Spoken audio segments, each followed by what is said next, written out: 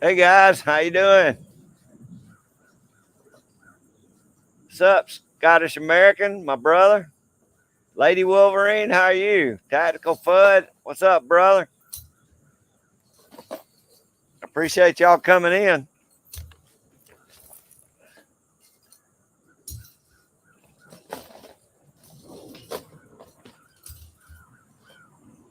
I wasn't sure if I was going to be able to get it to work. I lost connection there for a few minutes.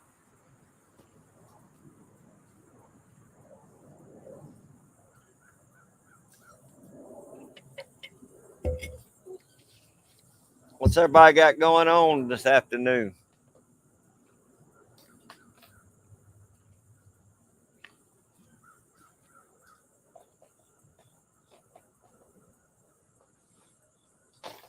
Oh, thank you, Lady Wolverine. I appreciate that.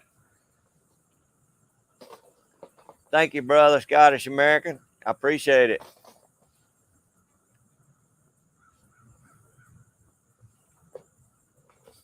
Hope this thing's rolling. I can't. It says I'm live, but like I said, I lost my connection. Oh, there we go. I appreciate it, man. All natural. I'll be ready for Kyle come next year. That was pretty fun. I enjoyed that too, brother. Hey, there's Chip. Wild about being outdoors. How you doing, brother? Got old Stoney back there. Wave, Stoney. Got Stoney back there doing the work. Hey, Kyle. How you doing, brother? I appreciate you coming in. Hey, man, that sounds like a good thing to be doing. If you're grilling,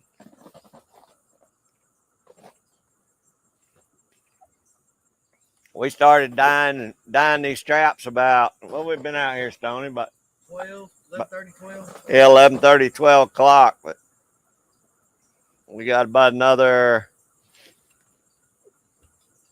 I got another 30, 45 minutes worth of dyeing traps, I reckon.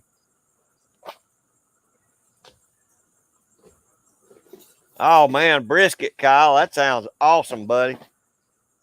I should have put something on the smoker and just let it go while we're out here working because, just let it roll while we're cooking, while we're out here doing this.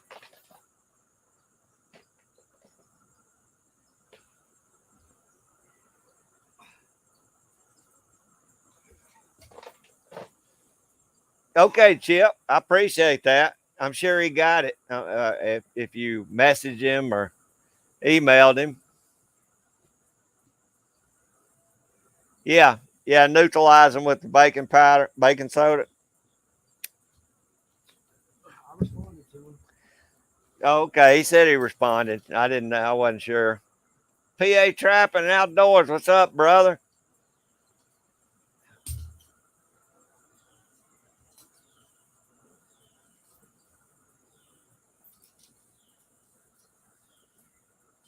I don't know, PA. He ain't much of a farmer. He was a pretty good fireman, but did you grow anything this year, Steve? Nope. Nope. No, he ain't a farmer. I give him a few things, I but got to build my grow boxes, remember? that's right. He's building some raised beds for next year. He's hard headed like a rock, OPA. I had time, man. I know. Mark J. Larson, how you doing, brother? You tell Mark I said, hey. Stoney said, "Hey." Mark says he's doing wax dirt right now. Tell him to send me some. Yeah, send us about a 5-gallon bucket, Mark. Hey, there's Critter. How you doing, brother? I appreciate you coming in. Eating round steak as luncheon meat. Hey, that sounds good to me, brother. I had some breakfast early this morning. That's all I've had. And I didn't even put nothing on the smoker.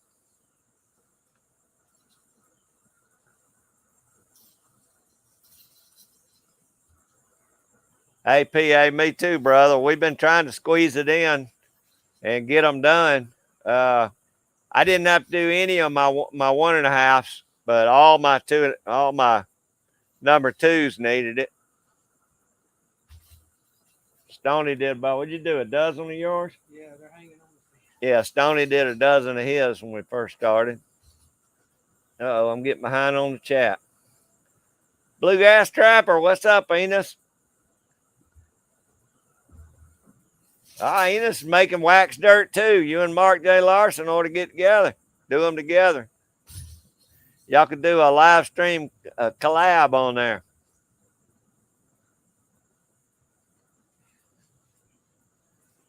17 buckets. Man, I'll be honest with you. I'm glad that we don't have it cold enough where I got to make all that stuff up. It's very seldom we have anything freeze up that bad down here to need anything. Oh, but it would be nice when that wet freeze. Yeah, when you get that wet dirt, it'd be nice to have them.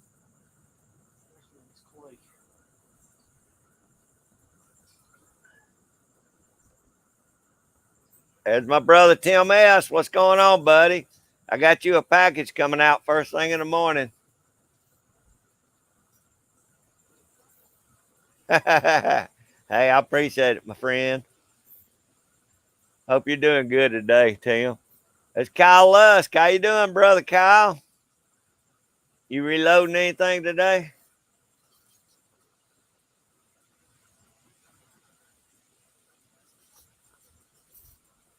Yeah, PA, that's usually what I do. I just go with peat moss because it usually does okay down here. There's Dan, G23. How you doing, brother? I enjoyed your live stream last night. There's Lady Wolverine back in. How you doing, Lady Wolverine?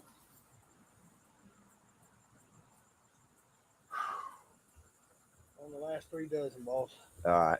Sound, take a break. Oh, we're good. Yeah, I agree, PA, but it works good enough down here. I usually just bed a little bit under there, and I'll put just a little over the top, and then I'll go ahead and use dirt because I use the rubber, or I guess the rubber pan covers, and usually my pans do okay. The bottom side might freeze every now and then. That's because he ain't got none of this. Oh God! Oh.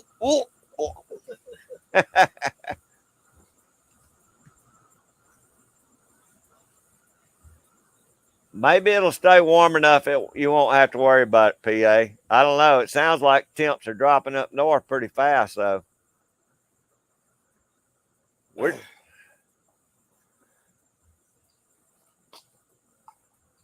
I hear you, Kyle. I know you're probably cooking too on Sunday.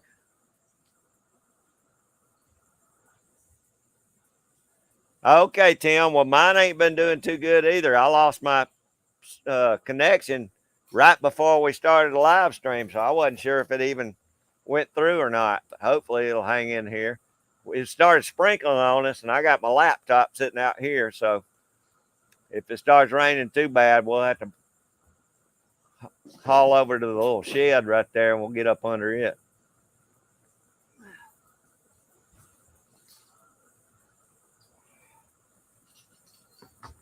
Yeah, Enos, y'all get a whole lot more cold and snow than we do. That's what we're lucky about. Biggest thing we'll get would be rain, and then it'll freeze over the top. We do get sleet down here, but if it sleets too bad, I can't get out and get to my traps anyway. So, yeah, I know, Dan. I enjoyed that. Thing was, I was subscribed to 3 out of 4 of them, and I picked up Chicago, but yeah, I was already subscribed to all the other 3. I'm glad you got Bernie up over. What'd you get him up over? 200 or 100? I can't remember. Yeah, we appreciate you being. Everybody say hey to Lady Wolverine. I don't know if y'all saw her come in. There's Michael. How you doing, Michael? What's going on? MB Heritage Farms. We're doing good if the rain holds out, buddy.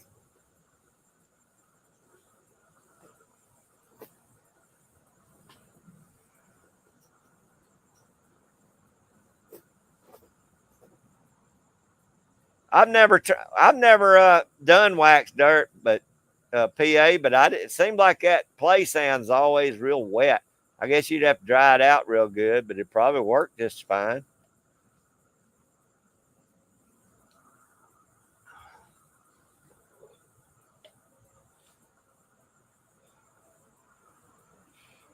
Well, they better not, Tim. We have to bring out the big guns on them, brother. 100. Okay, I thought so. I couldn't remember, Dan. I put him on my community post, but I don't know if he picked very many people up.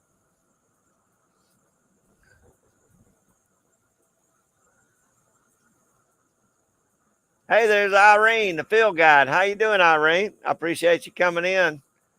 We out here dying them. Well, we're dying traps now, and we're gonna wax them in a little while. But we got it. Steve said we got about 3 dozen left. Is that what you said? About 3 dozen? 2.5. All right, well, come here and sit down. I'll do the next couple. You can sit there and talk to the chat. Look at your other ones. You want me to pull them over here? Can you get a picture of them? You can show them a before and after if you want to. If you got one that are done and one that ain't done.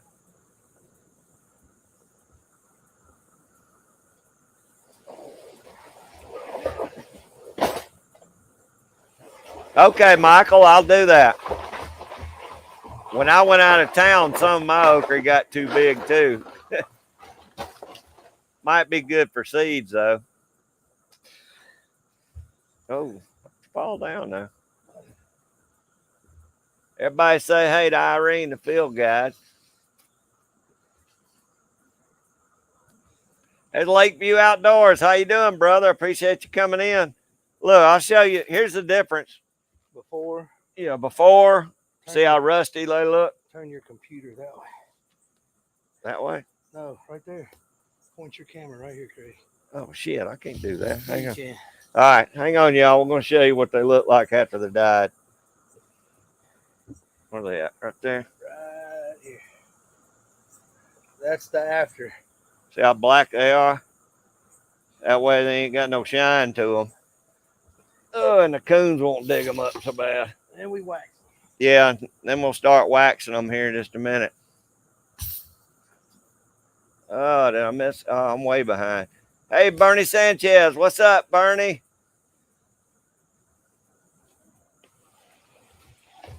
Lakeview, I appreciate you coming in, brother.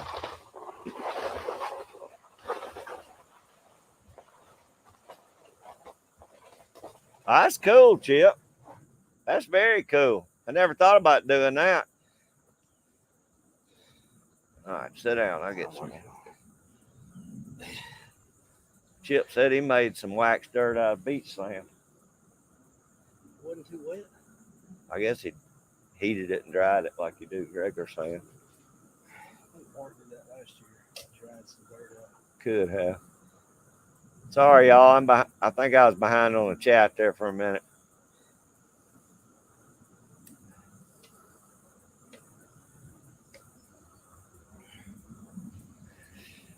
Sorry, y'all. The glare on this computer is pretty bad. Can you see it? Where you I at? will when I get up there. All right. I'm going to slide back just a little bit and give Steve a... Here, you slide Those will over be here. ready to come out in 5 minutes. 5 minutes. All right. Hang on. Get Steve over here. There you go. Hey, people. You're going to have to watch the chat because I can't got see you. it good. CW says, hey, Craig. Hey, CW. How you doing, brother? I appreciate you coming in. Hope you're feeling better. I imagine everybody's getting some nice, cool weather by now. Everybody up north of us, anyway. Is that Burnaby Sanchez? Yeah, Bernie. It's not beeswax. It's trap wax that we buy. Just paraffin. It's just paraffin, I think. But we get it from F&T's Trading Post. Comes in a 1-pound brick. And we get the black odorless. That's what we use. I can't get Craig to keep bees, so we can make our own wax. Soon. Hey, Mark, what's up, brother? Irene, it's better than it has been. We're down in the middle 70s. Yeah. I don't think it's supposed to be in the 80s today, but here, I'll tell you. it was cool this morning, but we got a late start. Hey, Lady Wolverine, good to see you. Right now it says It is, Bernie. It's kind of high. Yeah, I know, Critter. I don't know if this is you're all the way back. okay. Good. I know, Critter. Y'all been a whole lot hotter than us. So right now, where we are is showing 75 ambient, but we're also sitting at about 49% humidity. So it's been dropping down into the upper 50s, lower 60s at night. This morning was beautiful. Should have been in the woods, trying to put some Bambi on the ground, but I had to work. Yeah, other morning it was 66 degrees, but it was 96% humidity. So that didn't help at all. Opening day of bow season, which for us down here, the 10th, it was 92 degrees. It was 95 day before yesterday. Lady Wolverine says 90 there today. It's crazy. I don't think beeswax would make much of a difference, Michael. All you're doing is just covering the trap, keep it from rusting. Any kind of wax to coat it. Yeah, it helps that trigger fire smoother on that pan. It slicks it up pretty good. What's CW say? It's not even 70 there, CW. No, he says hot. I'll be honest with you, I wish it was in the 60s here. I wish it was in the 40s. No, I don't want no 40s. 60s is fine with me. As long as I can wear a flannel shirt, I'm good to go. I'll be busting out the long johns here pretty soon.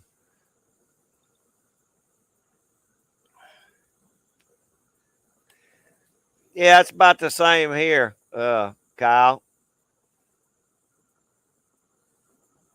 Critter.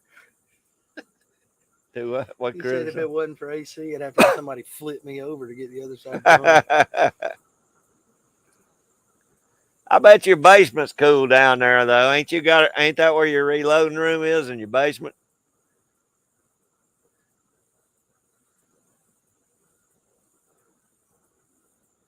What's PA say? Where? PA says he quit buying dogless traps. I never did swap over, PA. I'll be honest with you, I wanted them, but I've got so many with dogs on it. I thought I'm not gonna get rid of all mine with dogs on them to swap them over. He's using them for water though. He's had trap triggers rust to the jaw after being in water for a week. Huh? I hadn't had any trouble with mine. All of ours got dogs. His are dogs. Oh well, yeah. You got a mouse right there, goofball. Fuzz, is Fuzz in there? Hey, Fuzz Fart, what's up, brother? Kyle says no. Reloading room is the master main floor bedroom. Priorities, man. Priorities. I'll get him. You talk to everybody. Just tell me if somebody comes in, and I'll holler at him. Critter says he threw his bed out and put a loading bench in there. Who did? Critter.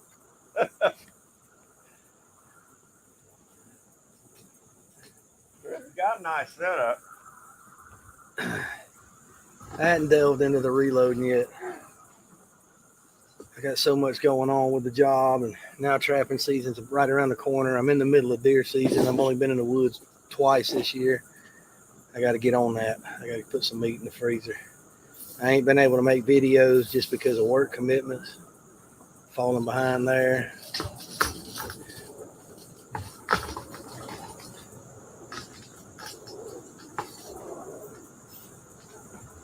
Y'all can see old Craig O back there. He's done. Yeah, it's pretty good. So we're down to our last. Quarter after. We're last at a quarter after, so at 25 after. All right. Yeah, they say to let them boil for an hour. We've been hitting them in 10 minutes, and they're coming out as black as the tire on Yeah. the cars. Ain't no reason to do them no hour. Buzz, what you been up to, brother?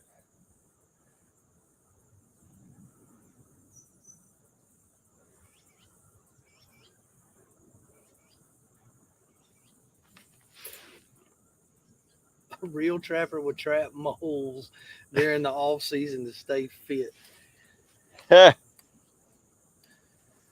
Tim, it ain't something I like doing, but it's just one of them things, got to get them done. Only thing I'm doing with a mole is shooting in the head. Oh, yeah. I had a lady the other day to ask me about moles. She said she had moles all in her yard, and I'm pretty sure it's chipmunks. But, I mean, they're just as bad as a mole, other than it don't burrow across your yard.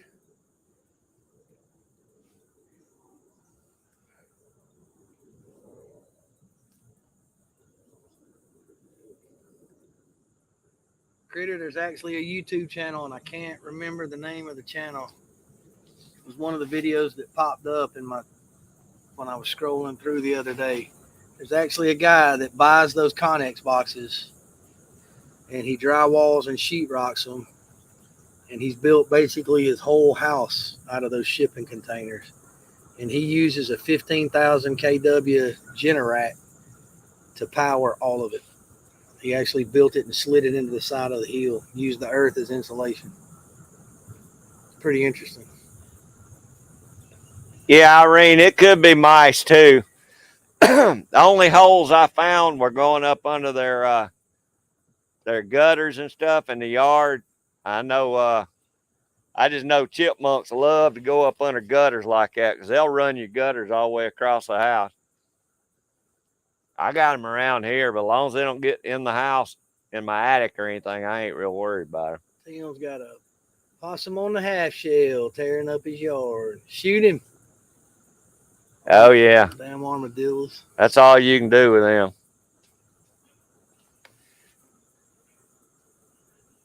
Lakeview Outdoors.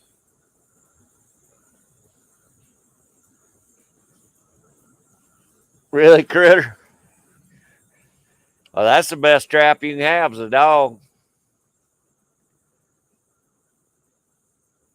Did I try that? What? Gum? What, Lady Wolverine?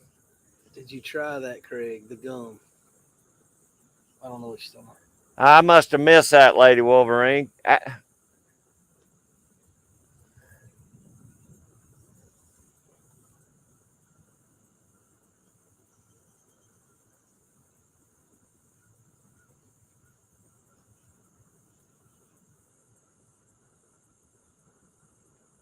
Run that question by me again, Lady Wolverine. I guess miss that one. That gum. I'm not sure what she's talking about. What? You don't need no critter. I shoot them with my bow all the time. I just stick them right through the eye sockets. It works just fine. Critter says you got to shoot an armadillo with a 357. 9 mil won't work. We pop them with 22s. Yeah, just shoot them in the head. Probably a lot funner with a 357, though. I'll say that. Hell, you can walk right up to them. They can't see. Their vision's horrible. That's cool, Tim.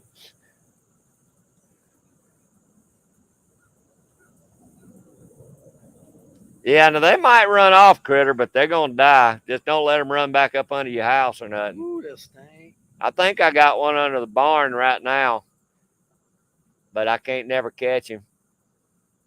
I got something living under the barn. I need to check the trail cam again.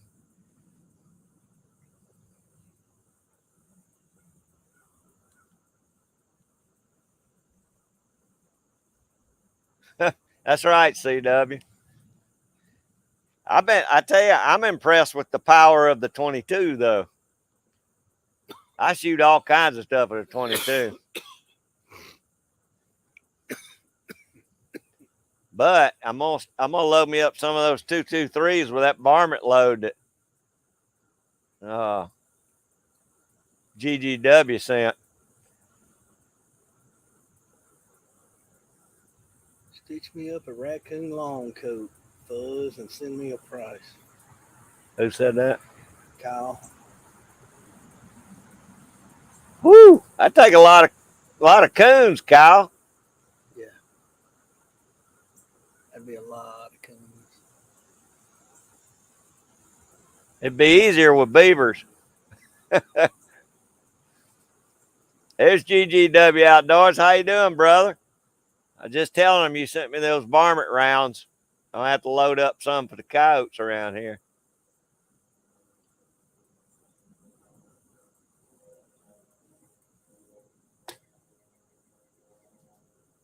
Really, Tim?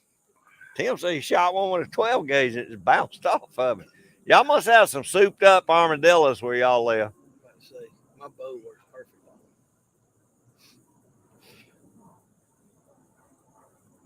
Yeah, I wish Fuzz was still trapping. I know the prices are terrible though, so. There's a damn chipmunk right there. Is it? Yep. Yeah, there's a chipmunk coming in my live right here. He lives under the barn too. He just went down the fence like he's going back there. Yeah, I got to hold down. It's like Noah's Ark up under my barn. Got a zoo under there. Yeah.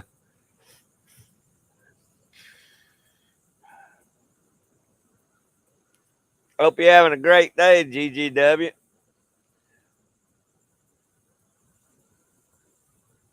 I hear you, critter. Dan said that some guy shot a bear with a 9mm breaking into his house. It probably don't want to mess with that dang armadillo then. It's probably like a bee sting to a bear. Yeah. It's like he said, though, if that's the only thing you got on hand right quick, that's better than nothing. Yeah, I'm mag dumping. Yeah, that's right.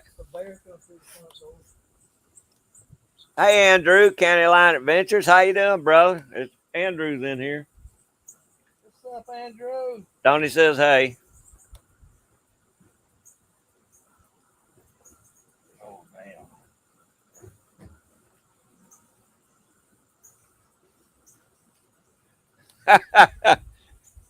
That's something else, Tim.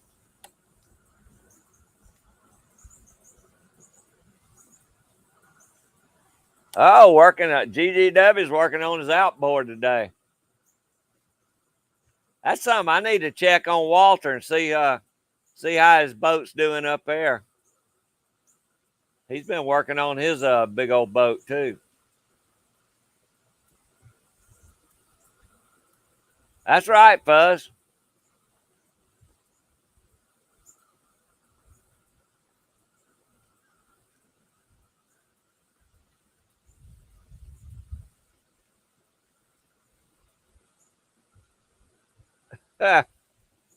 That might be a little bit of overkill, Dan.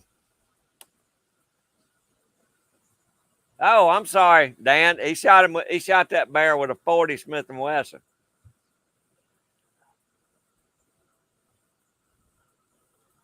I'd still rather have the 35 Remington, but I guess that'd be kind of loud in the house.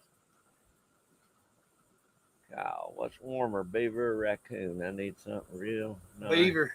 Yeah, beaver's the best you can get for a coat. You want beaver for a coat. You need blanket-sized beaver, so 78 inches or greater. Beaver got fur about 3 to 4 inches long if they're good and prime. Yeah, buffalo robe. Fuzz is right. You really can't get no better than a buffalo robe, but you're gonna come off the wallet to buy one. That'd be so heavy, I probably couldn't walk with it though. GGW. Dyeing and waxing traps. So, for those of y'all that don't know, hang on, I'll show you. Go ahead and talk to him. When you put steel in the ground, number one, it's got to be scent-free, odorless. It's got to be non-reflective. So, what we do is when we buy traps, regardless of the size, if it's a foothold trap, whether it's a 1.5, meaning a 1.5 inch jaw spread, a 550, which is what I generally run, which is the same size as a number 2 if you're talking about Dukes, but I run Minnesota brand. It's got a 5.5 inch jaw spread. Then you can get up into 3s and 4s where it's 7 and 8 inches. That's for like wolf trapping, and they make even bigger than that for bear trapping. But if it's shiny and it reflects, a coon or a fox will dig it up and they won't set it off. So dyeing them, what we do is we degrease them by boiling them. We get all the oil and grease off that they come in from the factory that prevents rust, and then we make them rust. We usually soak them in a vinegar bath, and once they get a good light coat of rust on the surface, we put them in some dye. So when we let them rust, they look like this, and then when you dye them, they turn black like that. And then the more rust that they have, the better they take the dye. And then once you dye them and they cool down, you let them drip dry. Then we heat up paraffin wax, which is colorless and odorless. And then we dip the traps into the wax, and you have to let the trap come back up to the same temperature as the wax. You don't want to boil it because it's paraffin, it's flammable. So we always keep our lid real close. And then when you pull them out, you've got a nice thin coat of wax on it, and it keeps that trap from rusting, because you're going to put them in the dirt, you're going to put them in the ground, and they're going to sit. And then hopefully, it's a gamble. You're hoping that animal steps in that 1 square inch of the landscape and it just grabs his foot. And that's how we harvest our fur. So dyeing and waxing is something that we have to do every year. It's a tedious process, but it's worth it if you're into trapping. So that's what it is. How long we got on that? Those should be. Wait, did you just swap another set? Huh? No, I hadn't. Then those should be ready to come out. So we're in the process of dyeing all of Craig's and mine's trap right now, and then once we get this last 2 dozen, 3 dozen, no, about a dozen and a half. We got about a dozen and a half left. We'll dump all this old nasty dye out in the woods, clean that pot up, and we got another pot sitting back there that's full of our paraffin wax, and then we'll start waxing.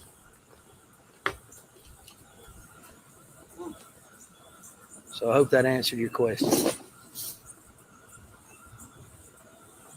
That was hot.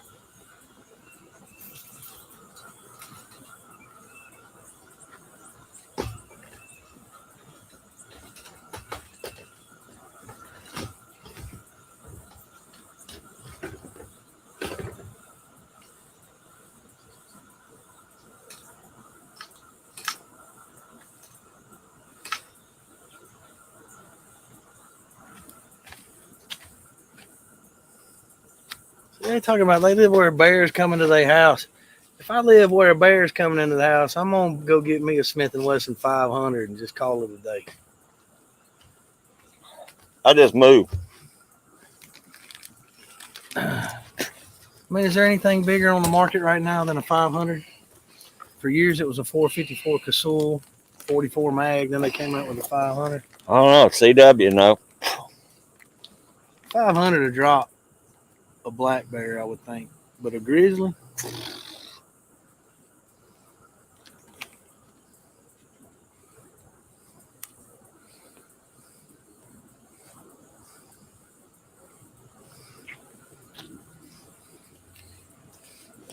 That's right, Tim.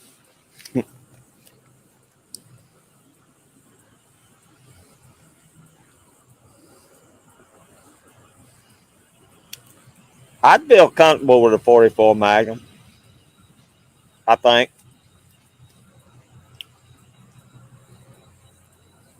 When's season open for y'all, County Line? Ours opens December 1st, except for nest raiders. We can trap coons, coyotes, possum, beaver year round. But fur bear season doesn't start in Georgia till December 1st and runs through March 1st. There you go, Kyle. I don't blame you. It's a good plan. See, Kyle got all them bears up there where he's at. We ain't got no. We got black bears, but they're up north Georgia. Yeah, that's where Kyle lives. Kyle Love.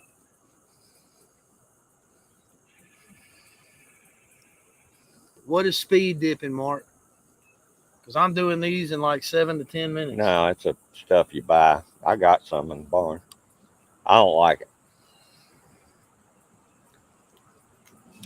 You just dip them and go. See, I'm gonna look it up. And you're gonna make me go buy one, and then I'm gonna be in the doghouse with my wife. She says I don't need no more guns. I disagree.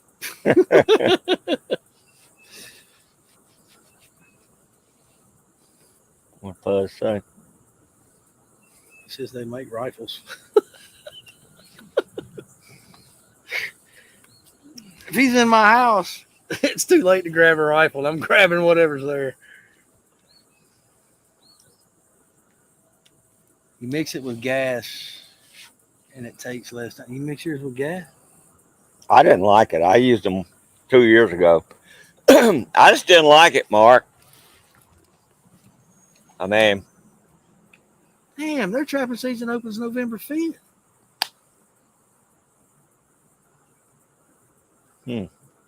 Man, Georgia better get on the stick. I guarantee we're later because of deer season. Well, that and it's Plus, too, it's balls hot. It's 80 degrees in freaking Yeah. November here.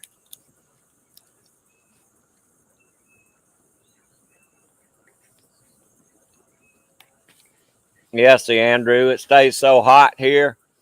We don't ever even really cold till the end of December. We got pigs now, Critter.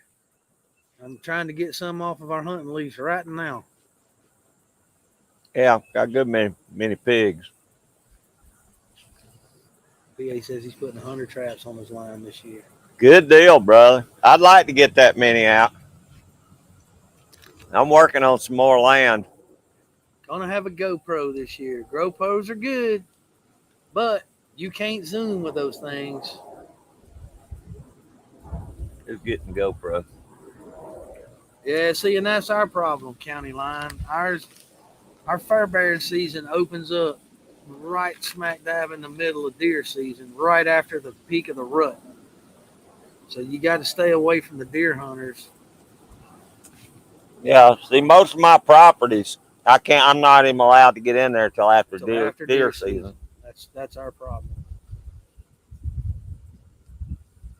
What clears about pig we got?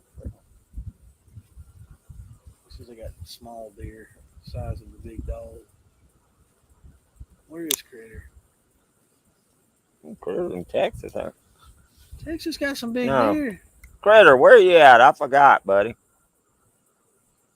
He's somewhere that's hot. Texas got some big deer. Well, I know they do. They're not big. He's on the coast somewhere, right? Having key deer like Florida's got.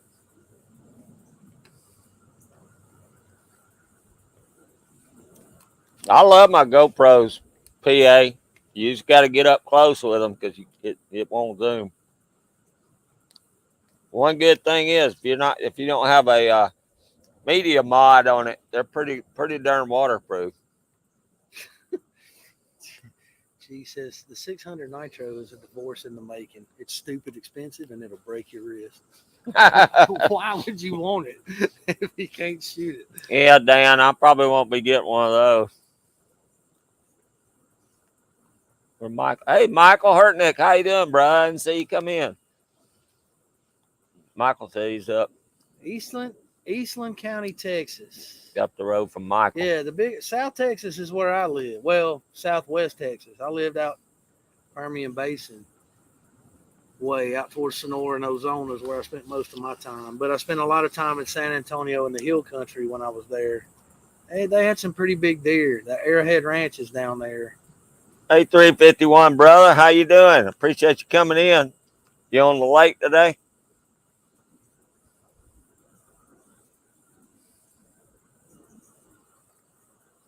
Yeah, I hear you, Andrew.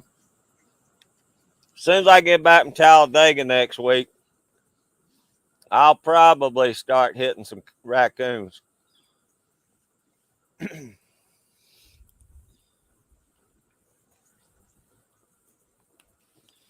That's one thing that's easy to catch without having to worry about too many folks. Oh, do you, Bernie? I'll check them out this afternoon. 60 miles from Abilene. So he's north.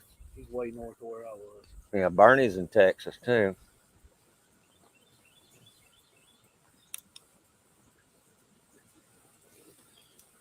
Michael, I hope y'all having a good day today. Small water charters. Hey, John, small water charters. How you doing, brother? It's supposed to be blowing back out to sea, ain't it there, John? Hey, Kyle, I love pig hunting. I just, with trapping season coming on, I won't have a whole lot of time. Well, watching football, 351.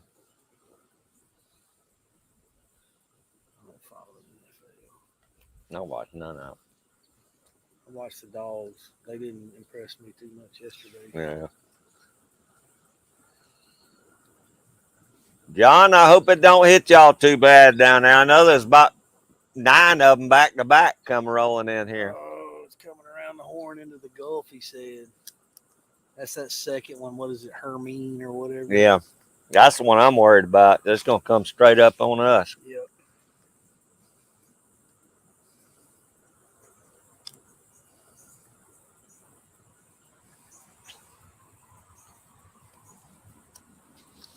Yeah, John, usually when they hit the Gulf, they come straight on up into Georgia.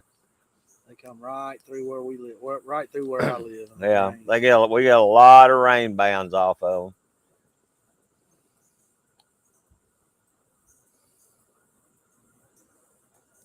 them. $50 and high winds in Ohio. I like the 50 degrees, bud, but I don't know high winds. Lydia's here. Oh, Lydia? Hey, Lydia. Everybody say hey to Lydia. I sure appreciate you coming in, Lydia. Hope you're having a good Sunday afternoon.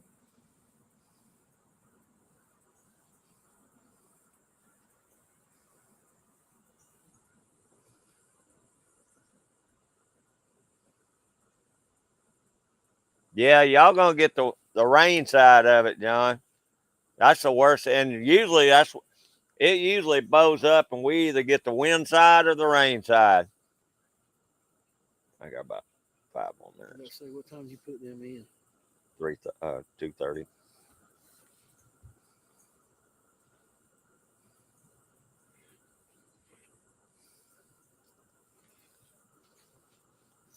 I don't know if John is, Tim, but I ain't. I'll be honest with you, if it comes through like they're saying now it might, I ain't going to Talladega because I ain't going to sit out there in that big mud hole. You'd jack your camper up trying to get in and out of that muddy pit.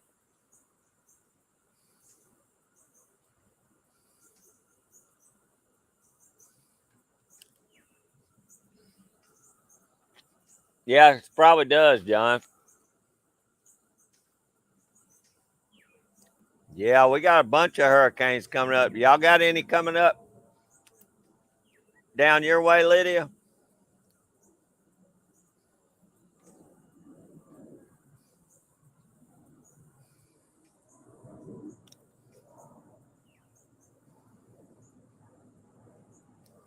It definitely been some crazy weather, PA. We've had a lot of crazy weather down here, too.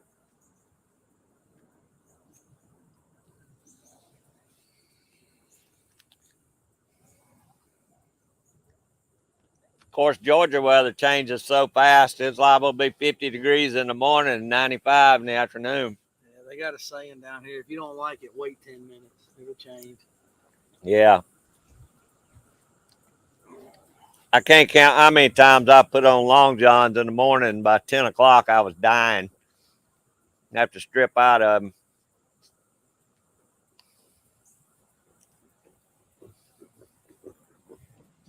Yeah, I bet the winds are bad, John.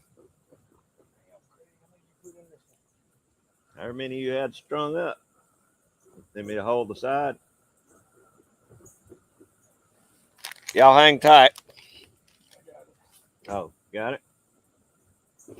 There we go.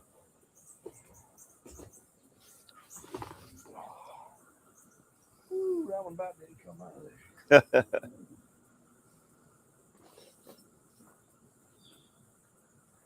Next to last one. Is that right, Critter? Is this last set?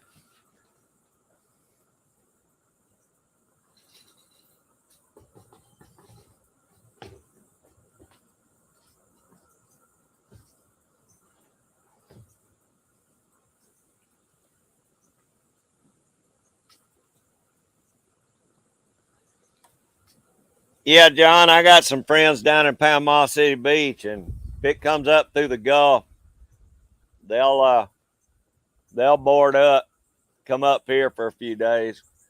They never used to until that. What was that bad storm that come through? Was it Opal?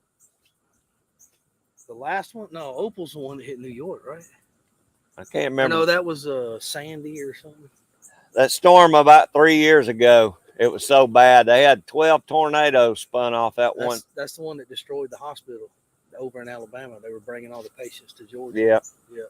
But now they got now where they'll come up here to Georgia, tough it out up here.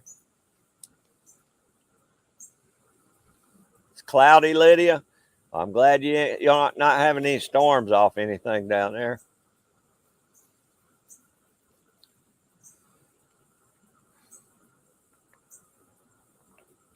Oh, crap, Kyle. All right. Well, hopefully we'll just have to watch it because we can dye traps in the rain, but you don't want to wax traps in the rain. When that water hits that hot wax, that's all she wrote. We're almost done. We got 15 minutes of dyeing left, and then we can start waxing.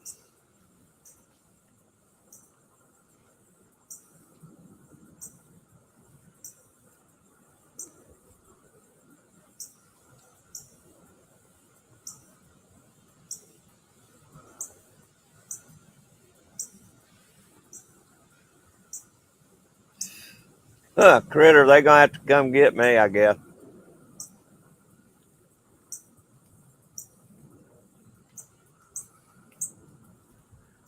Hey, there's Vanessa Kitty. How you doing, Vanessa? Everybody say hey to Vanessa. Hope you're doing good today. I know you got some food cooking. Probably baking something in your outdoor oven or something.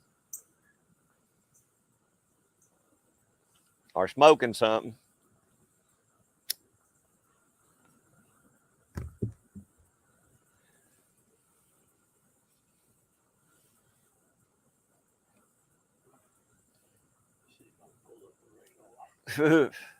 I hear you, John.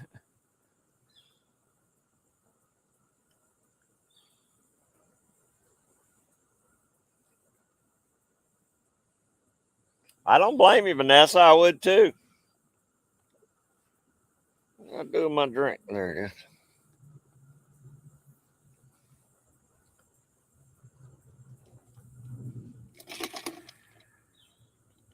They're coming at us. Ian is expected to reach Category 4 and hit Florida.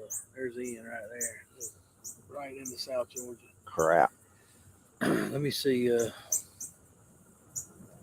I love y'all's governor too, John. I wish he'd run for president.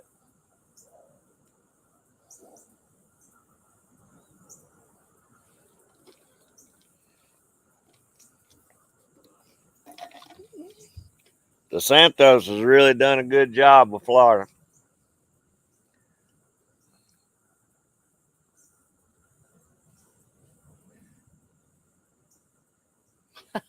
Yeah, I'd be good with that, John. Palmetto bubble. Watch it. Let it reset. Where's the blue dot? Oh, yeah. Hold on.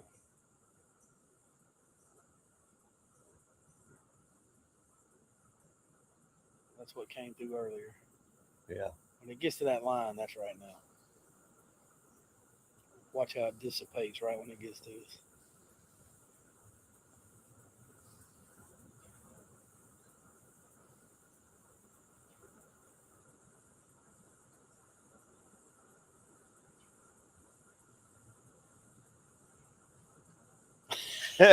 Yeah, Kyle, according to the radar, it's going to come right down toward us and then fall apart like it always does here in Palmetto.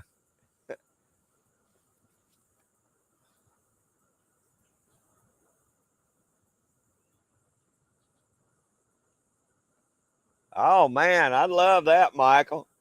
I got a jar sitting in my refrigerator that my brother gave me yesterday. I ain't even opened it. Well, I'll swap you out. I got a bunch of fig preserves. Did you ever eat any in I that? got a jar at the house. Okay. Yeah, we got a bunch of fig preserves. I'll swap you some.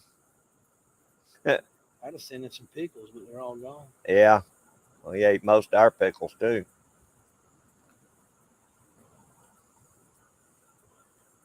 Yeah, I'd be completely happy with that, John.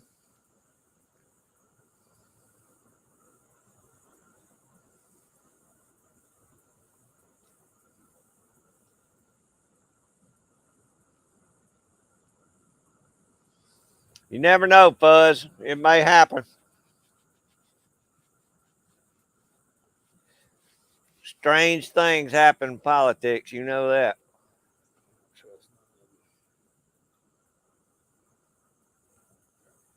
Yeah, Vanessa, they turned out real good.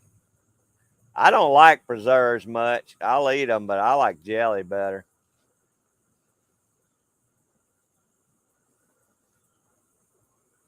Well, y'all probably get it, Kyle. Seems like it always falls apart before it gets down here on the south side.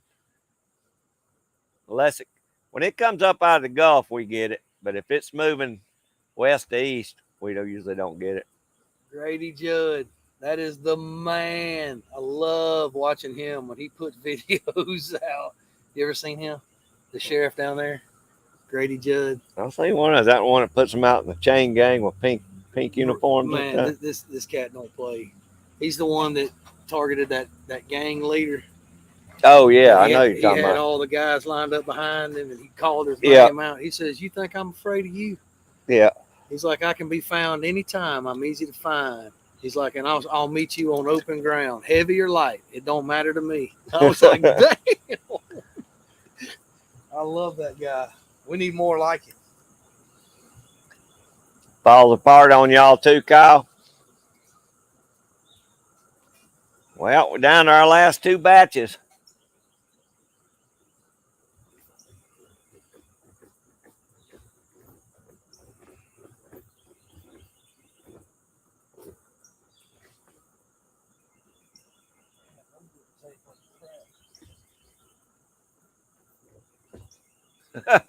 That right, Fuzz?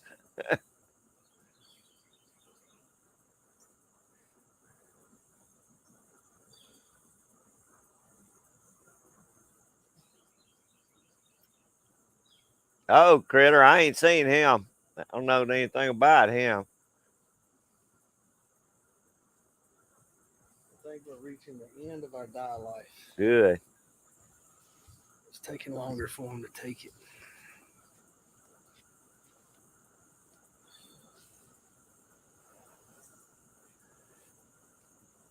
Well, we got a lot of traps out of it anyway.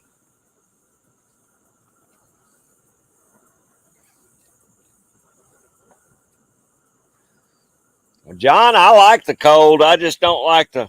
I don't like the Mark J. Larson cold, but I like it. I like it cooler. I got where I can't take his hot weather. I'd move north, but it keeps on getting cold, and I can't handle that. You wear layers, dude. Oh, I layer. I freeze here wearing layers.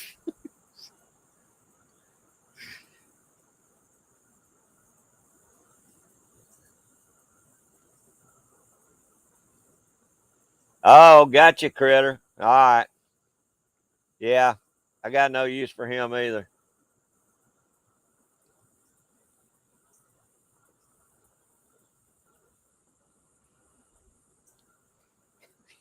I hear you, Fuzz. That's the only thing good about hot weather. I'll give you that.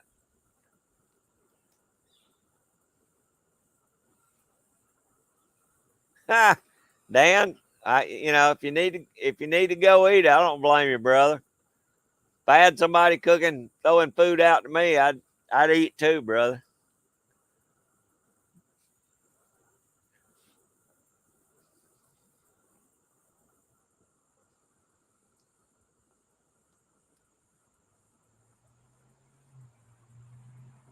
Yeah, I do too, Mark. Yeah, I don't like to mow grass either, brother. I just don't want to get down as cold as y'all get it.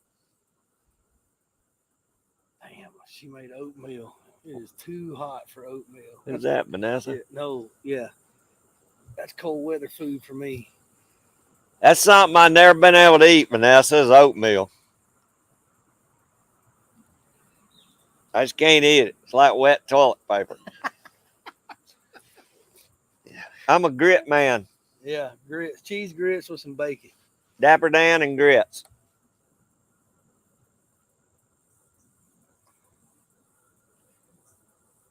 Oh, what'd Dan say? He didn't say nothing about the L word, did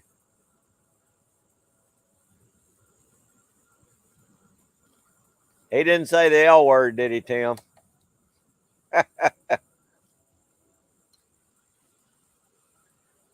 Yeah, y'all get some good snow, Irene. Yeah, shrimp grits are good too, brother. Nah, grits, salt, and butter. Maybe a little cheese. Man, come on. Shrimp and grits is good.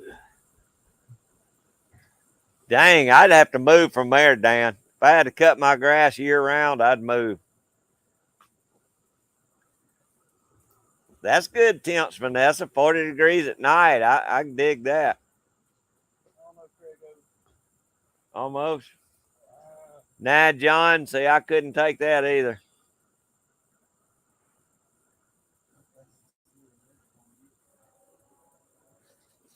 I agree, Mark.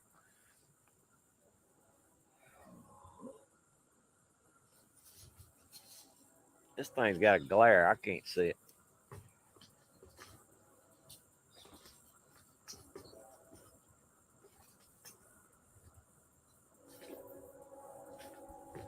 Woo, that sounds good, Kyle. That sounds real good. I might have to make some cornbread, buttered cornbread tonight.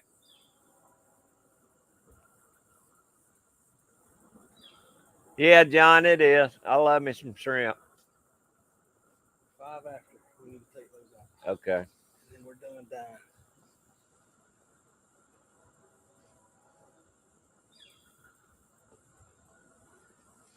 Critter, I have never been able to make biscuits turn out good. They always taste like, turn out like hockey pucks. My mama used to make the best biscuits, but I ain't never been able to do it. And I've had, I don't know how many people show me how to cook biscuits, but I just can't make them. But I do like SOS.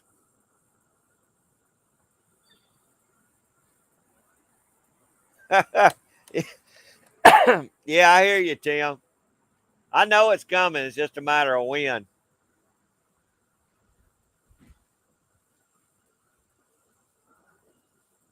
Frank's and hot sauce. I love me some hot sauce, Buzz. I tell you, I like Polish sausage. Polish dogs are good.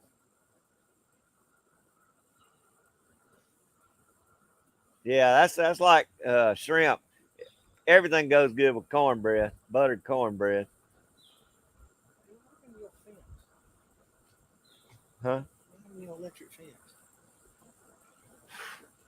I took it down to weed eat and it just kind of fell over. They ain't been back in here since I zapped them though.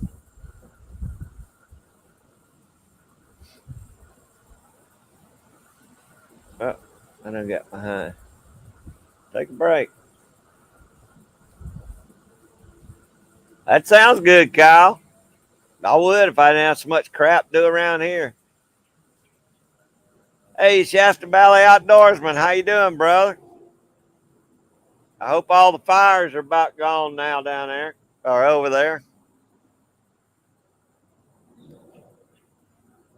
That sounds good, Vanessa, because I sure have tried and I just cannot make a good biscuit.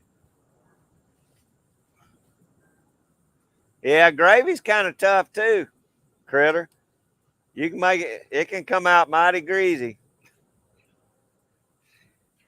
I used to have a guy at the fire station used to make it when he'd, instead of using milk, he used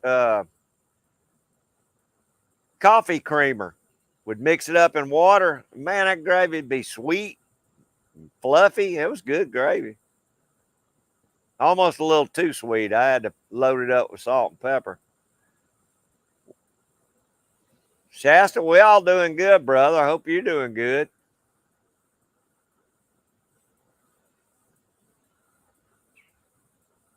Am I behind? Yeah. Uh-oh, hang on. I'm trying to catch up, guys. After 5 is here. All right, we didn't miss nobody else.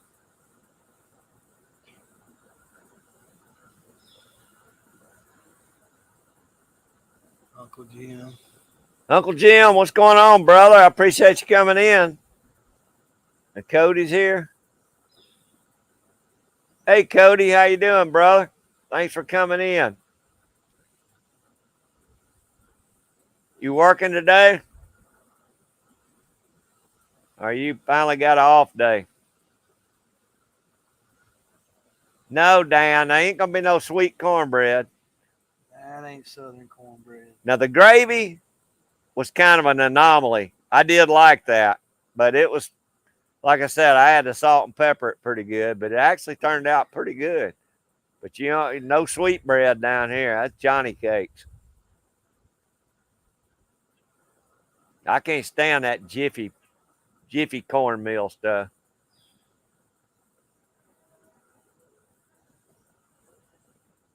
Vanessa, y'all got more rain today? We've been dry for what? About 7 days now? We hadn't had any rain in about 7 days.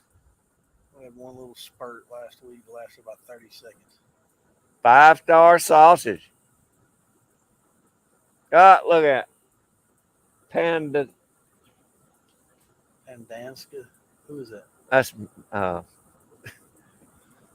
Amanda. Hey, baby, I can't say your name. That's my daughter. Everybody say hey to Pandeska T. She said you didn't answer her garden question. Uh-oh. How was the haul? Oh, the summer garden did good, baby, but I ain't had much time to do the fall garden yet. You know, your sister's not helping, so.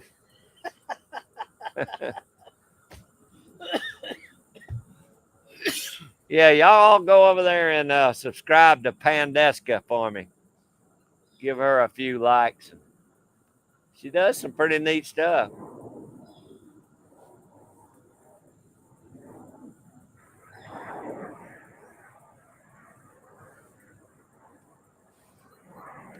Yeah, I guess y'all really needed it, Vanessa. I'm glad y'all are getting some of it. But I don't know, we're in a dry spell again. We do that. It'll be dry for 2 or 3 weeks, and we'll get 10 days of straight rain. Yeah, thanks, Dan.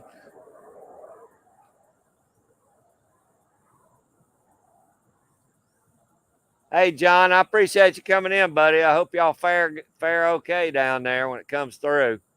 Make sure you got everything tied down.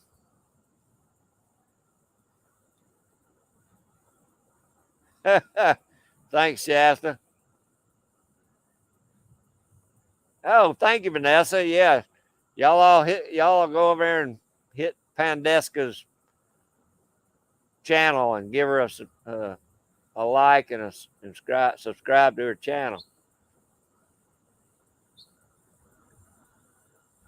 Man, I hate that, Shasta. I wish y'all were getting more out there in the mountains. All right, John, be careful, buddy. Thanks, Tim. Really, Critter? We might get a little this afternoon. It ain't going to be much if we get anything. I think it's only like a 20% chance. 15% chance.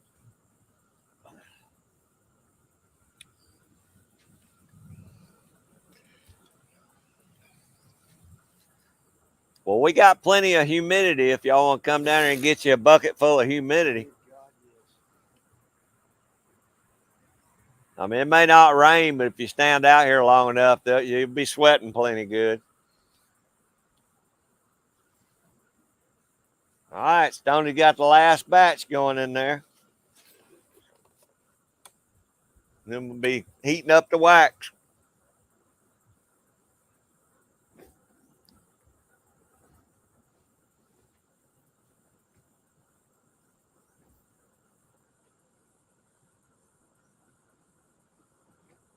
Oh, that's awesome, Cody. Yeah, I saw that on your reports the other day.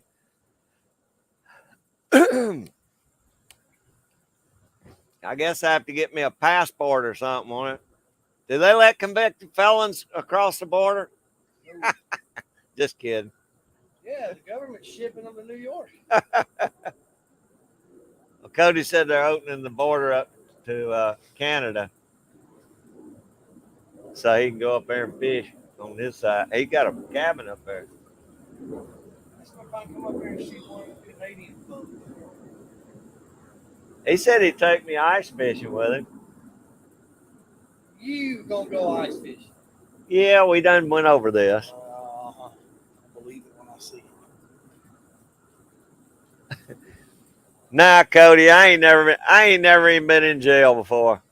I only had 2 tickets, driving tickets in my lifetime, and I fought those, but I lost them.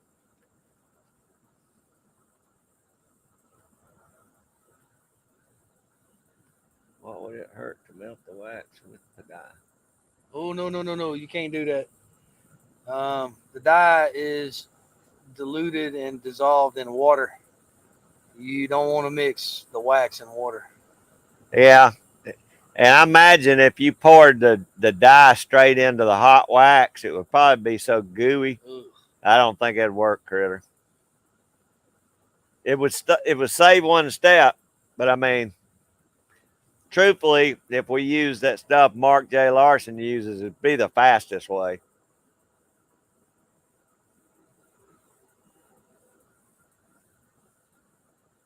That's right, Cody.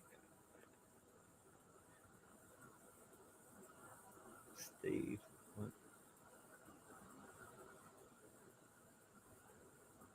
He wouldn't even get out of the gangway of the airport if he saw the snow on the ground. He'd be like, "Nope, going back to Georgia." I could bundle up enough to ice fish. I may have to have an ice house to fish in. He'd have to be in a shanty with a heater, and he's liable to still build a fire on the ice to warm his little toes up. Kid you not, May at the fire station, we get up and go home. Craig's coming out of his little bedroom because he was the officer on shift at the time, still training my young ass. He come out in May in long johns, if that'll give you any idea. Why you think he lives in Georgia?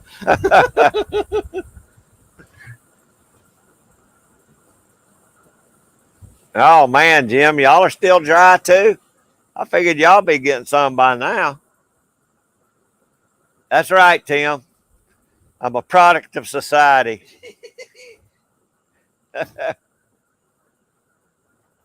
Society made me this way.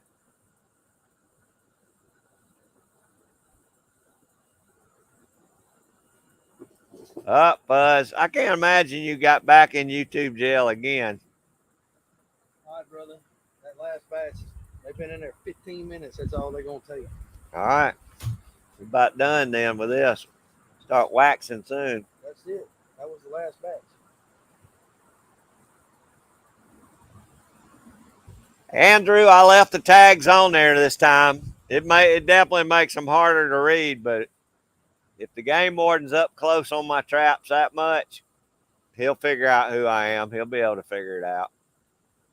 It also dulls them down a little bit.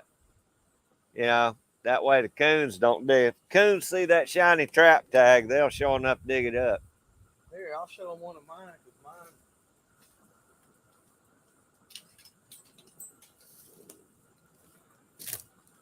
There's a dyed tag. Thanks, Cody. I'm gonna do it one of these days. Where right there? Yeah. See, there's this. You can't really even see the tag. It dulls it up so much, Andrew. I ain't never worried about them. I like them dark too. That way the coons don't dig them up.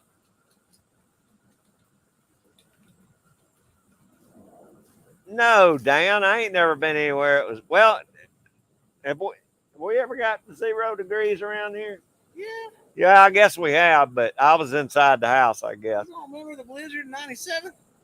if we had one, I was inside my house. I know you were. Or either I was at the fire station with the With the, pot belly stove going. we had a blizzard in '97.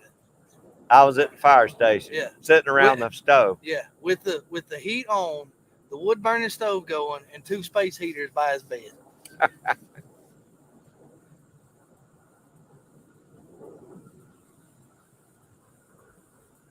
Oh man, I couldn't handle no -13, Shasta.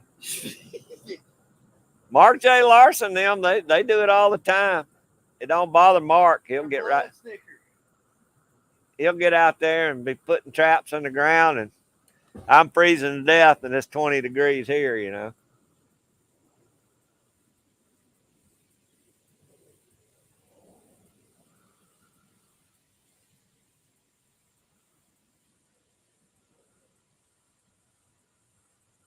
Okay, PA. See, I never knew that. I just figured it'd gum up, you know, the wax, but. All right, the wax is on. Okay. I turned it down. Oh, did you get that big old pot off by yourself? Where am I dumping this? Nowhere. Just leave it right there. Let it cool. If I have to do any more, I'll just dip them again. You gonna leave it like that? Yeah, I'll put the lid on it. Do them. I may drop a 330 in there just see what it does. I don't know if you're gonna get much out of that. That just died. PA said, here, read this. PA said you can sprinkle the trap dye on top of the wax in the thing. And you pull it through. He said it'll work. But he said you don't get as much coverage. Won't it clump up? He says when you pull your trap out, sometimes it will. Hold on, they're scrolling. I gotta. It up. Make sure I didn't miss anybody. I'm working on it. Hold on. I gotta get caught up. You guys give me a second. I want to see. All right, you can put the wax in the dye. It floats. And if you pull the traps out slow to get waxed as you pull them, but it don't do nowhere near as good as John used to do it that way. Well, our dye is a powder, so wouldn't you have to dissolve it into the wax? Yeah, I use logwood dye. It's a powder. I think a 1 pound bag does. What did I say? 3 to 4 dozen small traps. 3 dozen for each bag. It's 3 dozen. Anything smaller than a number 2 size or a 550. 3 dozen of those, or if you're doing a number 3 trap or like a 750, if you're running Minnesota brands, it'll do 1 to 2 dozen of those. So I just use 2 bags, which is 2 pounds of dye, diluted in water, which I had to stir to get it to break up because it clumps up. As soon as it gets wet, it goes into a ball. The best thing I can relate it to is if you're making a cake and you dump your flour in and you're stirring it all up with the wet ingredients, you have to bust the little clumps and it's still dry flour in. That's what it does in the water. So my assumption would have been that's what it would have done in the wax. And then if you do that, can you reuse the wax the next year? That's why I've never put it in there.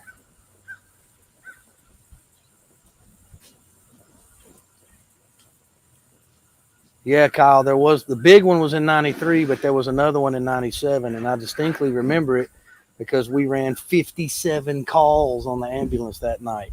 And you heard me right, 57. I got 0 sleep.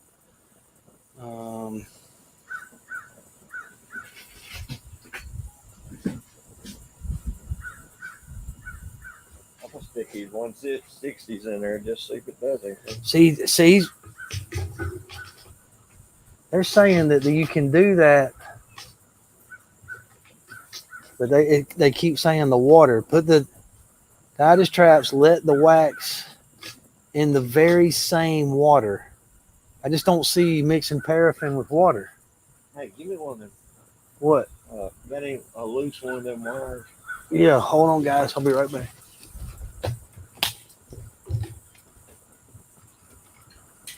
Here. slip down in there. I know what they're gonna do.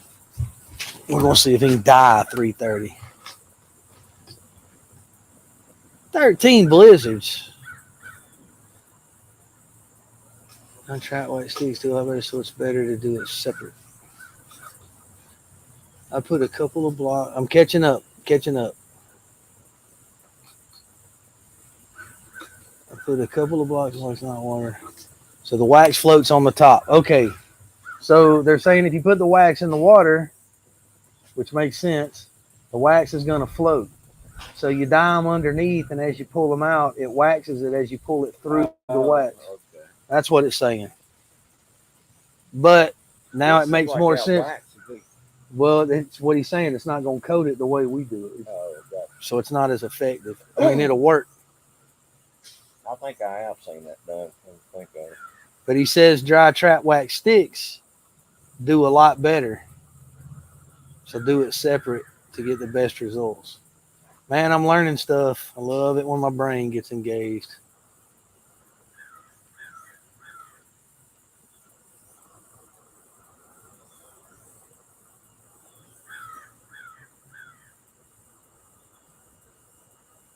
Yeah, Fuzz Fork, I agree on the Republican blizzard.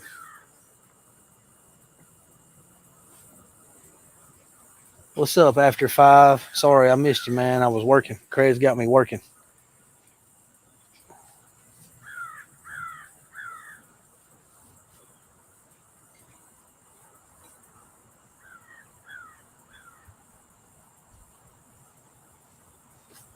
I just had to get caught up, Fuzz. That's all.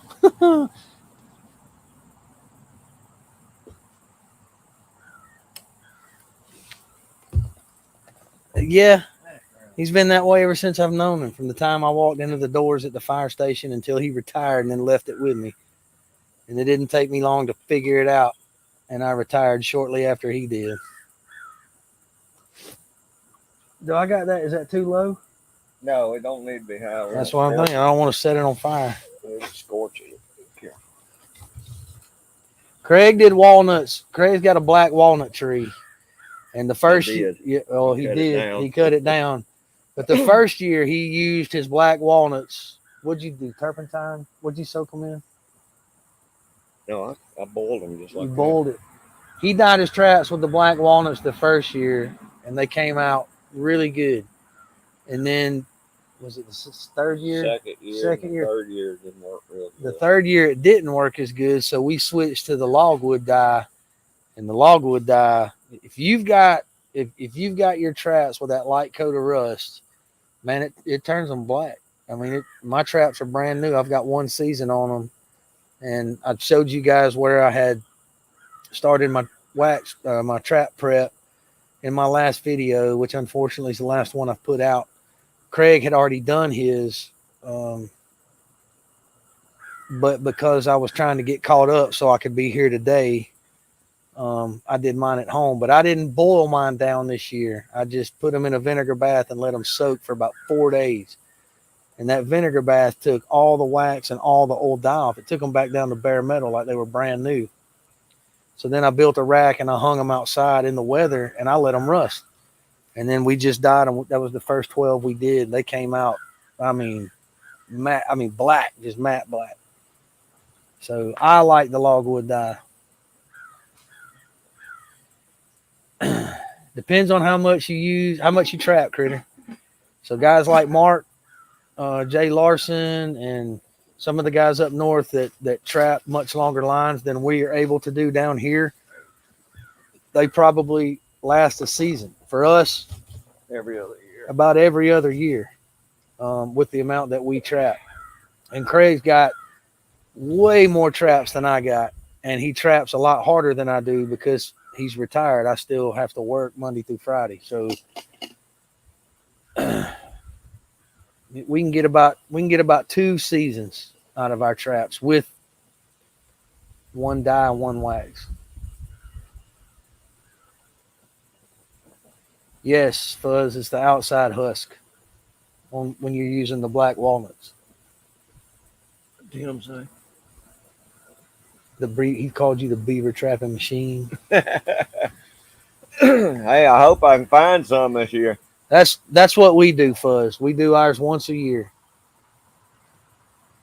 We're so dry right now. I don't know if I don't know if I have any water this year. Yeah, and Stu over at Coon Creek, that guy's a daggone. You talk about a trapping machine, and he's back at it now. He kind of took a hiatus, and I was watching some of his new videos. He does use the walnuts, and his come out black. But I don't know what he's using to pull it out of the husk. I don't know if he's just doing straight water, if he's using turpentine or something else. Best part. Well, that's what Stu uses. Yeah. The biggest thing with black walnuts, they got to be fresh. They got to be that year's walnut. Yeah. Because if they've been sitting out in the rain, most of the good dye is gone out of them. And that's where I made that mistake. The second year was I used old walnuts. That's why they didn't take as good. It didn't take, so. But he still got some traps that he dyed with the walnuts that he hadn't put in the ground yet. We just pulled them out. We just re-dyed all of his, and they were still black.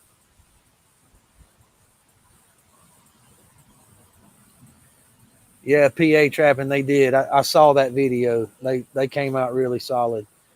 But he puts up the numbers that he puts up because he traps. He can't do right of way trapping where he's at, but he traps right outside the right of way. So we can't do right away. We can't do right of way trapping either, but we gotta be 50 feet off. Yeah, Stu's the same way, but Stu has permission and access to a lot more land than we have access to. But he sets his trap line up so he can just run a straight line. And what he does is he runs down one side and he comes back on the other. And that's why because he resets as he goes. That's why he put a video out last year about how he puts the numbers up that he does. But what's impressive is if you watch him get on a roll, he'll skin a full coon in less than 2 minutes. He flies. So I want to build a skinning machine like he's got or something similar, because I looked at AJ's skinning machines. If you guys hadn't checked his channel out, go to AJ's skinning machines. He builds some pretty cool skinning machines, and he's got rollers, he's got hoists and stuff like that. I just don't have the money to buy one, so I'm gonna make one. Expeditionary Johnny, what's up, brother? Hey, Johnny, what's up? My barefoot brother, he's going on a hike. Are you wearing your shoes on this one? He did a good hike. Put out video yesterday. It was either day before yesterday or yesterday I watched. I'm so far behind. Oh, I am too, but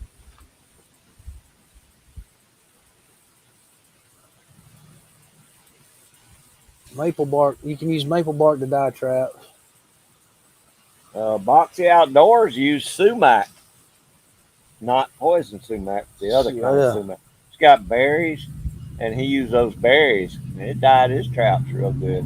Not AJ Trapping, Tim. AJ Skinning Machines. That's the name of his channel, AJ's Skinning Machines. Hold on, I'll see if I can. Yeah, he builds good. He builds some pretty cool skinners. Let me see if I can pull him up real quick. I'm sub to him. Hold on. Why is this thing playing? See, that's another problem, Buzz, is we don't have a whole lot of maple trees down here. They're scarce. Yeah, that's just like, what is it we use? Birch. We don't have very few. We only got one type of birch. We got river birch. Yeah, we don't have the good birch down here.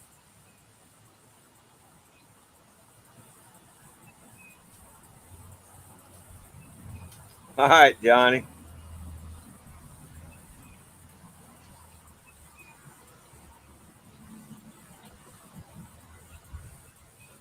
Yeah, that's pretty cool, Tim.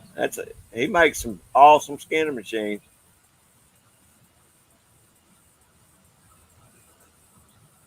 I've seen those, PA.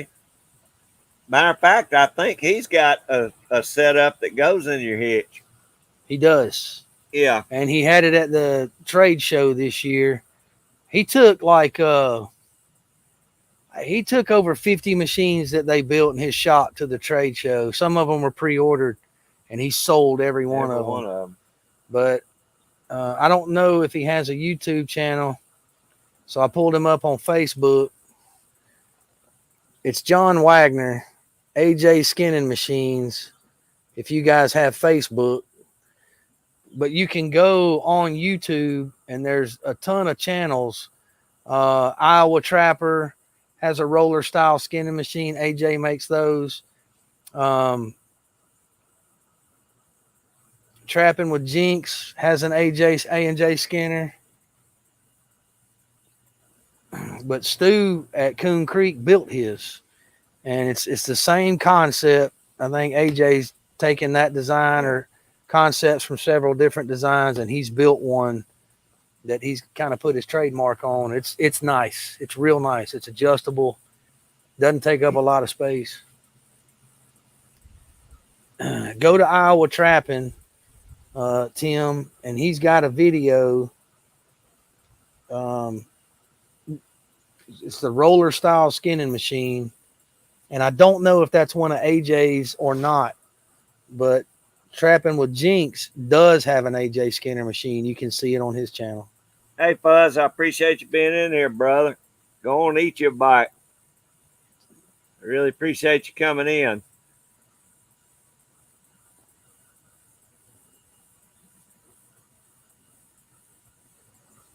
We're pretty calm here today, Johnny. Not much blowing. We got just a little bit of a breeze. Yeah, Irene, he's got some cool skinning machines. It sure would save on my old knuckles and arms and stuff. Mine too. Because when he catches 10 or 12 coyotes in a day, he says, hey, come help me. All right, Fuzz. See you later, buddy. What's PA say? He says he'd like to go to Kansas for a few weeks, trapping. He gets the money, he'd almost need one. He had a big number of catches. They get hard to skin with cold. Yeah, they do. Yeah. And that's what makes that skinner. I'm telling you, go watch Coon Creek Outdoors on his fur handling videos. He's got a playlist. And watch how fast he skins coons. I bet he did. I bet he does a coon in less than 2 minutes. And he blows through about 30 of them while he's doing these tutorials. It's crazy how fast he is. But excellent tutorial videos over at Coon Creek. That's where I learned to do it. By watching him and then coming over here with, where's he at? That dude. Ooh, we're getting there. Is it melting? Finally. I've got another 30 minutes left. There's a fine line, PA, that you can, coons are real easy to flesh out if they're cool but not cold. I like doing everything straight out of the woods. Yeah, but it's the easiest to do them if you pull them off the line, It is. get back to the shop, and just flesh them out right there. Now, I don't mind fleshing them when it's, when they're cold. They've been on ice, but skinning them, I want them straight out of the wood. Yep. It turned out pretty good. Takes practice, County Line. I'm super slow too. Craig can skin one twice as fast as I can, but I get better with every one that I do. Yeah, I'm happy with that. Look at that. Oh, They yeah. didn't even have no rust on them. That did work. Yeah, I may do the 110s like that. I need to bring my 330, man. That's kind of why I thought I'd just leave it in there. And heck, I might just redo the 330s too. Yeah, that's throw them in the fridge. They can be cool, but not cold. Craig ain't doing no dozen coyotes in no 25 minutes. Ask me how I know. No. We fly. It takes me an hour and a half to do a coyote. Yeah, we fly until we get to the front legs, and the front legs, pulling the front legs out on a yoke always hangs us up. Man, they're just so hard to get out without a skinning machine. That's why we want to get one. I can get U channel, and I want to build my upright out of U channel, and then I've got some old vice grips I can weld the rebar to grab the paws. I just got to get the hoist in my shop. And my shop is coming along. I haven't put any videos out for those of y'all that have been following that, but it's usable now. I've just got to get the trapping side done, and I wasn't able to get my fleshing boards and my stretching boards this year like I had planned. So I'll be doing my catches over at Craig's fur shed again this year, but hopefully next year I'll be up and running. Easiest way to skin a deer, if you ain't ever done it, I'm telling you, I used to do it the old-fashioned way. Even built me a skinning pole to go into my receiver on my truck. The easiest way to skin a deer is with a four-wheeler and a golf ball. And if you don't know what I'm talking about, just pull up skinning a deer with a golf ball and you'll see it. Peels it right off. And yeah, PA, I got me a piece of rebar about 16 or 18 inches long, half-inch rebar. And that's how I'll get my front legs down started now, just like I do a coon. But with a coon, you can just, and it takes it all the way to the paw. Coyote, you got to work a little bit. Oh, hell, that's a snare I'm using. You going to dye all of them? Yeah, I'm just going to set them in there. And he's dyeing his 110s black. He likes it. Rocking a tractor, golf ball and a four-wheeler, same principle, but it works. It works. Fastest way I found to skin a deer.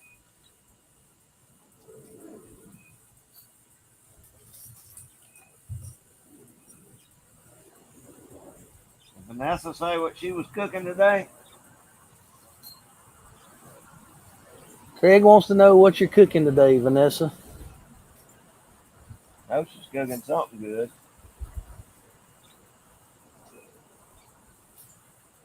Oh, your honing steel.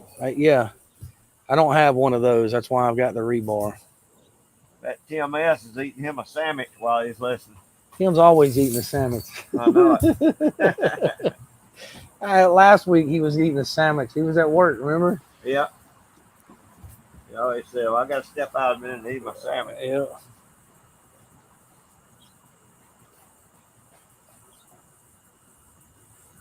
Yeah, it's a honing steel, PA. I know Craig's got one. Tim said he already ate a sandwich. Oh, okay. He said I already did. All right, good. Yeah, same with the coon. The rebar works really good for me on the coon. It's what I've got. So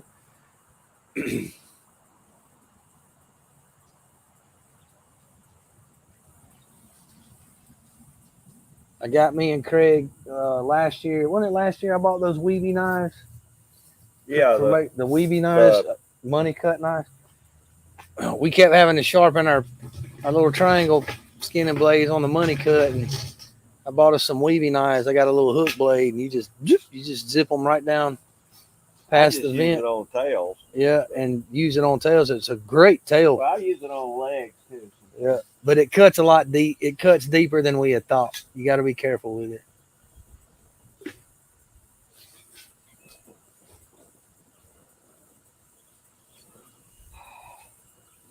County Line says, made that scrapple the other day. Oh, yeah. Craig, and thought of you. What is scrapple? It's kind of like Spam, but it's, I don't know. Jamie cooks it a lot, but it looked good. Andrew did a good job on it. It looked like country fried steak. Got Spam in it? Huh? No, I don't know what's in scrapple. Ground up meat. But it looked good. I told him I wanted to try some. Yeah, Tim. So I'm learning to brain tan. I'm still real early in it, and I'm trying to figure out how do I know how much water to boil the brains in to prep it before I put it on the hide. But yes, removing all the fat. I got to put the brain tan solution on there, which is water and brains cooked until it permeates the hide, and then working the hide on a cable until it's dry to make it soft. And just through working it around the steel case, 3/16 inch steel cable, is stretching it and breaking those. It's breaking it up, making it supple and soft. But it's a lot of work. You got to work it until it's dry. And then I want to try to tan it using the old school method, smoking it.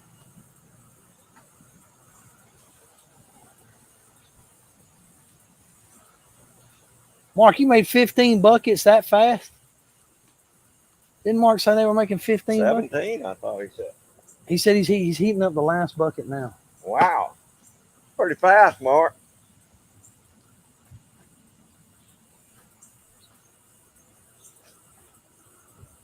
County Line says it's pork scraps, everything and anything. Yeah, I mean, so basically it is like spam or any of the rest of that stuff, but it sure looked good.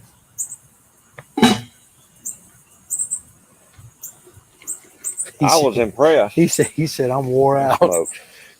Who, Mark? Yeah. I don't blame you, brother. PA said he probably actually started yesterday. I don't see him doing 17 buckets in no hour and a half. That's a lot of damn work. Well, Enos was doing his too. I forget how many Enos said he was doing. Enos gets a lot of freeze up there too. Kentucky. Reloading and More says, he says, you had a great week when it comes to the mail calls. Oh, yeah. Hey, brother. How you doing? I appreciate you coming in. He said he just got Bill there. He can send you some if you like. Got what? It says Bill. I just got Bill here. Can send you some if you like. I don't know what that means. I'm not sure what that is, brother.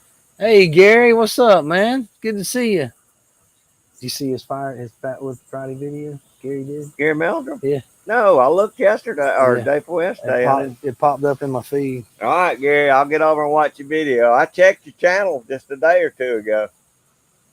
Yeah, I don't get that, G. He won't eat lingua, but he'll eat scrapple. What the Hey, this is a lingua-free space right here. I don't get it, man. I done told Dan I'll try. Well, I told Jen I would try lingua. She's supposed to be showing me her recipe. Oh, he said he meant bills. He's got lots of bills. He can send you some. Mail call. Oh, sorry, brother. I got plenty of my own. But I do appreciate the offer. Tim said, oh, crap. There's the L word. You knew it was coming. Tim, you know, it was coming. Dan's in here. Yeah, it's coming. Hey, I got a kick out of it though on G23's live stream. Y'all need to go watch his last live stream.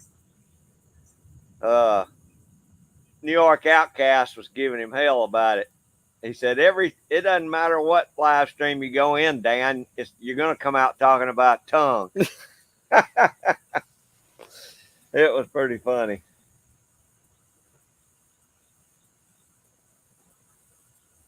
Yeah, Mark, what's the goal this year, boss? Because you were on 50 coyote. You were slaying them last year, brother.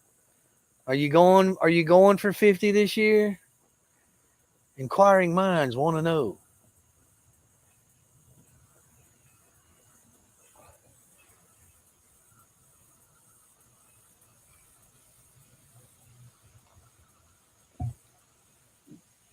He was, man. He was knocking them out there towards the end. I'm not setting any goals except coon, and that probably won't happen. But.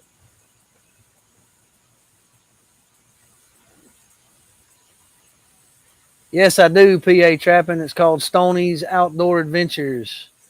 And if I run Stoney's link, yeah, if I knew how to post the link as fast as G23 in them, I can put it in there. Or if Tim can do it for me real quick, I would greatly appreciate it. Matter of fact, all y'all run your links if you want to, or anybody can run everybody's links. That's fine with me. Dan and them did a good job of getting. They got Bernie Sanchez up over 100, and they got 3 other channels. I think Miss Hot Pot. Take it easy, reloading and more. Hey, brother, I appreciate it. I'm gonna get by and look at that deep priming machine. The bigger video, not the short. So that looked mighty cool.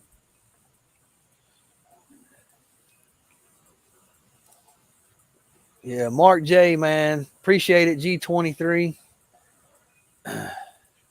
I've learned so much between Dan, Craig, Coon Creek, and Mark J over the last season. I'm looking to apply everything that those 4 guys have taught me this year. I just want him to apply some more hunting land. I got it, but then they put up the trapping thing. Appreciate it, PA. Much, much appreciated. And I'll get better on the videos. It's just Craig can explain it later, but I just work right now is just killing me. My job just sucks. Yeah. My job is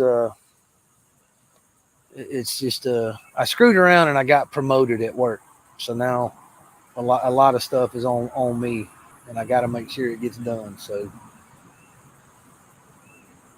yeah, he's quick, Tim.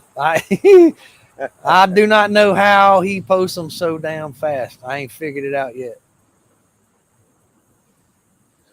Well, we got a great group of folks on here. They're always.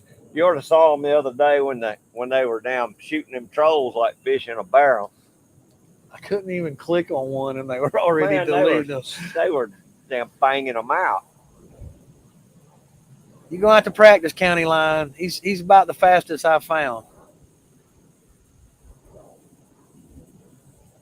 Tim's pretty fast too, but G23 is. Yeah, Dan is a wizard of the keys.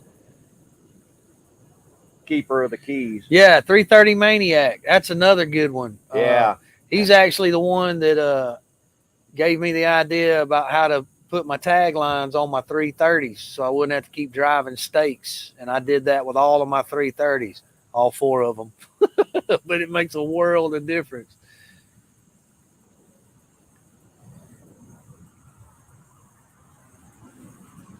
Yeah, old Tyler's Charcloth, man, he did real good. And for those of you guys that follow me, and y'all know old Tater, he is he's back at UNG's in his junior year. He is in his pre-camp year. He's closing in on getting that commission, man. He's going to be a 2nd lieutenant before long, and he's itching to get back down here and get some hunting in. But he did really good the last time he was home. We made Charcloth, and he got his very first flint and steel fire.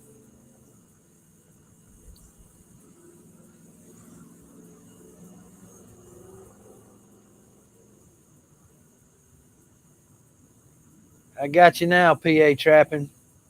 Much appreciated.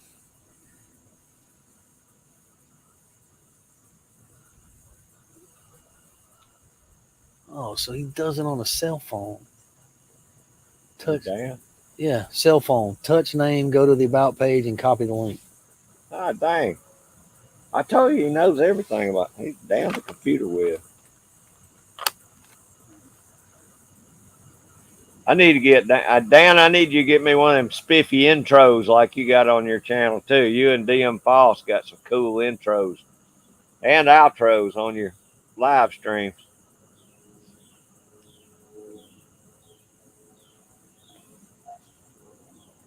What's whose channel name, Tim?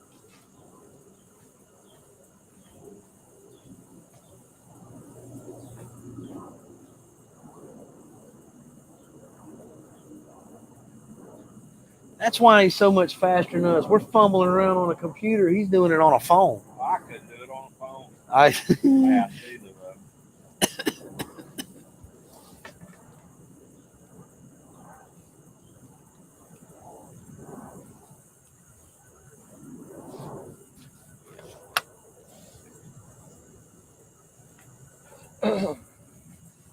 Tyler does have a channel. It's called Stranton Plays. Stranton Plays.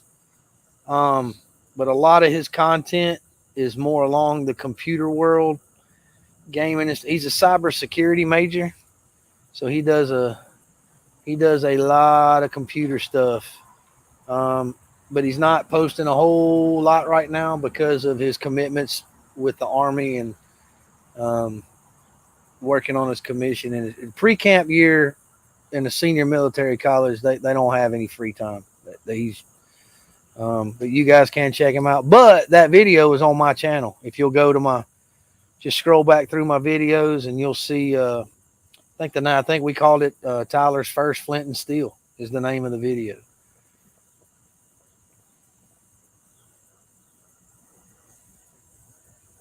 Holy crap. Mark J's going to 4-coil his number 3s. I'd never be able to set them. By hand? You're going to set them? I do my 4s. Mine are 4-coil. Are they 4-coil? You don't get your finger in one. No. And I made the stupid mistake of waxing my number 4s one year on my drowning rods. That bit me a couple times. No, we hadn't been trapping yet, Gary. Fur bear season don't open till December 1st. We're just getting ready. Gary, you got anything on the grill today? Gary's usually cooking out on Sundays.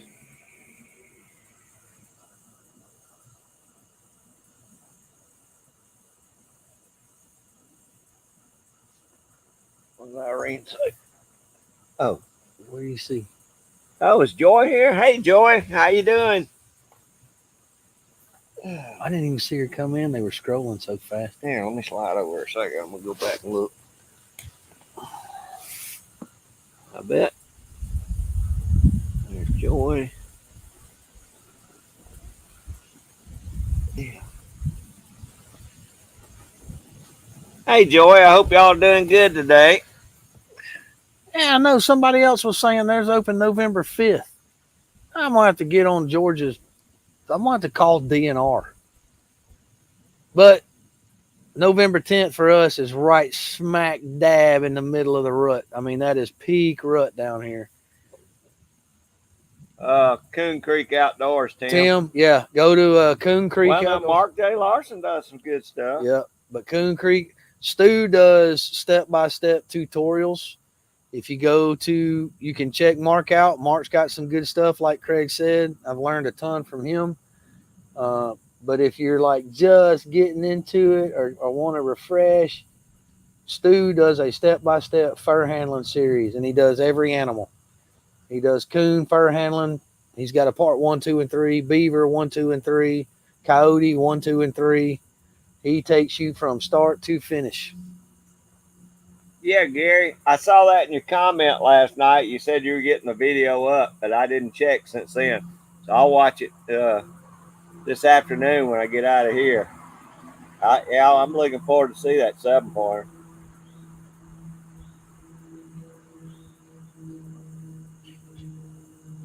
See, it's November 5th in West Virginia. Well, everything in Georgia is a deer property.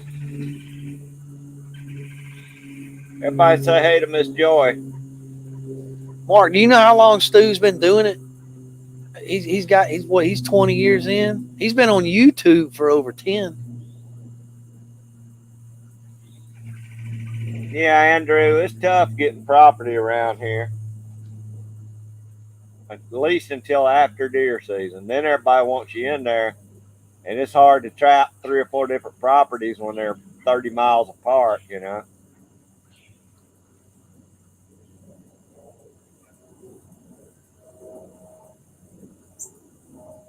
Is that right, Mark? 3 hours south of him. Didn't Stu go up there? Didn't y'all do a video together? Or am I thinking of somebody? Or that was 330 Maniac. Stu went and did some beaver trapping with 330 Maniac. That's what it was. He's close to 330 too.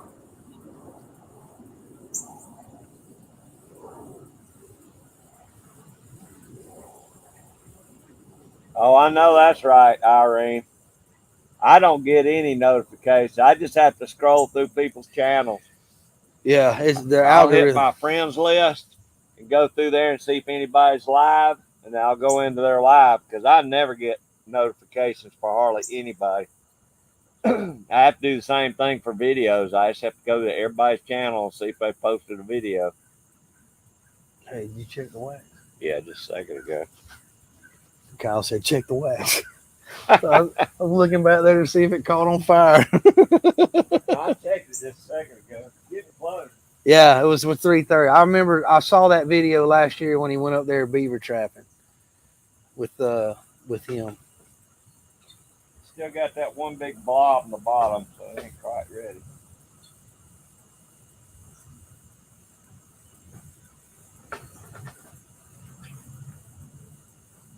Well, I thought I had a honey hole this year, county line. My brother and I got a lease this year. It's a little over 130 acres, prime trapping land. It's taken us 2 years to get it to where it's actually usable. And then they added to the lease that there's no trapping allowed. So, yeah. Yeah, Andrew's got some nice land this year for works out for him. Got some big old beavers in it. They're doing their wax dirt now because it's about to get cold up there. We don't have to worry about it. He said Trapper J went with 330 Maniac too. Oh, I knew he had, but You just cover them up, Kyle. That ain't that bad. oh yeah, Kyle. Trust me, we've been on enough wax fires to know. I had a guy one time on a fire truck. These people were making candles in the oven in the stove, and the first thing they did was walked in there and opened up a booster hose on it, dumped a bunch of water. It damn flashed over on everybody and come rolling out the front door. I was pumping, so luckily it didn't get me, but they about burnt themselves up doing that. New York trapping October 20th, February 15th. Raccoon, Red fox, skunk, coyote, weasel, and opossum. So in Georgia, That's cool, Irene. That's early, real early yeah, for us. in Georgia, coon, coyote, possum, beaver is year round. No seasons, year round. Fur bearer for all other species starts December 1st and runs to March 1st. Deer season doesn't end until January 8th or 10th. It always falls on that last Saturday, like after the first week of January. Take it easy, G23. Dan, I'll see you, brother. I appreciate you running everybody's links today.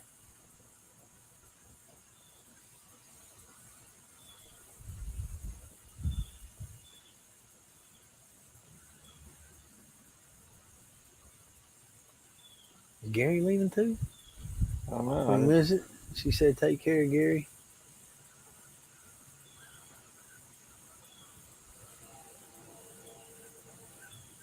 I didn't see where he left.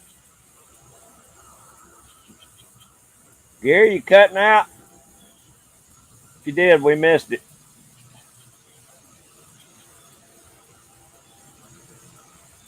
I might just put G for G23 or something. Take care, Gary. Oh, okay. Gary, if you're leaving, I'll see you, brother. If you're not, I'm glad you're still here. No problem, Tim.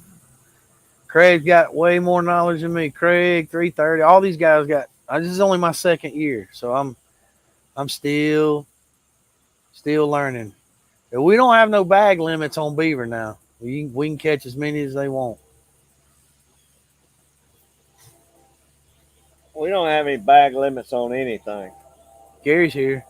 He's getting ready to do a flint and steel fire for his channel. Oh, good, Gary. I've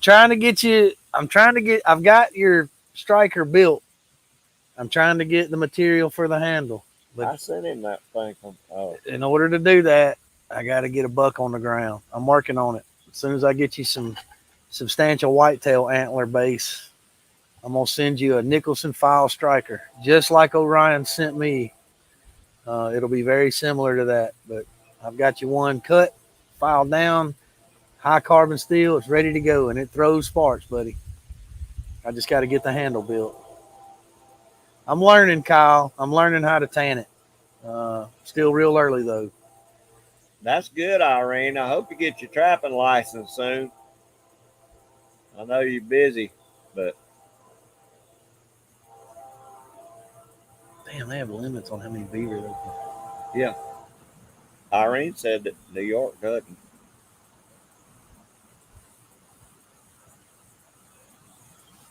Yeah, I'll be checking that one out too, Gary. See, and we don't have Fisher and Martin down here. Uh-uh. I want to get some of that, but Andrew, we got those too. We just we don't have many skunks, and we hadn't used it down here. But we got them. Stoney bought us some. yep, I want a skunk. I got us both a skunk sleeper, and I want a bobcat, and I've got 3 on camera during daylight, and one of them has got to be 100 pounds. He's a big boy, but Kyle, we sent all our furs off to Moyle Mink and Tannery this year. which is why I'm learning, because after this year, because somebody caught every damn raccoon in the state of Georgia.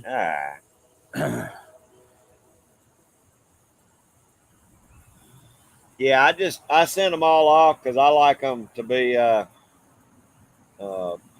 garment grade. Cost more, but they sure do turn out good. 20, and this is on. I'll drive 25. I can catch 6. That's awesome, PA. I don't sell them, Kyle. At least I haven't yet. Part of the reason is because I caught my first beaver last year. That was like a substantial. He was like 52 pounds when we weighed him, I think. And I've got him in the freezer, and we'll get him prepped this year. But my wife wants a beaver blanket, a quilted beaver blanket. So I'm trying to get enough to get that done. Kyle, if they're done professionally, you can probably pull 75 to 100 bucks for a good beaver. And if you get northern beaver, like in Montana, where they are furred out and it's finished in garment grade, they probably will go more than that up there. Yeah, I wish we had Fisher and Martin here, Irene.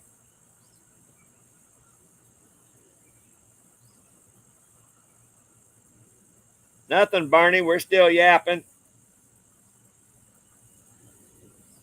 Appreciate you coming back, though, buddy. Whoa. Is that $6.90 for each permit to trap a beaver? So you have to pay for each beaver you trap? Is that what I'm understanding? Exactly, Irene. That's exactly why I'm doing it down here. It's not paying anything, but yeah. they sure are wearing our turkeys out.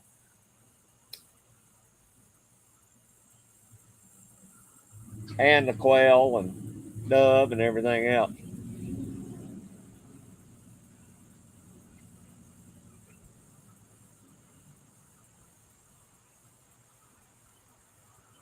You have to pay for each otter, each bobcat, and each fisher.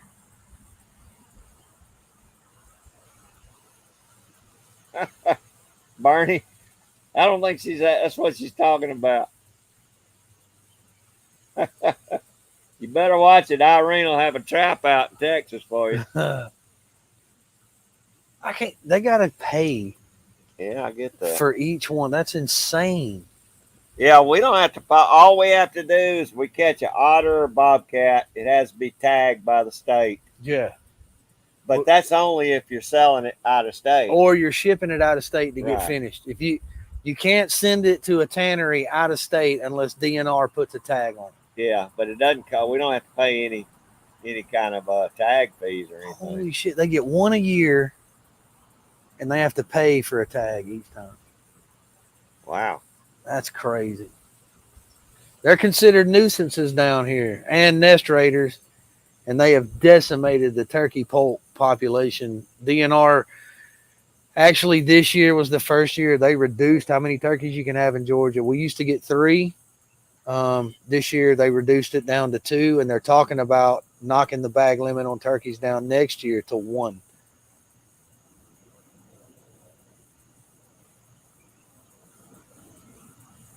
Yeah, Mark, that's pretty much my plan too, brother. Yeah, we're doing the same thing. Craig set a goal, 100 raccoons this year. So it's going to take every one of our dog proofs.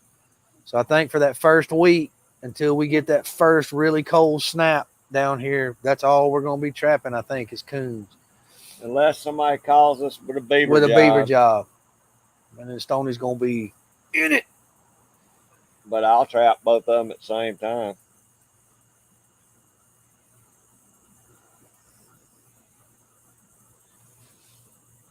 Check the wax. Yeah, I'm going.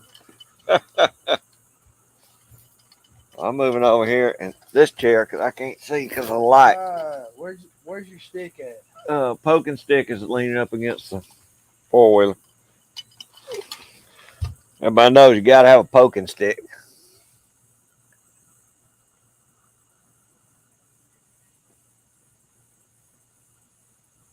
Yeah, it is, Irene. That's mighty high to me. Hey, Scott, I'm sorry I didn't say hey. I saw Joy coming in, but I must have been over there messing with the trap wax. How you doing, buddy? Hope you're doing good.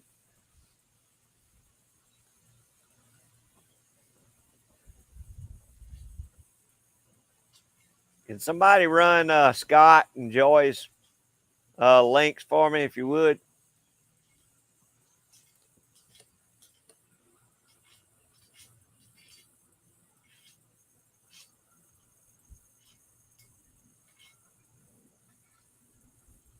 All right, PA. Yeah, I know y'all got those zones. We really don't have zones except for deer hunting. And they may have done away. Have they done away with all the differences in deer hunting? No, deers. What we have is different counties have different restrictions. Like Monroe, where I hunt, is QDM. So you cannot harvest a buck unless it has 4 points on one side, at least 1 inch or longer. But Fulton County, you can shoot either sex all year long, and there's no antler restriction. The only thing that we have zones for is for alligator hunting. Yeah, that's what I thought.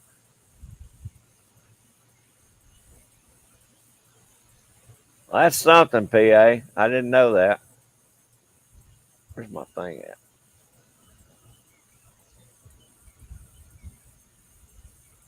You know, we've got a decent amount of bobcats. We hadn't had a lot where I was, where my land has been, but we've got them here. Let me see if I still got this one on my phone.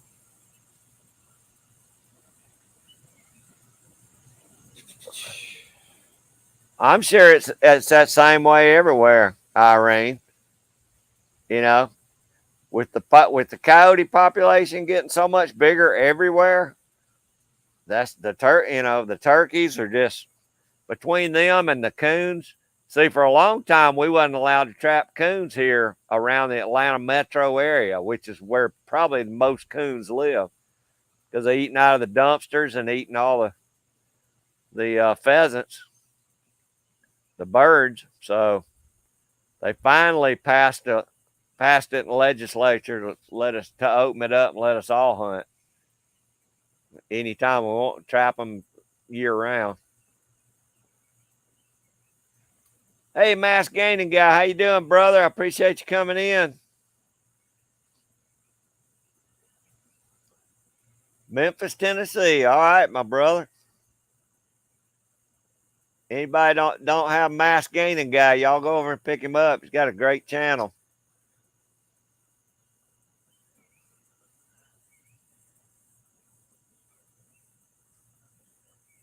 Thank you, Tim. I appreciate that. Bernie, they're not running probably. I don't know. What are they getting, Mark? 3 or 4, maybe $5 a piece? For what, coons? Coons. I think finished they're only doing like 15 or 20. Yeah. It's down, Bernie. It's down a lot. We're just doing it to get rid of them, keep them from eating all the turkey and quail eggs. But I mean, I'll sell them for whatever they're going for.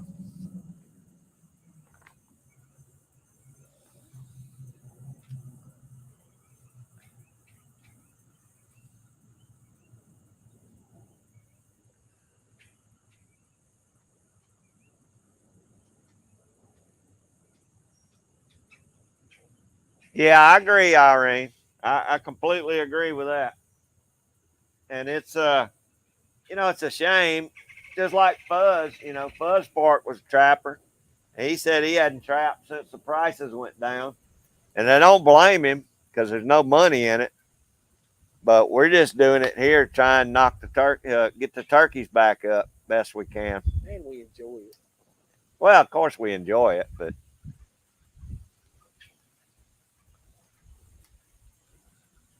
$2, is that what they're going for, PA? I knew it was ridiculous, but if I send them off and have them tanned, I'm having some of them made up in coonskin caps. And I think when I go to these shows with my finished fur, I'll get a lot more out of them than that. That's basically, I've been saving all my furs back last couple of years, building them up, and then I'm gonna start going to some of the rendezvous and shows, see if I can't sell them finished out there. Thanks, Mask Gaining Guy. Appreciate it, brother.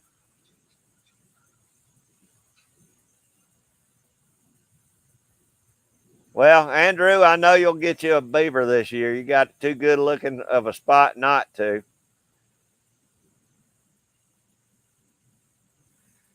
Well, Mark, see, last year they told us don't even bring any southeastern coons in because they wasn't going to take them. So Coyotes too. yeah, coyotes too. They told us don't even bring a black one. Yeah, no black coyotes. We got a buttload of them now. Yeah, PA. Stoney's good at doing skulls. I told him he's going to start doing all our skulls. I'll take those to the show too and sell them for him. Tell him to check out. I've got a couple. I did the beaver, and I got a couple of deers that I euroed on my channel. Yeah, y'all check out Stoney's Euro mounts he did on his channel. He did an awesome job on the beavers. Yeah, we told him Coon Creek's about the best there is, Scott.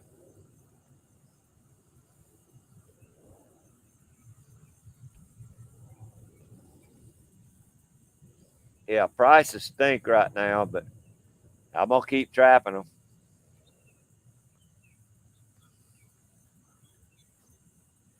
Really, Bernie? Yeah, I guess y'all did have a lot of mountain lions. Bobcats, too. That's good land for them down there. That's what I want. Whoa, Mark Larson said he's got 40 coyote skulls to do. What? Man, he better get on it. You know how long that's going to take?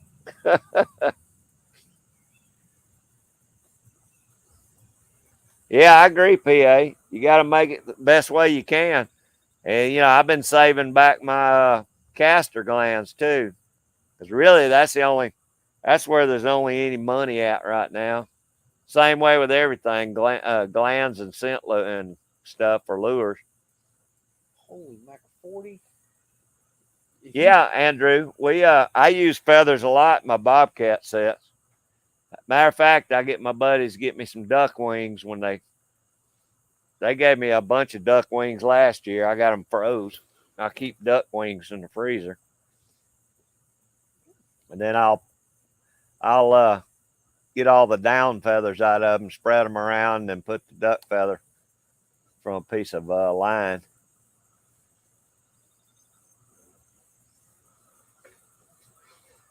Well, Irene, most of the fur. Well, there was a big fur house up in Canada And they shut down a couple of years ago, took out a lot of the Canadian market. So as far as I know, there's only 1 or 2 markets left open right now. And plus all the furs, 9% of the furs go to China and Russia. Yep. And you know what's going on there. So that kind of crapped out the market on right there. They say China may be buying a few more this year than they did, but they go through spurts where they only buy certain species. yeah, it'll be whatever the fad is right now for the collars on the coat, you know. Hey, Frontier Survival, what's going on, Heath? How you doing, brother? Appreciate you coming in.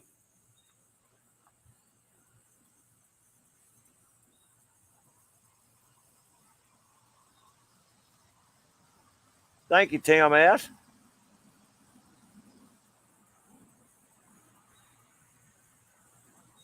That's right, PA. Deer season right here now. Thank you, Irene. Oh yeah, it hadn't been good in 3 or 4 years now, Irene.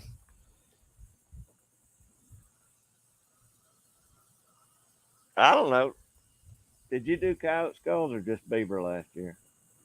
All I did last year was Just the beavers. the beaver and the deer. But I'm gonna do coyotes. I didn't do coyotes last year because we got so far behind after you caught like those 6. We had to skin that one night. Yeah. And we just threw them all away. Andrew, I would say at the base of the skull. What? From behind. He What? said, what's the best dispatch method for if you're doing a skull on a coyote? I figured if you shot him. If you're gonna Shoot him in low in the back if you're gonna euro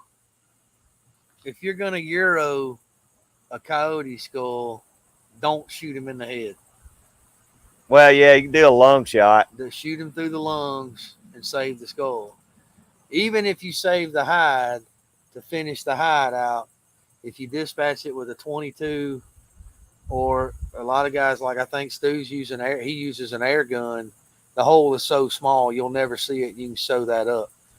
But don't shoot him in the head if you're going to euro it, because if the bullet fragments or whatever dispatch method you're using, you're going to ruin that skull. That would work too, Scott. We're not allowed to do that here in Georgia. What? Acetone for coyotes. Can't do it on coyotes. Skunks, I think, are the only thing we're allowed to do it on. Skunks, the only thing. I mean, I lung shot 90% of mine last year, but I thought this year if he's going to do the Euros, I'll keep lung shooting them. But I was just going to go back to doing headshots.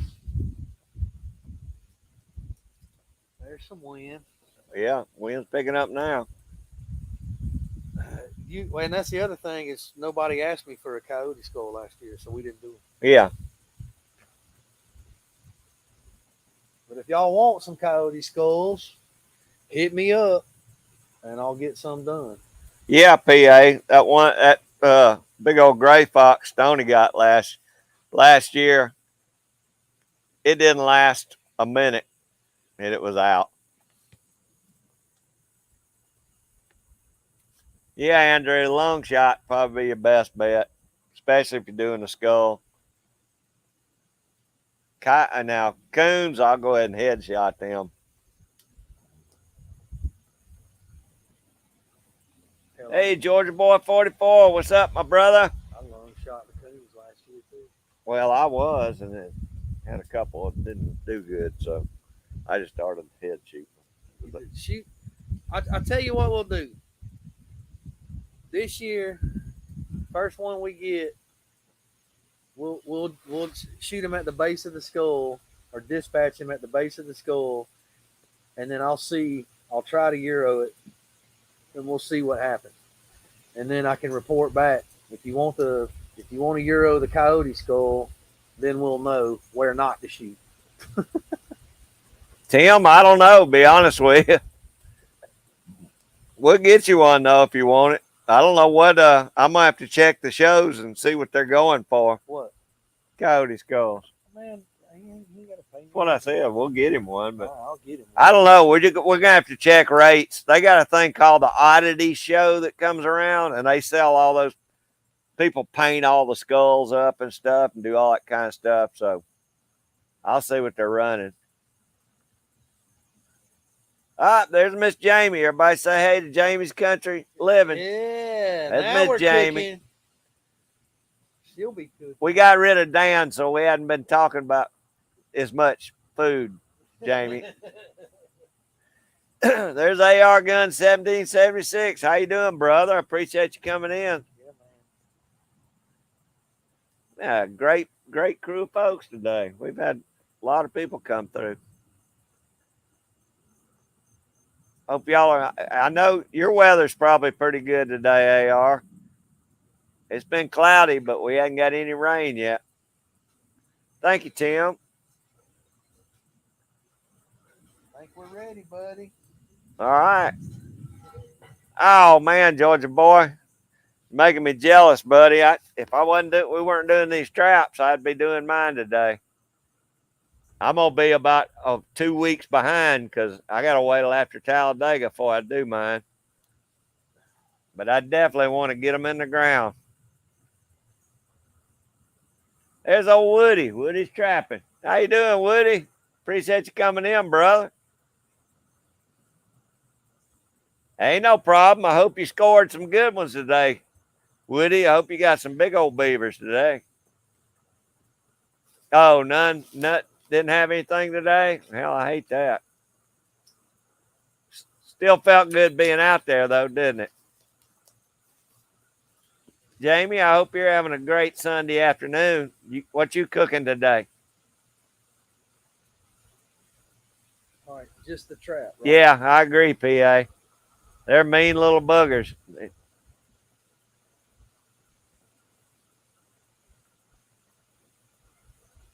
Just the trap, right? Huh? Just the trap, right? Yeah, you can die all of it if you want to, but it doesn't really matter. I mean, it ain't gonna matter either way.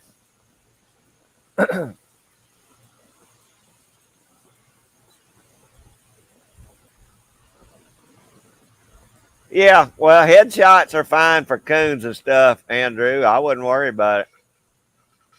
But I'd long shoot the coyotes.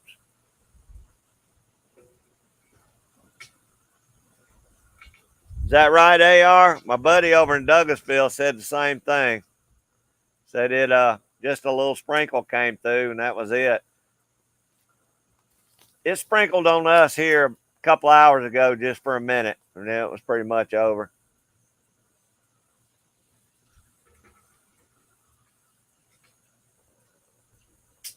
Oh, good, Woody. Woody got him a beaver yesterday. Hey, man after my heart. That's right. Yeah, I know it felt good to be out there. I'm missing it right now, but we got no water. Been too dry. Yeah. Jamie just made chicken salad. One of my favorites, Jamie. Oh, it's definitely hot, Woody. I imagine being out there in that swamp was pretty hot. That's one reason I ain't no hurry to get out there. At least for a couple more weeks.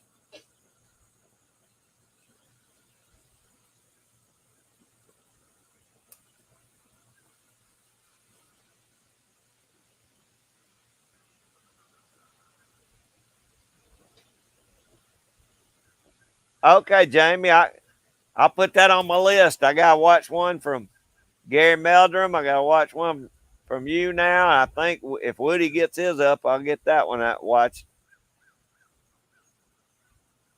Yeah, I hear you, Woody. That's what we were talking about earlier. It's hard to get in there when during deer season because deer season's so long here in Georgia. I can't even get into most of my properties till after deer season's over.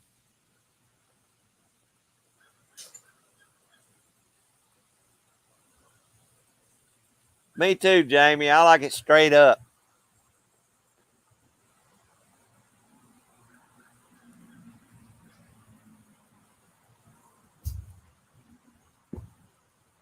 Oh, good, Gary. I'm glad it worked good. Gary got his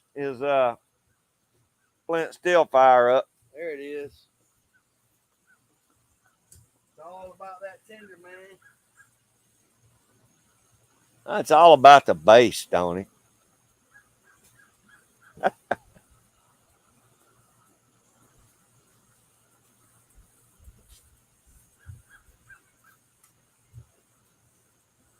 Well, good, Jamie. You need to sit down and start showing your face too. You got a pretty face. You need to start. I mean, look at me. If I can do it, you can do it. And look at that. Yeah. Ugh. Look at that. It ain't won me any subscribers, but what the heck, you know?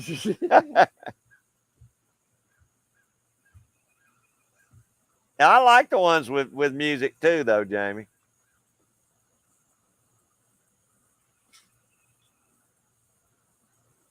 Yeah, I know, Woody. I'm not sure how much will make it up to us, but the way it's showing, we're gonna get some.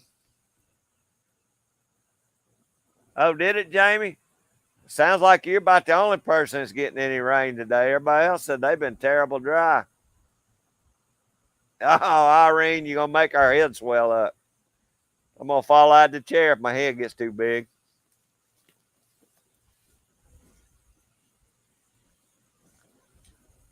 Y'all just holler. I can't see Stoney. Y'all holler if he catches on fire back there, though.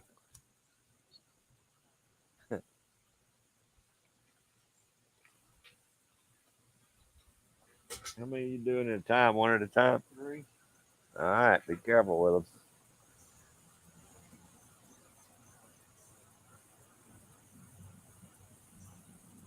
Yeah, Tim, that's going to be good. Gary does some good fatwood fires. That's right. I'm all about the base, Tim. The bass and cowbell. Got to have more cowbell.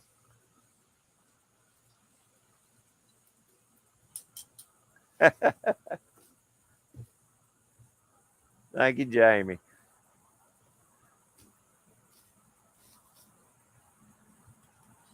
Oh, me too, Georgia boy. Usually when we go down to Florida, we'll cook up a couple of beer can chickens, and then what we don't eat that first night, we'll pick it off the bone and put it in the food processor and make us chicken salad sandwiches for the next day out on the pier. Because we do a lot more eating than we do fish catching. We didn't do good at all this time.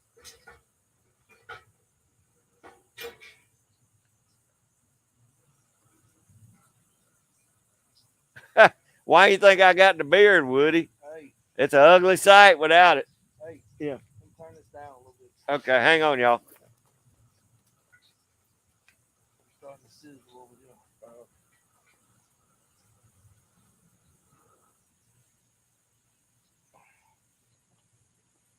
It sounds like a turkey frying in there now.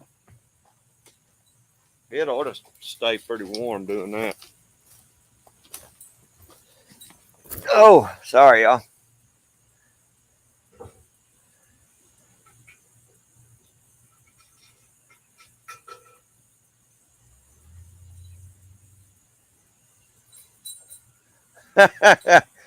it'd be like Ricky Bobby, Tim. He catches on fire.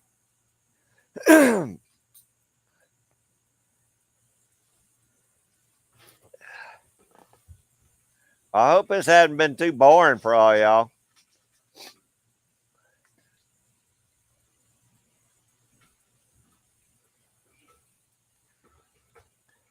Because we'll probably be out here. I will be. I'll be out here for at least 2 or 3 more hours doing all my traps. This is the time-consuming part. Yeah.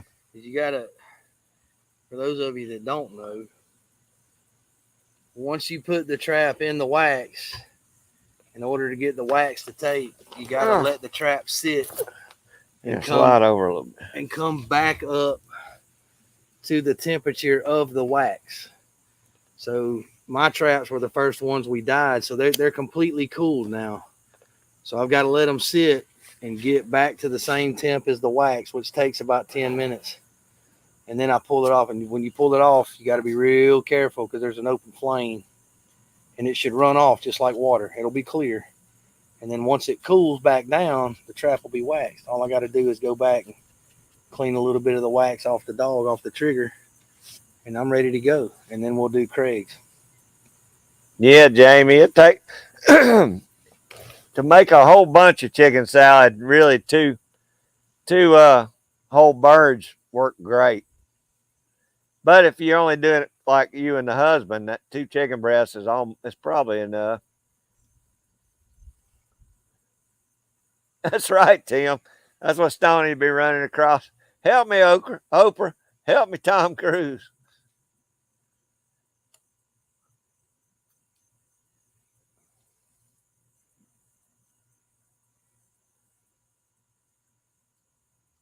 Oh, awesome, Georgia boy. We might have to move this or something. That's what I'm saying. Sitting right there. All right, we may have to move the laptop over in a second, guys. Man, I need to do that, Georgia boy. I'm still waiting for it to get a little bit cooler, though. And then the days, if I don't have any catches, I'll get out here and I got a decent amount of lead. I need to smelt down and make some ingots out of them. Still working on the one tire shop up here. Hopefully I'll get some more soon. It felt good here this morning too, but it got hot pretty quick. Oh, I know, Irene. It's terrible how everything's like that, though, you know. That's right, Tim. Wax on, wax off. You know, I went to the grocery store the other day to look at pork butts. They're selling half pork butts now. They're not even a full pork butt. They saw them in two, and they sell them for the same price as they did a whole pork butt 2 years ago. Oh, I bet it was, Jamie. That's some of my favorite stuff. I love chicken salad. I like tuna salad, too.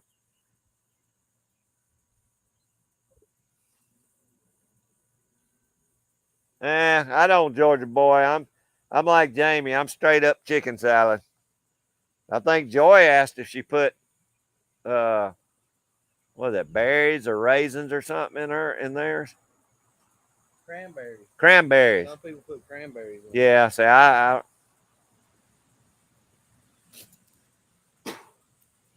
Okay, Woody, we're still here. We may have to move the laptop because the sun's starting to come down on us.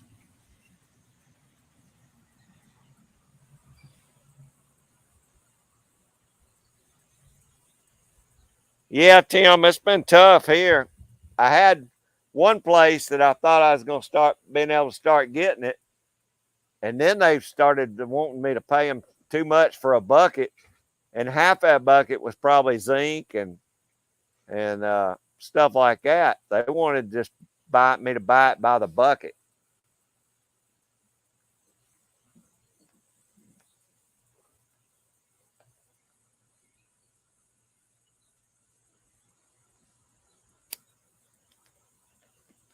Yeah, me too, Joy. I love James' cooking shows.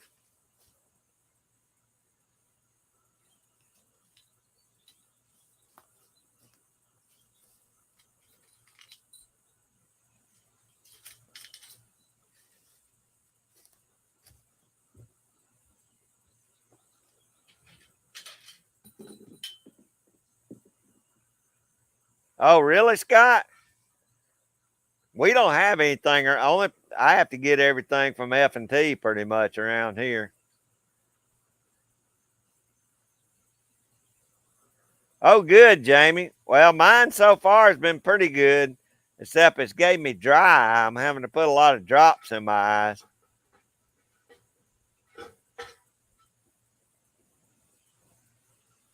I hear you, Georgia boy. Squirrel's starting to look a lot better, isn't it? Be eating a lot of squirrel dumplings. Yeah, Tim, I'm the same way. I mean, I guess if I bought some different stuff, I might could melt them down, but you gotta get that stuff mighty hot, melt zinc. And I guarantee you, my dyes, I got all aluminum dyes. That wouldn't work either.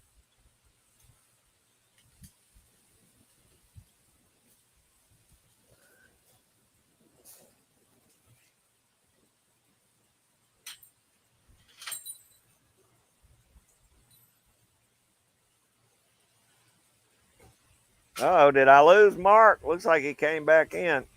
424.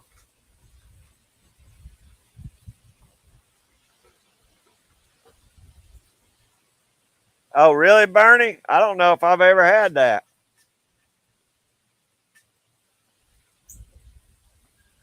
I'm way behind on chat.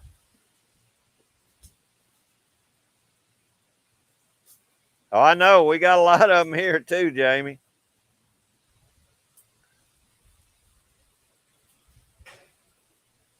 All right, Bernie, I got you. Oh, do they, Scott? All right, I'll look. I'll look for it.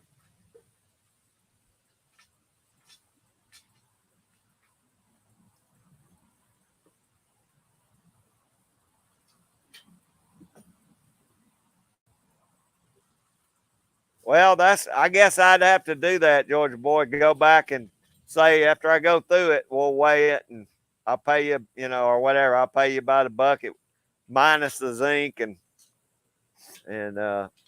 steel and stuff.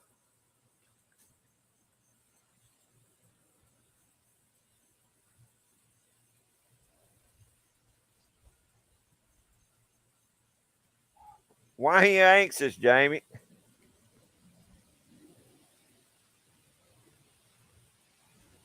Yeah, Mark, I usually buy all my stuff from F&T just because they seem to get it out to me, and I don't usually get lost at the post office. Anything that comes to me in the post office never makes it. Yeah, they ship UPS.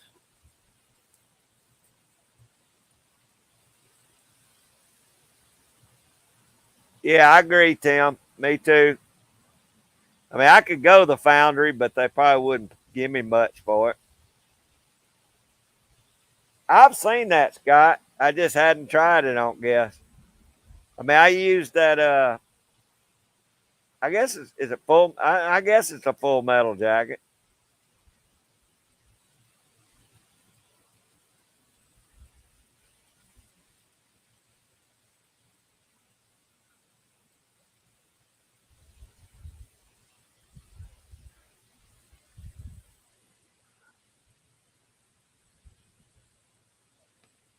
All right, y'all. We getting ready to move the operation. Y'all hang tight. Talk between yourselves, amongst yourselves. All right. I'll probably fall out this chair. How's that look? Hot. Shouldn't be. These have been cool up there. All right, perfect. No runs, stuff. All right, Stoney, you're gonna have to help me though. All right, let me drop these off. All right.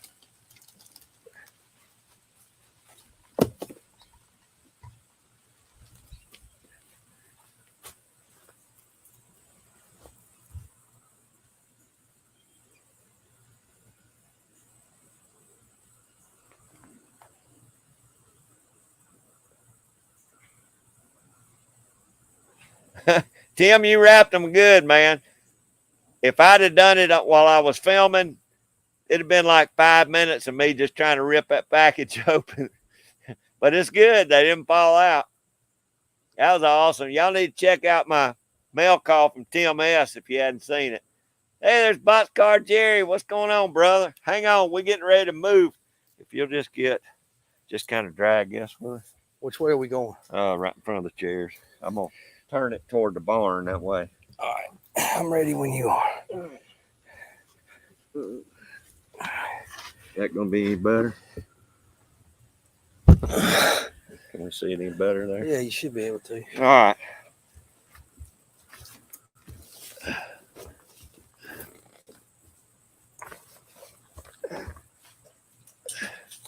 All right, y'all. Maybe we'll be able to see a little better now. Get away, yellow jacket. Well, now y'all can't see us very good, but Jerry, hope you're having a good afternoon, buddy.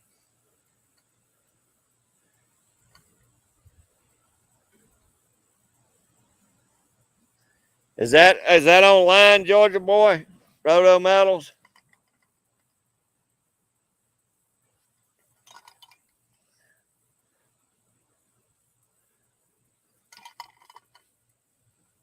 Yeah, see, Woody, I used it, but I didn't like it. I don't know. I didn't like the way it left my trap.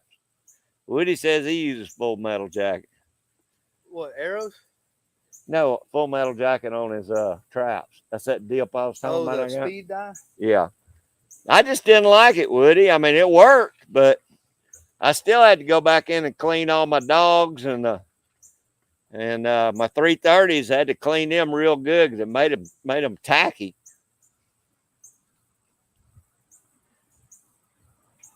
Yeah, that was a redneck dance, Jamie. That's called well, be careful. That was the redneck shuffle right there, Jamie. Good, Georgia boy. Well, we had to turn it. That sun's coming right in our eyes. You couldn't see the chat.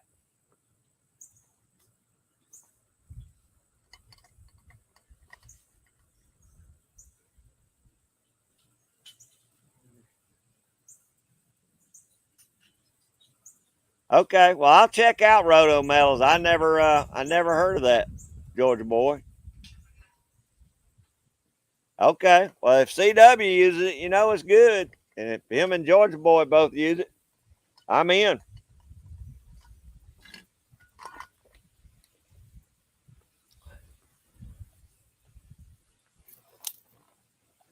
Last three going.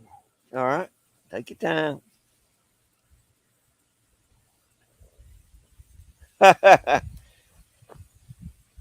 Everybody around here is hillbillies, Jamie.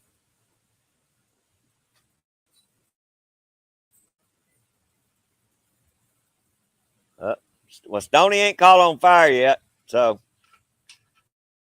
Am a trained professional. Yeah.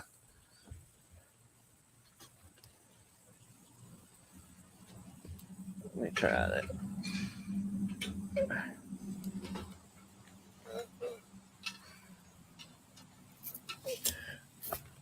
That's a little better. I can see the chat better now. The hillbilly hustle.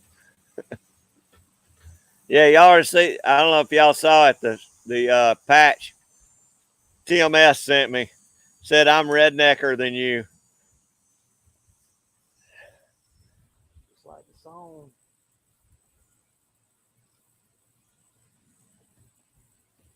All right, Georgia boy. Well, I'm in. That'll save me trouble from having to go to the tire shop and deal with them again. I mean, I don't mind paying for it. I just did a bunch of stuff and then have to, chunk it in the dumpster or take it back to them.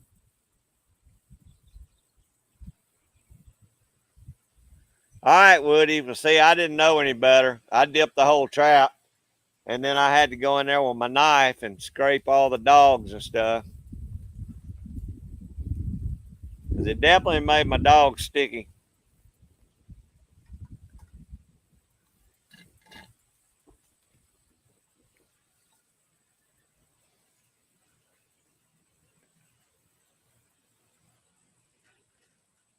Oh, cool, Georgia boy. You ought to get back out there and catch you some coons.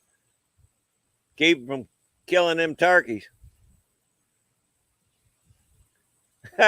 Tim, it did. Man, that was just perfect for me. I guarantee you.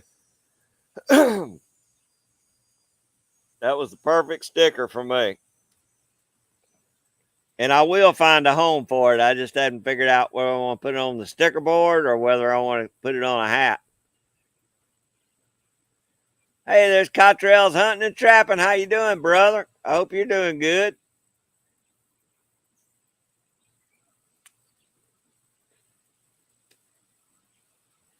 Didn't you have a gallbladder surgery? I know at one time you were talking about maybe having to have a gallbladder surgery.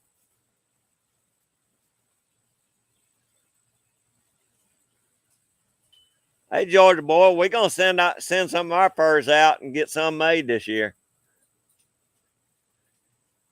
By the end of the winter, you ought to see me wearing a coonskin hat.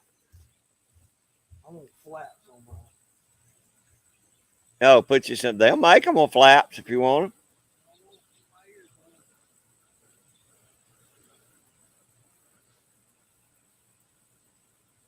No, Woody. That's too embarrassing. I hadn't even been talking about it because I caught 2 Spanish mackerel. One of them got off when I got it up to the railing, and the other one, a dang pelican, snatched it off my line. But we ate good. I'm going to do a video sometime coming up on some of the cooking we did down there. Hey, now that's a good idea, Tim. That's exactly what I'll do. That's exactly what I'll do, bro. That'll be perfect. That will be perfect. I'm glad you said that. That's coming to a video near you.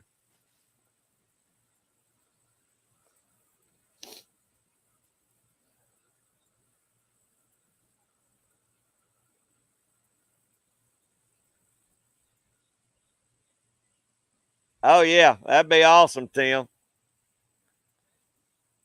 Tim told me I ought to have a coonskin cap made and have that I'm rednecker than you patch put right on the front of it. And I'm going to do it.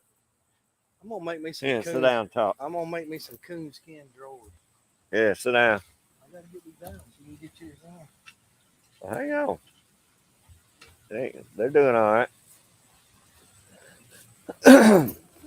Almost done, brother. For these 12.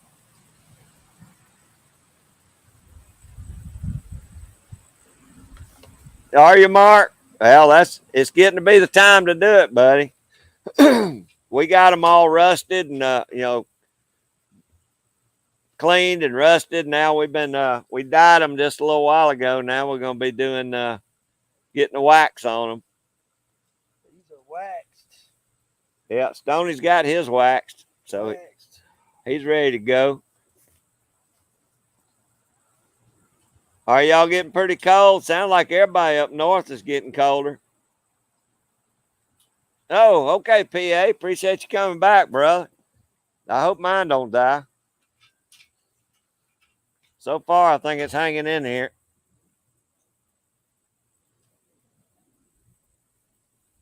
Yeah, I'm 56%. All right, brother. All right, Stoney's got his waxed. I'm going to get ready to do mine.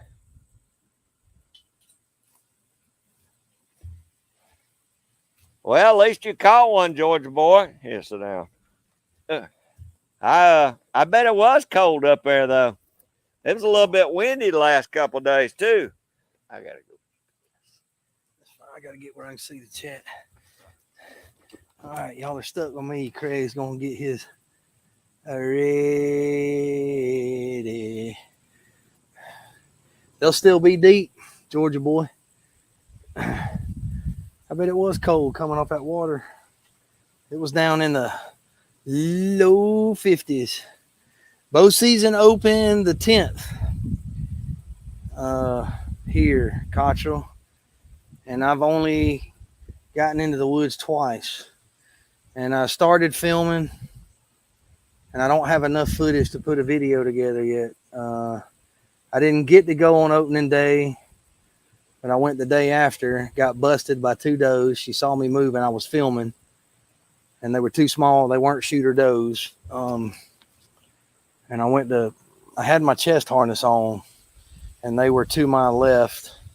So I grabbed my chest harness and I did like that and was filming them. And when I put my chest harness back, because there was a 3rd doe that came in behind me, she was big enough to shoot, but she never came down because the one to my left saw my hand, which looked like a light bulb. I didn't have no gloves on because it was 90 degrees. And when I did like that, she saw me move, so I froze there. And when I get the video put together, y'all will hear her blow. But they didn't blow out of there. They just moseyed off. So I sat for the rest of the day and nothing came back in. And then I got completely blanked last weekend when I went. So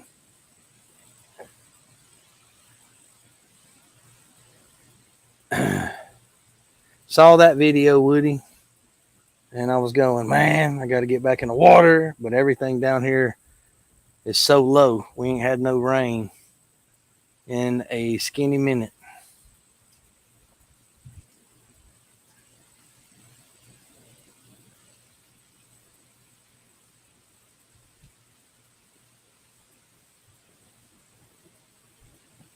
I just got my 12 550s waxed up, and the wax is ready. Craig's got about, oh, good God, man. He's probably got 4 dozen traps over there we're fixing to wax. And then he should be ready to rock and roll. Get Alicia to bring us a couple of coats.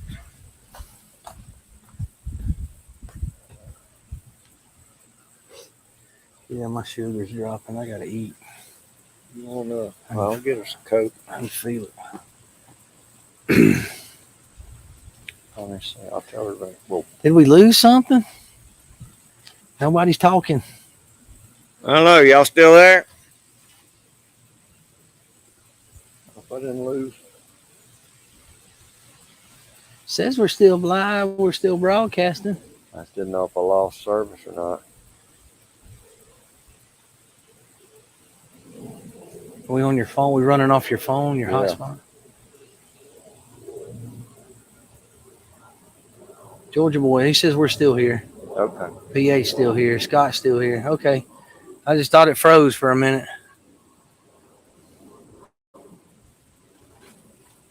Are you going to dip them on them stringers like that? No, I'm taking them off. I'm about to say, man.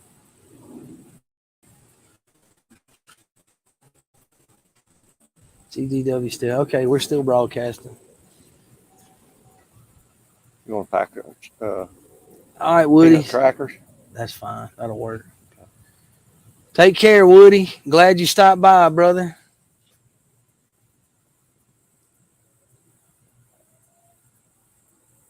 All right, Cottrell. Eat enough for us. Cottrell's going to a cookout. Woo! Hey, Woody, catch some more coons now. Mark, you catch some too, buddy. Yeah, I do. I get tingly when my blood sugar gets to a certain point, I'll and I can feel it when let it's me just coming. go get 'em. But Craig's gonna hook me up with some peanut butter crackers and a Coke, so that should do. Should be good.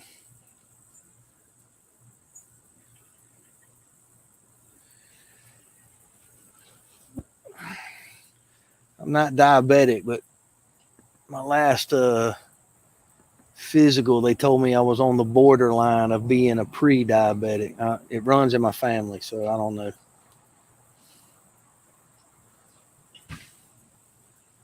But it could just be because I worked this morning, came straight here, and all I've had is a chicken biscuit. That's all I've had all day. I didn't even get my cup of coffee in this morning. So I've had literally a glass of tea and a chicken biscuit. That's all I've had. So that could be it.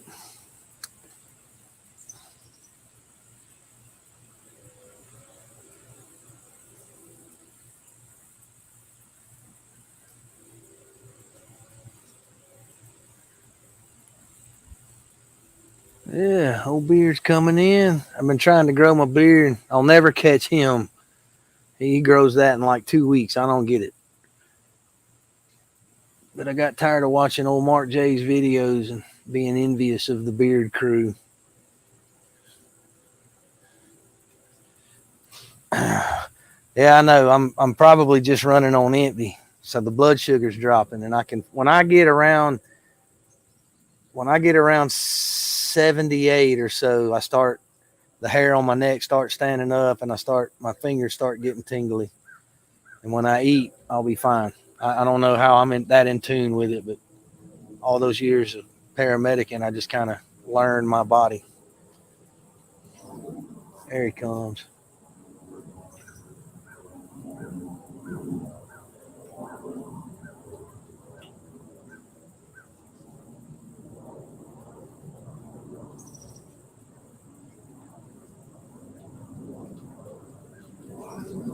There he is. Crackers and some kind of sweet treat. It'll work. I think I need the sugar first. Sugar first. Yeah, glucose. Rice Krispie treat.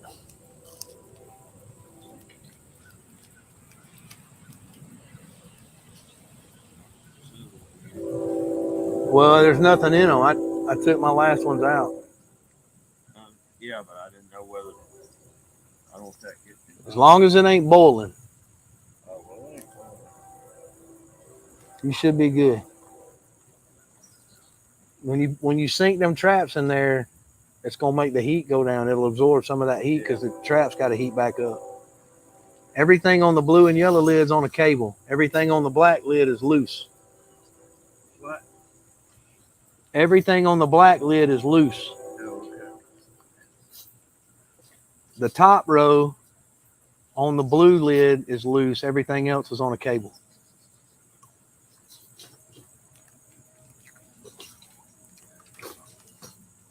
Four. I think I can get 4 of them here. It should. I got 3, and I could have probably got 1 more.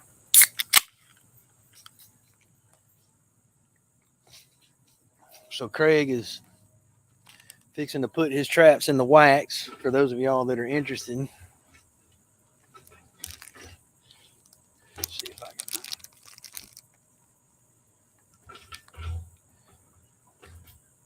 can.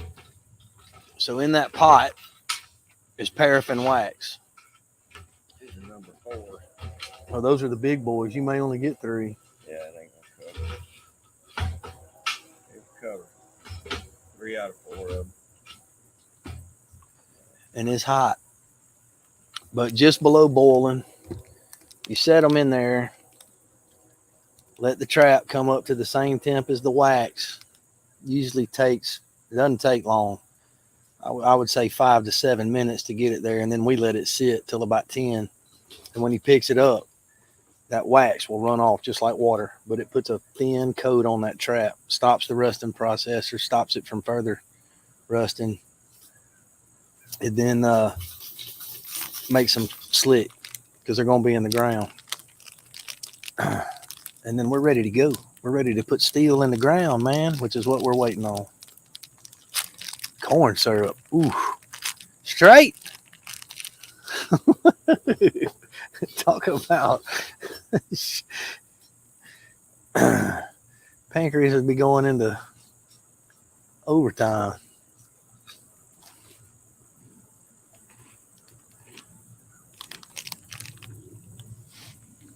Tim, I could eat a whole pan of Rice Krispie treats. Yeah. What? I hate them things. Those things are awesome. I hated them when I was a kid. Man. We didn't have no money, so that was our dessert. That was our little Debbie. Yeah, we didn't either. Grandma used to make them, 13 by 9 cookie sheets of Rice Krispie treats. We always had them. And my granddad was a diabetic, so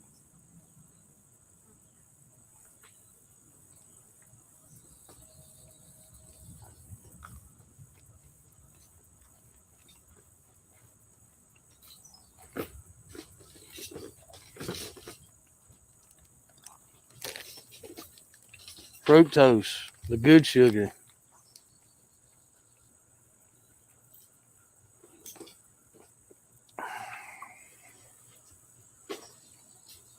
No wonder all these are down from number 4. All those on the black lid, ain't? These are on the blue. These are all number 4. I just do 3 at a time. Get on out. Should be okay.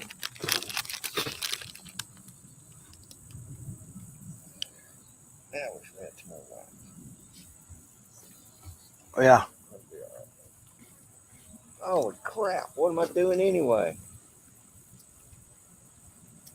That's my damn water traps. We're over there. That's what I just put in there. They're all number 4. I didn't even pay attention. I should have known when I said, no, these are number 4s. And I'm cramming them in there. Well, hey, they'll fire fast under the water. Yeah. All right, that'd be a bad day at Fly Rock right there. All right, well, no. Don't put these in. Oh, Kyle. You're killing me, man. That is my favorite sandwich, is a smoked brisket sandwich. Oh. You know what Memphis style is? Yeah, Kyle said he was cooking. He just took it off the smoker. It's resting. Now he's got to wait. Yeah. Yeah, that's the worst. Which part is of the it. worst part. Tell him to sit it somewhere you don't have to smell it. That's the way we still make them, Field Guide, at Stoney's house. Miss Jen gets in the kitchen and she makes them homemade. Okay, we do not want to wax these.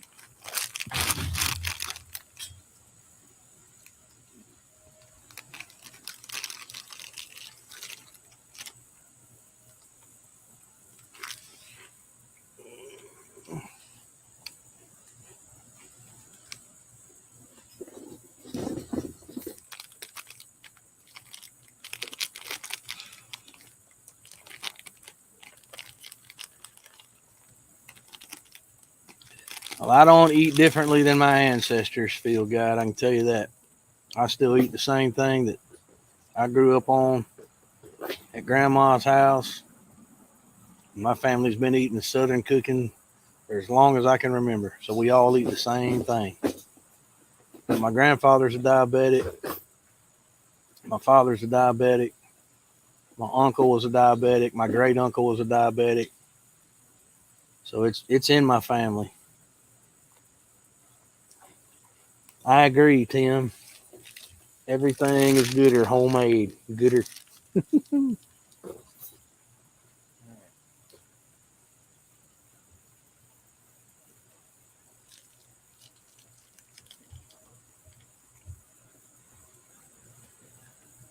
That putting some pep in your step? Yeah, my fingers ain't tingling no more. Sure.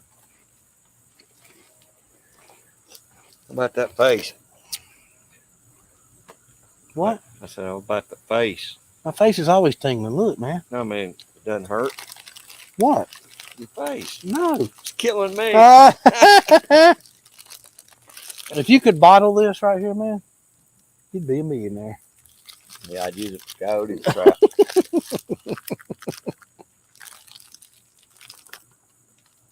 Yes, horseradish. Finally, somebody that knows how to do brisket. Let me ask you this. How many people in the room that eat steak put horseradish on their steak? And I don't mean like on the steak, but eat raw horseradish, not the sauce, with their steak. If you haven't, I would encourage you to try it. You will never eat steak the same way ever again.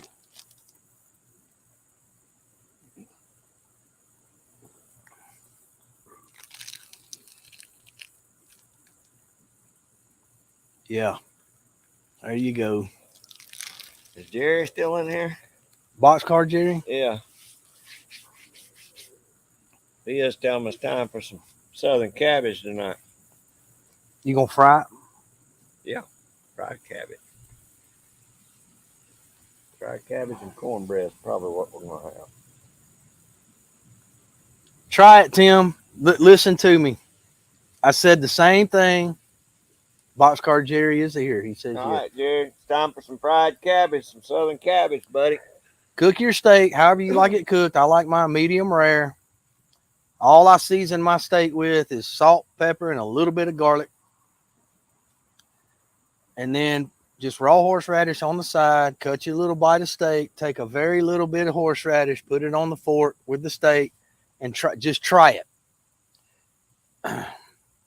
We have a guy that we worked with at the fire station who in a former life he's an actual chef. He's a trained chef. He turned me on to it, and I have never eaten steak another way after it. It is absolutely awesome. How long were you running your trap? Man, it didn't take long, probably 6-7 minutes, and I would check them, and if it was running off like water, I went ahead and pulled them. Yeah, I was thinking.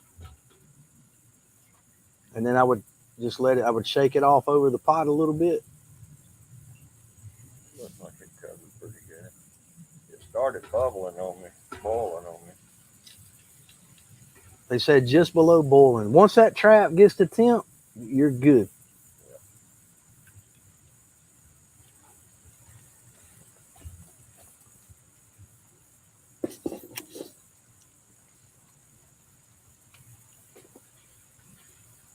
Oh, you mean blue steak?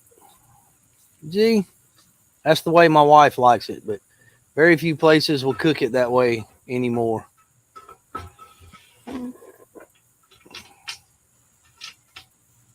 What's up, Chris from the 740? Hey, Chris, how you doing, brother?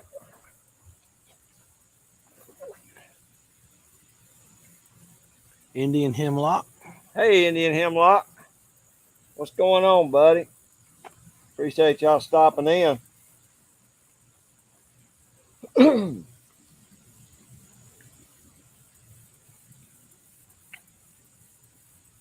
Just try it, Tim. Just make sure you get raw, prepared horseradish, not the sauce.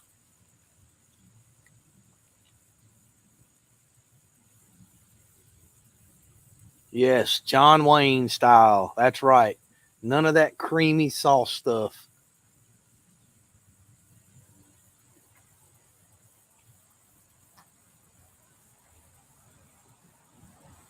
Matter of fact, Oh, Dan's back. I'm going to do a video, and I'm going to do a steak on Ol Stoney's grill, and I'm going to show them how I do it. All right. Dan, thanks for coming back in, buddy.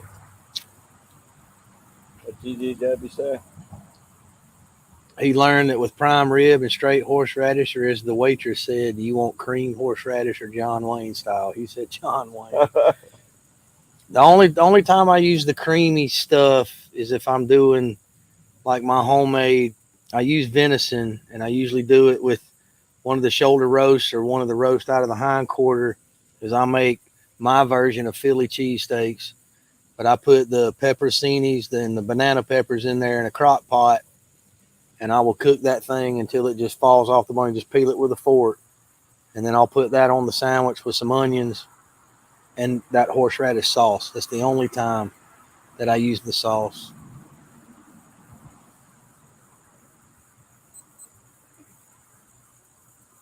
Yeah, they call it blue down south, but it's hard to find a place down here that has a chef that'll actually, or a cook that'll actually do a blue steak. I guess because of the potential for lawsuits and stuff like that, but that's the way my wife, if she can get it blue, that's the way she'll eat it. Other than that, it's rare. She'll tell you, knock the horns off, give it a bath, and throw it on the plate.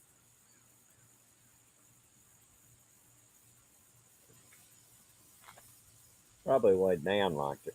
Yes, well, that's what we're talking about. They call it blue tip up north, but you know, like a blue steak, like basically where they go pss, pss, and then pull it off. That's how Jen eats it. Oh, but I showed her the horseradish thing, and she has never eaten her steak any other way since that day. I gotta go see if I got Indian Hemlock. I don't know. yeah, Peggy Mud's got a great channel. Let me see.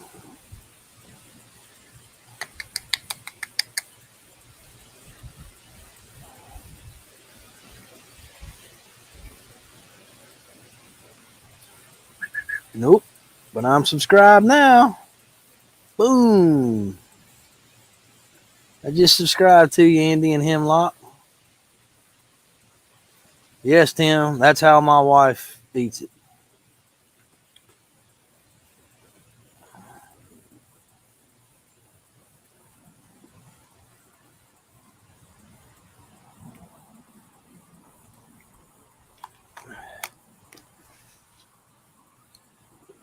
I don't do Cracker Barrel down here much anymore. They've kind of, They got crappy now. yeah, they kind of went downhill down here. They still got the best white gravy. That's about it. But even their pancakes ain't what they used to be. No, it's all changed. I think they're serving frozen stuff now.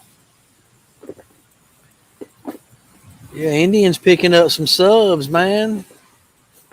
Dan just subbed him. I just subbed him. Awesome. He's over 800 too. He's pushing that 1,000 mark. To that Indian. Indian hemlock, yeah, just Good. If I pick him up, if he ain't got him. yep. Y'all go pick up Indian, man. He's closing in on that 1,000 mark. If I read that right. Let me see if I read that right. I'm pretty sure I did. Yeah, he's at 810. Good deal. It won't be no time. No.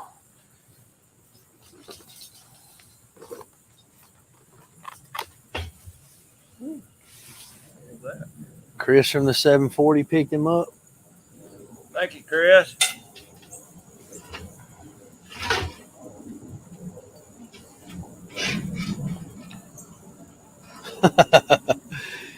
They throw lead down here every day, Tim. It's a awesome.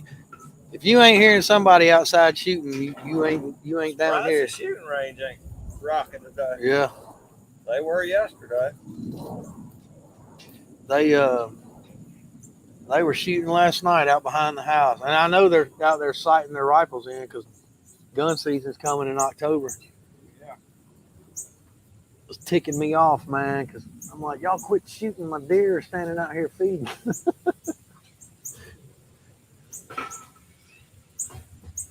Hey, sunfish for fish. Hey, brother.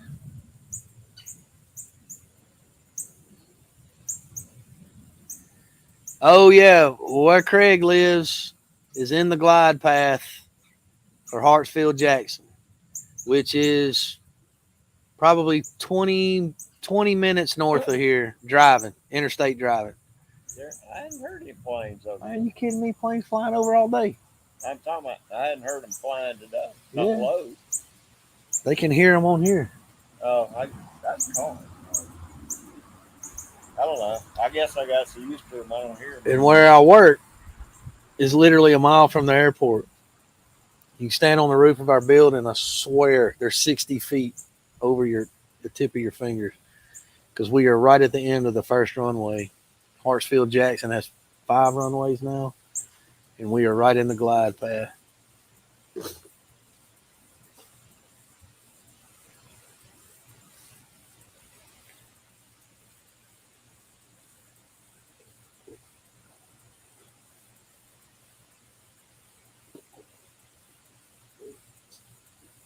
Thank you, Tim, for putting this channel up.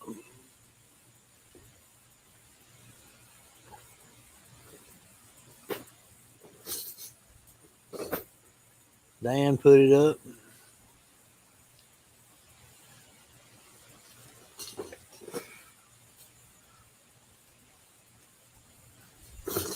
Oh, I know who we're missing. Jim's not on today. Who? Jim. I thought she was in here earlier. No, Jamie was in there, but Jim hadn't been in there. Yeah, Jim just moved to Texas. Oh, did she? Yeah, moved from California to Texas. She's loving it. I was about to say that's an improvement. She's loving it. Yeah, I like it. DGW lives in Cali. Oh, it's okay. I lived in Cali too and could not wait to get out.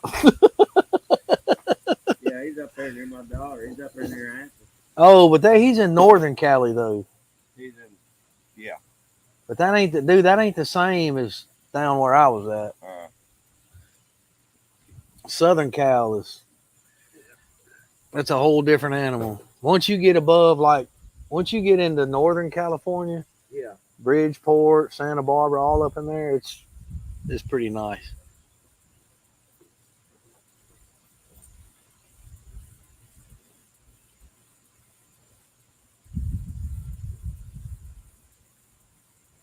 It is plains.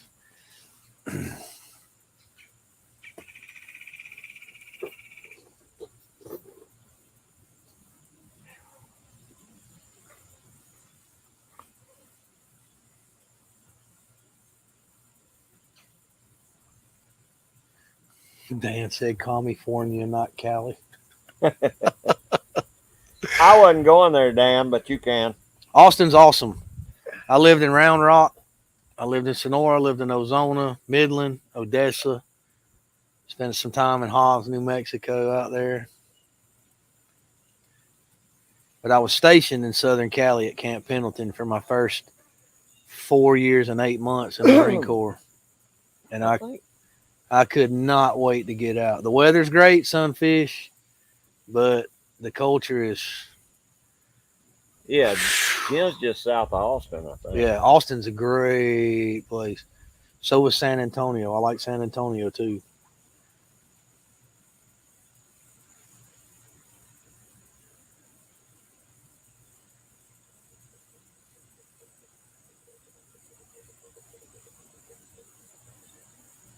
And Tim, it was nice here till that sun got down below that tree line. Yeah.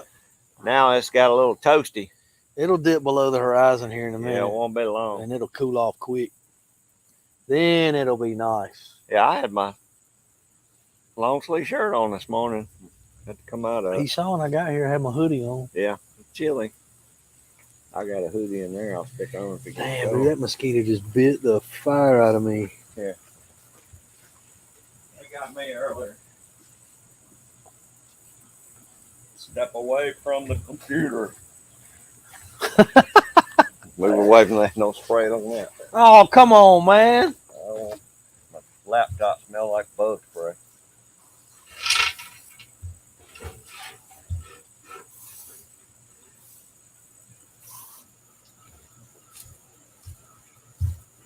Ooh, it's pine scent. Forest fresh. What scent is this? Deep woods.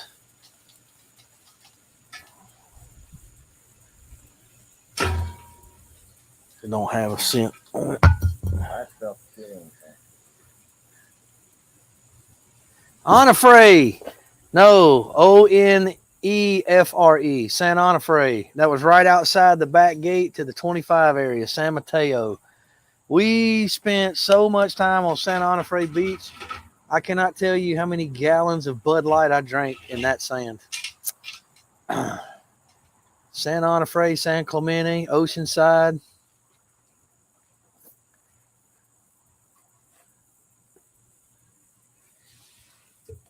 I think this is how you spell that, if I remember correctly. Yeah, it's getting hot. I think. I'd have to look it up.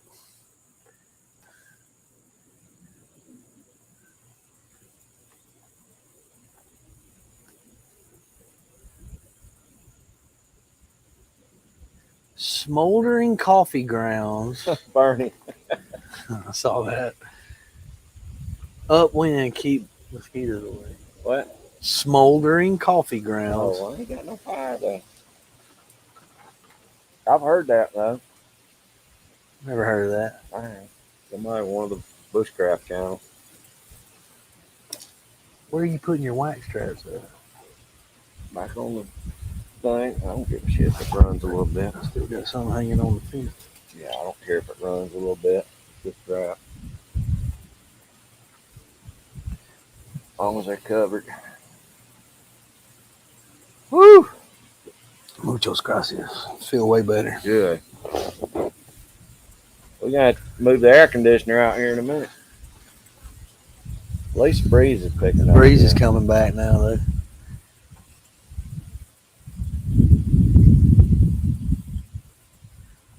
That's right, Tim. Did you ever go to Del Mar? to the E Club, where it was beach on one side and redneck on the other. I'm with you, Dan. I ain't wasting no coffee on mosquitoes. That was Black's Beach. I know what you're talking about. Hey Jerry, we dyed our traps this morning. Started at about 11:30 when I got here. I had to go into work today.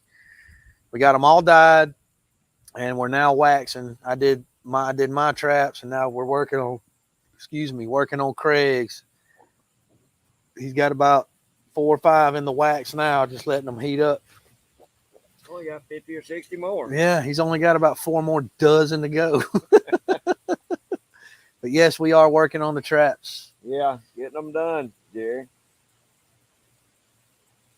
I'll show you one after it cools off a second. Show you what it looks like with the wax on it. I got one. Do you? Yeah, I got one right here. Hang on. Stoney will show you what it looks like after you get them waxed up and dyed.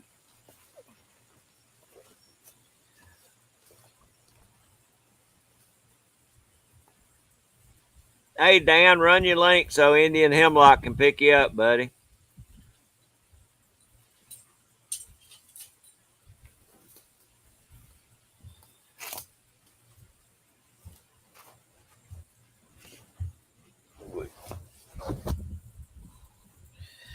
Oh, that's exactly right, Barney. So,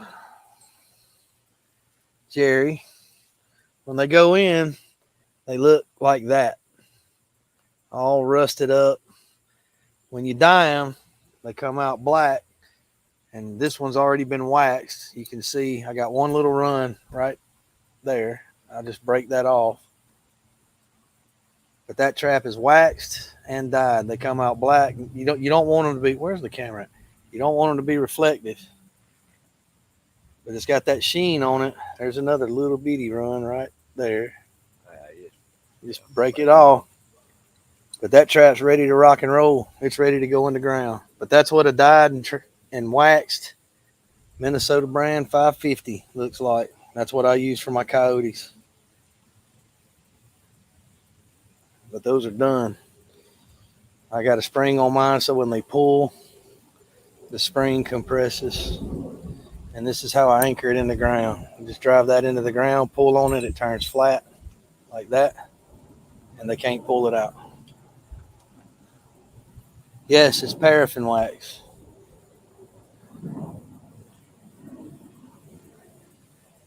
Yeah, Tim, but it was only like 75 cents. And when you're 18, it was the only place you could go to drink. Thank you, Indian. That's we use loggerwood dye. Craig has used black walnuts in the past. Does the same thing. It's Trapper's wax. Go picking up all the walnuts. Yeah, it's Trapper's wax, Jerry. It comes in 1 pound blocks. We buy the black, odorless Trapper's wax. It's paraffin wax is all it is.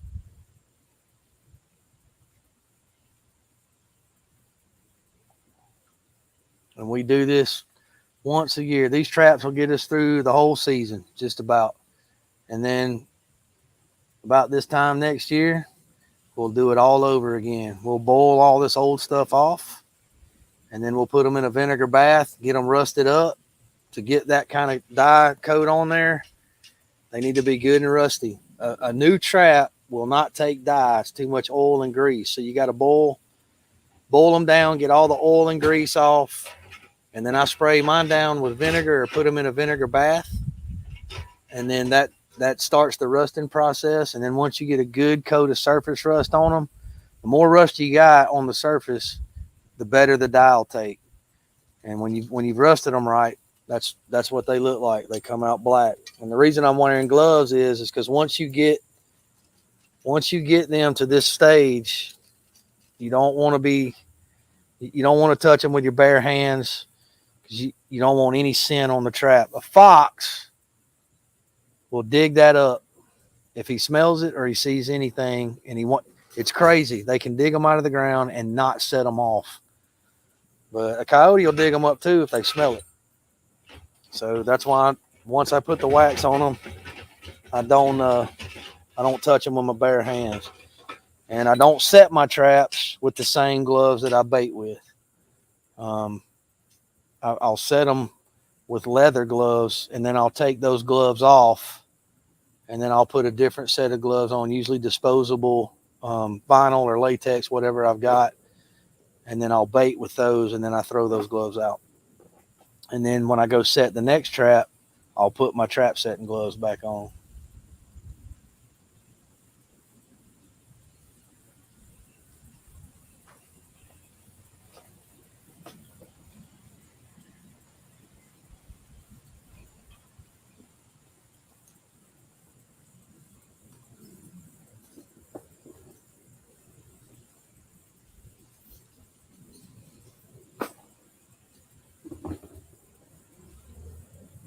Yeah, but for coons, Indian, we use the DPs, the dog proofs.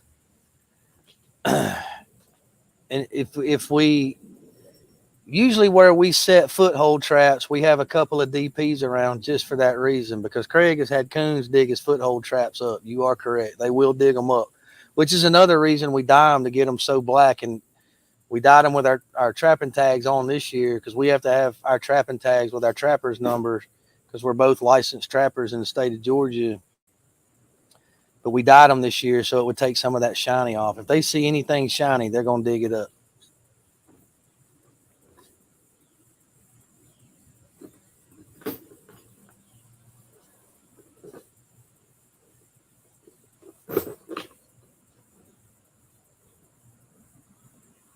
Yeah, Fox will do it too, PA. I think I had 2 last year, perfect sets, 2 of the best sets that I'd ever made. Couldn't even tell the trap was there. And actually one was a step down set. I had him dead to rights. And when I went back to check it the next day, the trap was dug out of the step down area and sitting on top of the dirt. Bait was gone, and the trap was not set off. It's like I had set the trap and then just laid it there and not covered it up. It was crazy.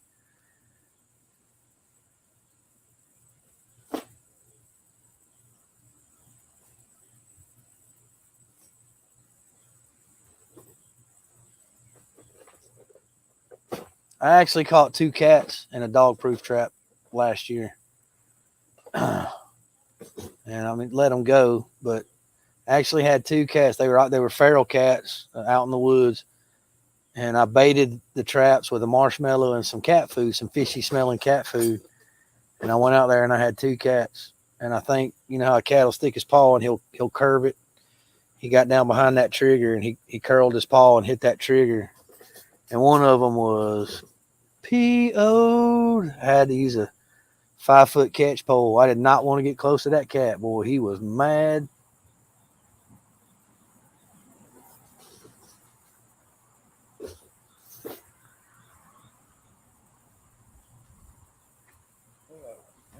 Yeah, I've never had one flipped over. This one particular occasion, it's like it was dug up. They picked it up and just sat it right next to where I had my set. I have flipped over. That's what they're saying. They're saying a coon will flip it and still not fire it. Yeah. Bernie says he's had quail lose their head in a raccoon trap. Really? I guess quail. Well, we don't really have quail in Georgia anymore. Just on preserves, so they let them out. You better not be putting DDT on nothing because it's illegal. But DEET, Kyle.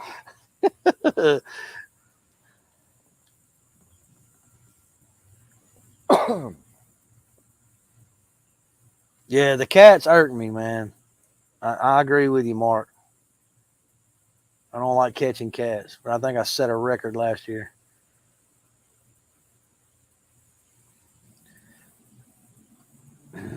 Beaver traps, I use one of 2, primarily because it's the only 2 that I have, Jerry. I've got a 330 Conibear. I have 3 of the Belials, and I've got 1 Victor. Or I use a Minnesota. I use an MB 750, which is that's the same size as the number 4, number 3, number 4 trap. Yeah. Or it's the same size, but it's 7.5-inch jaw spread, and it's on a drowning rod. That's what I use for beaver. And yeah, Jerry, they're basically house cats, but they're ones that people have turned out, or they're just running feral, so they're out there. And because I'm using cat food in my dog-proof traps, well, I mean, they can smell it.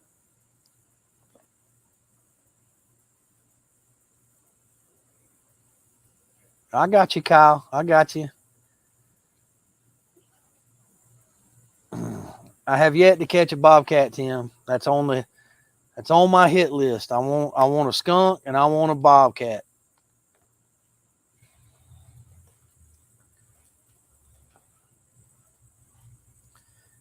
And I don't know if they know what it is, GGW, but again, if when you set a trap, when you bed a trap, so this is obviously closed. These are offset jaws. You can see there's a gap in there. So basically all this does is it catches the pad, right? So they can't pull it out. It doesn't hurt them. It doesn't break their leg. It doesn't do any of that. It's not like the old bear traps of the 40s, right? I can actually set this trap and stick my hand in there and it won't hurt me, right? It'll go off. But once a coyote steps on this pan right here and it fires the trap, this is the trigger. And once he steps on it, these dogs come up, and that's what keeps tension on this. He can't pull his pad out, so he's trapped. He's stuck.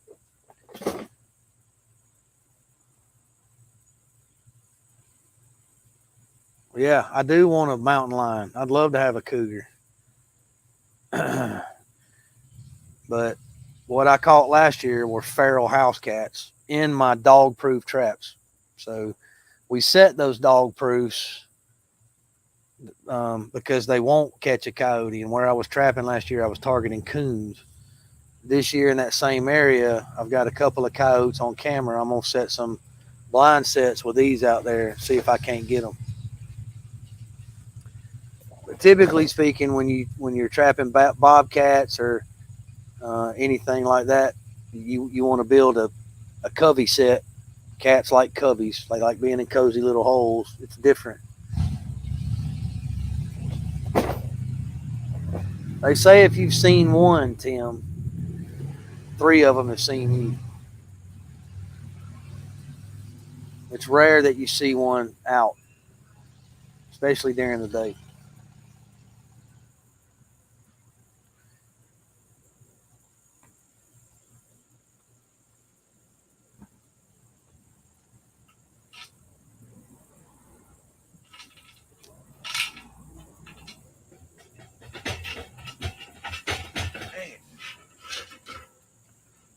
Oh yeah, those are coated good. I can see it from here. Yeah, they're turning out pretty good. Greg's firing through them, guys. Let me go hang this back up, and then I'll be right back.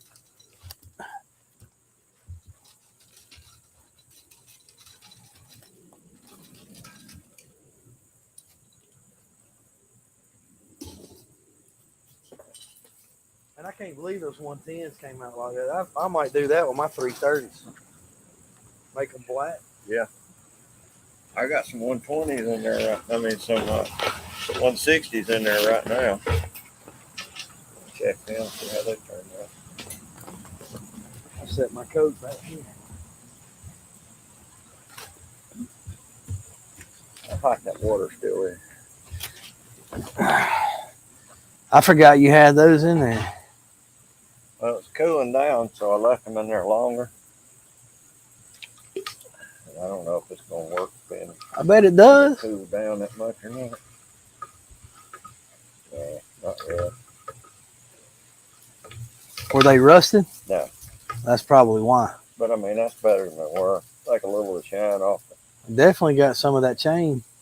Yeah, that's what I'm saying. I'll take the shine off that chain anyway.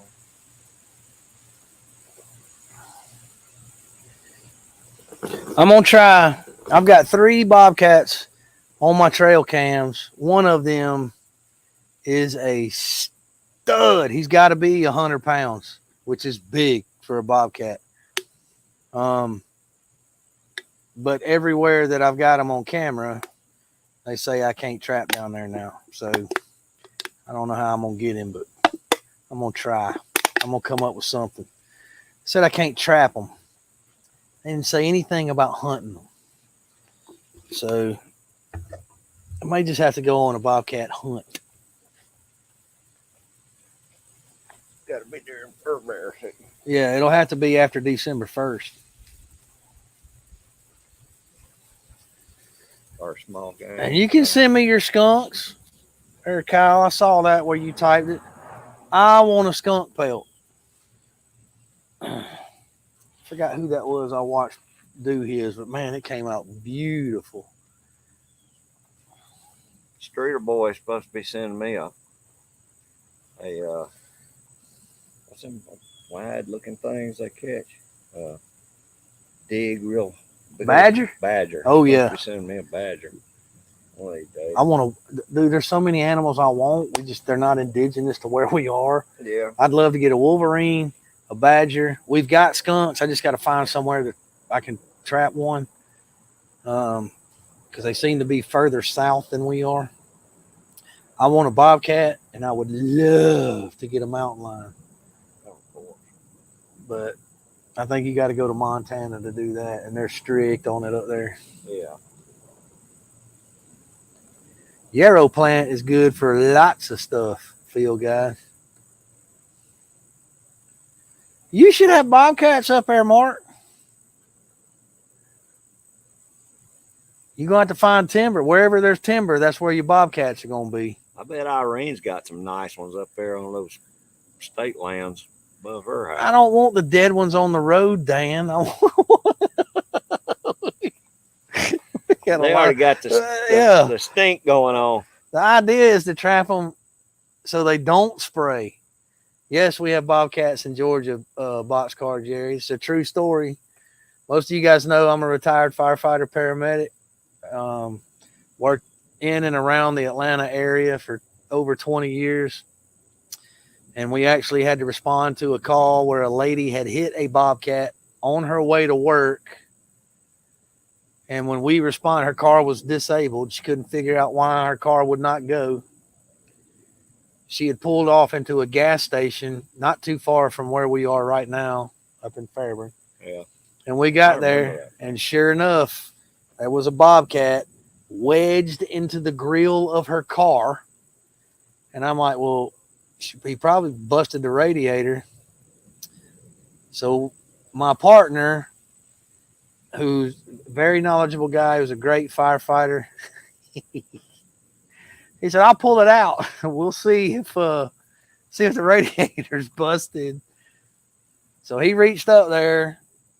What he could grab was the two back feet. And bobcat paws are really wide. They're really wide. And when he grabbed those paws and he started pulling back, the paws pulled back. The bobcat was still alive. So we had to call DNR out there because we weren't going to get that cat out in the middle of a city. Because I guarantee you he was going to be a little ornery. And I didn't want anything to do with a 70-pound cat with climbing gear coming at me. I don't think my firefighting get up would have protected me very much. That is a true story, though.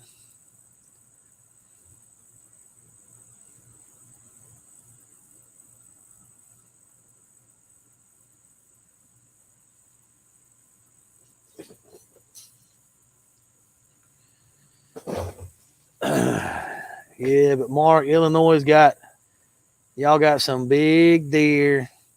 You've got species up there that we don't even have down here in Georgia, man. I've been trying to get a gator tag down here for 6 years and still haven't drawn one. I didn't draw one this year either. So I'm going to keep trying. Just keep trying, man.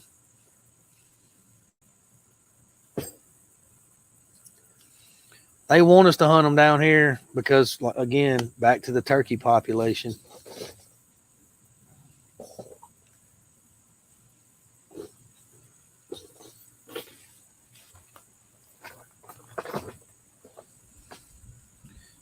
Let me see if I can help Tim out.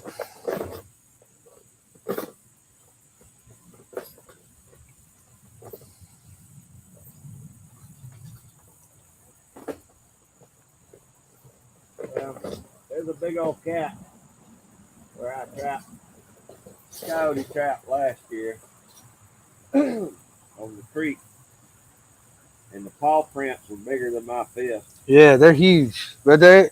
No, I think it's a cat. I swear, I think it's Leopard or mountain lions then come up from the swamps in South Georgia.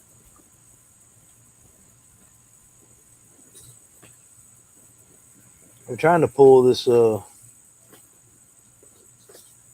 image up for you. There's a bunch of types of yarrow, Tim. First of all, or yarrow plant, yarrow root, yarrow plant. But if y'all can see that, you can pull it up on Google, and you can see what the flowering plant looks like. And then there's a yarrow root, which has medicinal properties. But it's one of those things that you gotta know what you're doing, because too much of it is bad.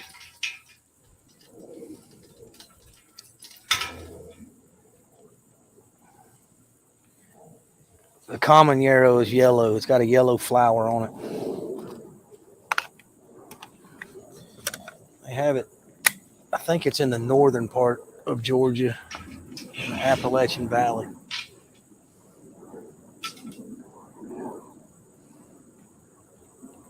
Man.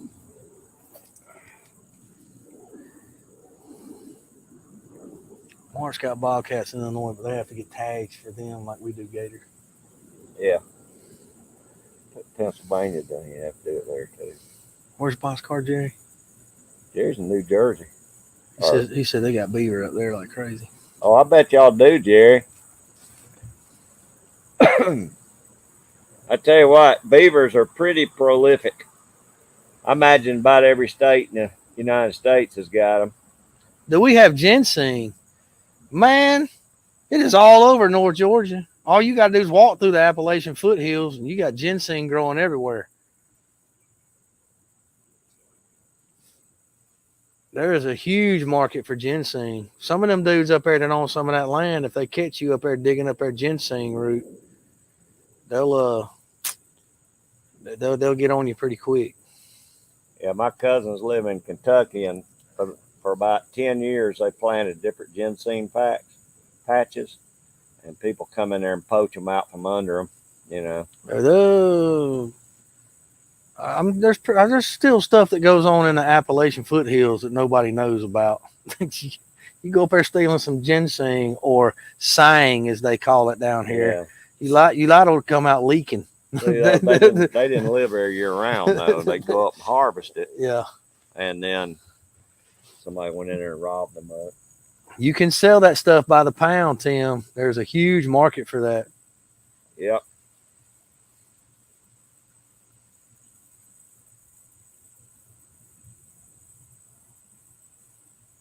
They use that stuff for, man, everything. Medicine, cooking, you name it. There's a huge market for ginseng.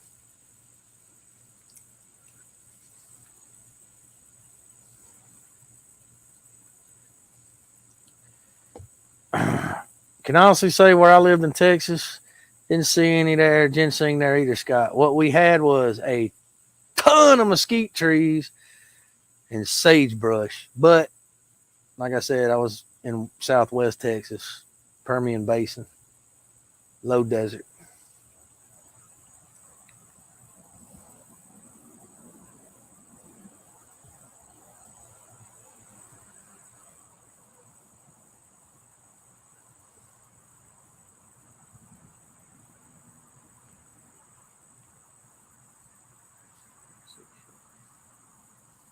They're talking about, Jerry's asking Tim if he hunts for ginseng. But Tim says you can do it. You just don't do it in the national forest. They don't like that. Yeah. What Irene say? Koreans. She said the New York City Koreans took all the ginseng up there years ago. They pulled up the whole damn plant when they moved in. Yeah. That's basically where the market is anyway. Yep. That's where they sell it to, is all the Korean markets.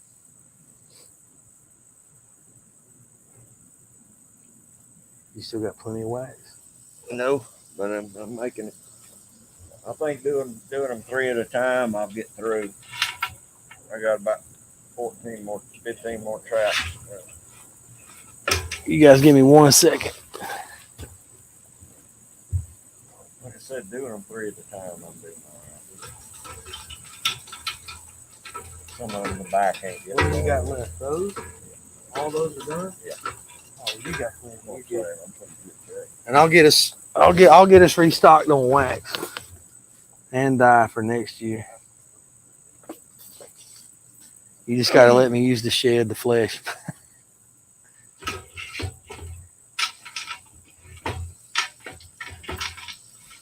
Oh, there ain't no probably, Jerry. You can make good money doing it, but it's a lot of work to harvest it, and you got to get the right root. You can't just take the little squiggly twigs up there. You got to have ginseng root.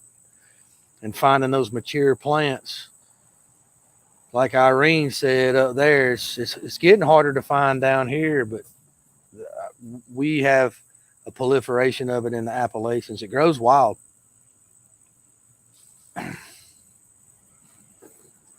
And they buy it by the pound.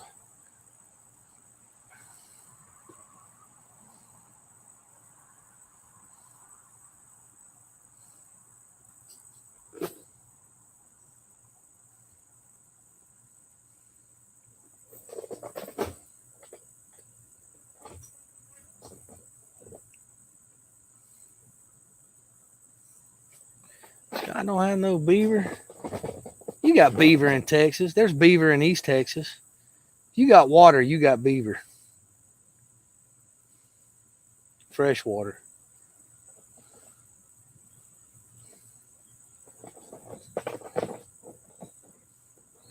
I would think especially up by the border, up by the Red River.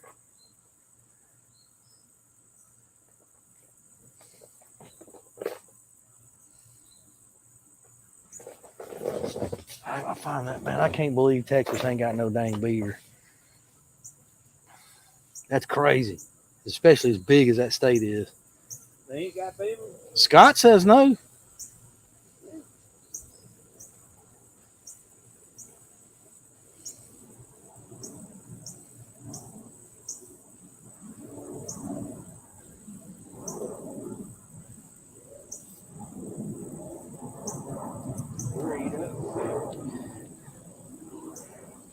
It says the old trusty internet, and you know if it's on the internet, it must be true.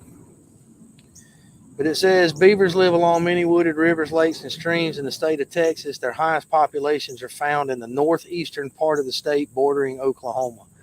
That's what I thought. I would have said up near the Red River.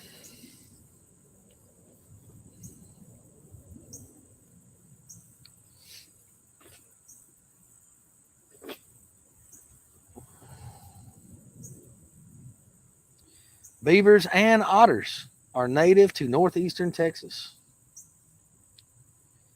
and they can be found in rather surprising numbers in the northeastern part of the state. And that is according to the Texas Department of Wildlife Management's website. So learn something. At least I did.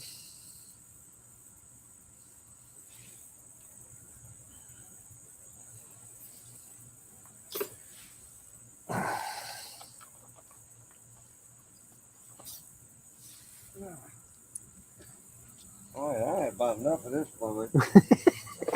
We're almost done, man. And then we don't have to do it till next year. He's closing in on his last dozen, y'all. You want to take a break? I'll do them.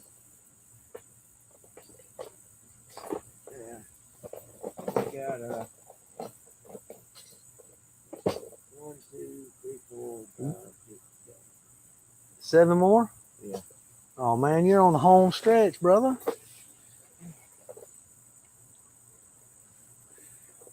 He's down to his last half dozen. My back's done went to home plate, brother. That's because you're bending over. You ain't squatting. I squat off all over. I can pick you up.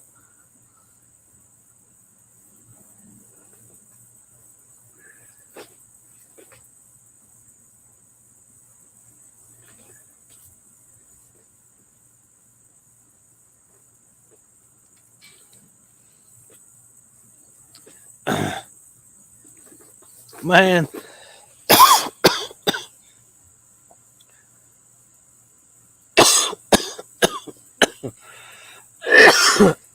Sorry, Dan. He says it's about time you make your grandkids get out here and do this while you sit down and watch. And I was like, man, if we could keep them focused past lighting the propane burner, we'd be doing something. If Aiden didn't catch himself on fire or turn the bucket over on his feet, I would. But he ain't quite ready for the hot wax yet. Yeah. Got a little bit of growing to do with him. Won't be long though. He'll be out on out on trap line with me this year though. He had fun last year. Said he wants to catch some Cody's this year. Yeah. So I'll take him out, see how he does. He did good water trapping, but I'm take him on the pastures this year too.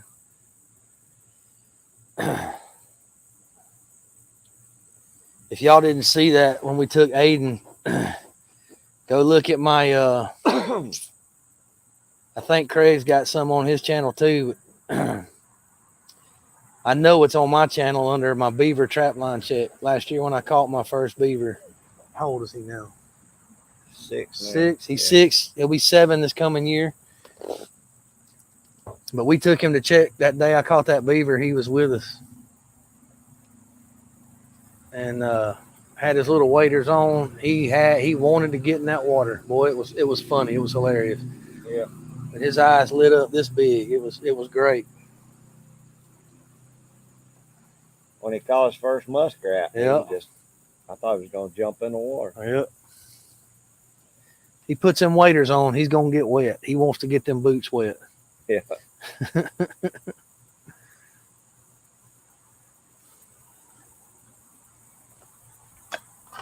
Oh, Dan, eventually that's what's going to happen. He's going to be running the trap line while I sit on the four-wheeler and drink a Coca-Cola.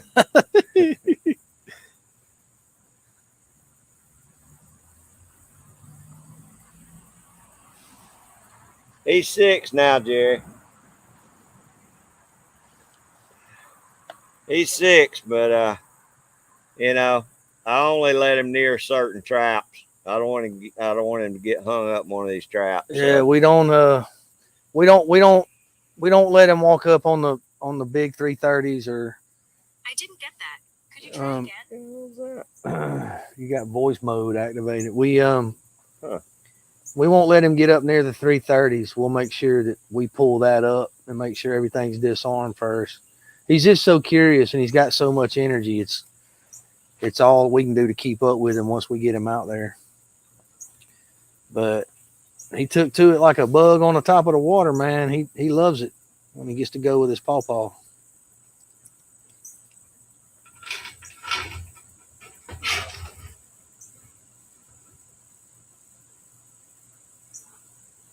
If you guys ain't ever met Aiden, I do believe, I'm pretty sure that I posted that video with him in it. As a matter of fact,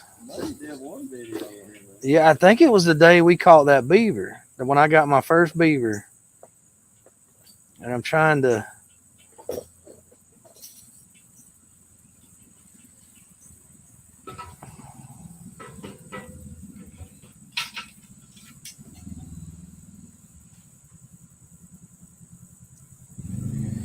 yeah, so if you go to my channel and you find the video that says day 2 checks and a special guest, you guys will meet little Aiden. And that's the day that I got my first beaver. Craig made me do it all by myself. I had to pick the spot. I had to make the set. And we put the sets in on a Friday, I think. Man, it was hot. God almighty, it was hot the day we set them. But I think we put 7 330s out total that day. I had 4 out. Craig had put 3 out on this one bank of this pond we were trapping. And day one, he went and checked because I got tied up at work. Had a storm coming too. Yeah, had a storm coming in, and I wasn't going to get off in time before daylight to go check them. So he ran out there and checked them. We didn't have nothing. And then the second day, I met him at his house, and we rode out there, and we took Aiden with us. And the first set that I put in is the one where he hit, and Aiden was right there for the whole thing. It was great. But y'all go check it out. And I think Craig's got some of that on his channel too. I don't remember what the title was. I don't know if that's on that same one or if I just got him on the muskrat video. I don't know. I know you posted the muskrat when he caught his first muskrat. That was a good one too. The fun skinning stories. Trying to skin 6 coyotes out in one night. And we didn't start till 8 o'clock. Yeah. After they'd been sitting in a cooler for 24 hours. 20, but Well, a couple of them 48 hours, Yeah. 2 days. So Craig was running trap line last year and got off to kind of a slow start. And the guy said, I need you to come get some of these Cody's, as Aiden calls them, off his land. And Craig went out there and set. I don't know how many sets he made, but 6 in 2 days. yeah, in 2 days, he'd had them out for, they probably sat for a day or two, and he didn't get any hits. And then he went out there and he's like, hey, I got a coyote. I'm like, cool beans. And he texts me back a couple hours later, I got another one. I'm like, damn, you got a double in one day. And then he went back the next day and he had like 4 more.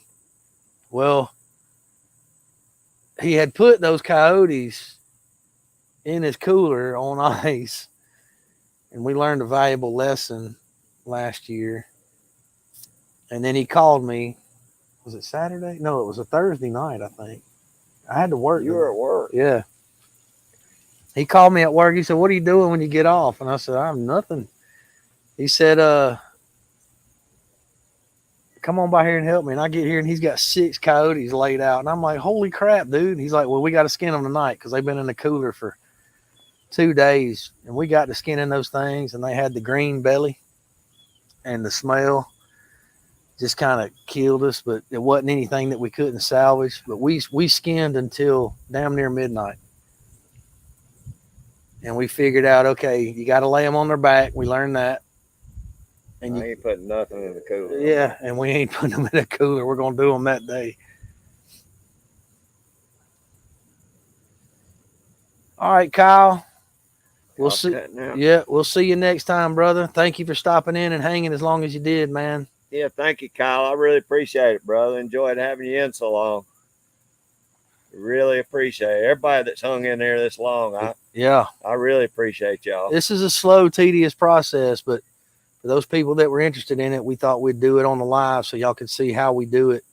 Trapping's not just about throwing some stuff in the back of your truck, going out there and catching animals. It's a process, man. It's tedious and it takes dedication. And the guys that are really good at it, like Stu at Coon Creek and Mark J. Larson and 330 Maniac and Dan and all those guys that do it. Yeah, Craig. It's a process, man. Gary, we appreciate it, brother. When I get home, I'll check out your video. I want to see that flint and steel get fired up, man. Gary, thank you, brother. I'll be over there too to watch. Yep. As soon as I get a deer on the ground, I'll get you your handle for your striker.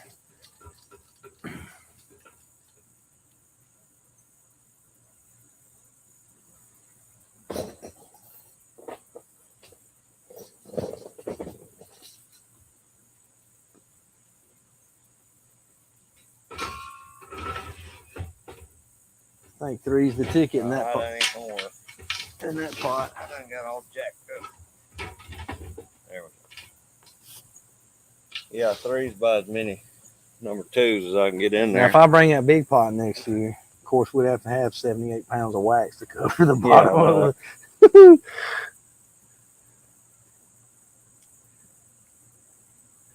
Jerry, I appreciate that, brother. I really do. We show more on the beginning of the video because we had to move the camera, but you can kind of see the process.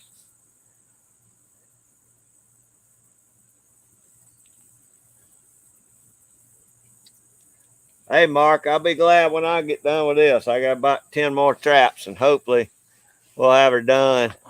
We're closing in on it now. It's all over pretty much, but once he pulls these traps out, he lets them dry, and then we'll put them in his trapping box, and we just got to wait for it to get cold, man, and wait for Fur Bear to start. And we're gonna start trapping coons here when we get this first cool snap. We'll start another 2 weeks. Yep. We'll start putting some dog proofs in the ground, and then when it gets really cold, when it really turns cold down here, which they're predicting a cold, wet winter for us, then we'll start going after the big stuff, the coyotes, and if we can manage to squeeze a bobcat in there, I'm gonna try to do it.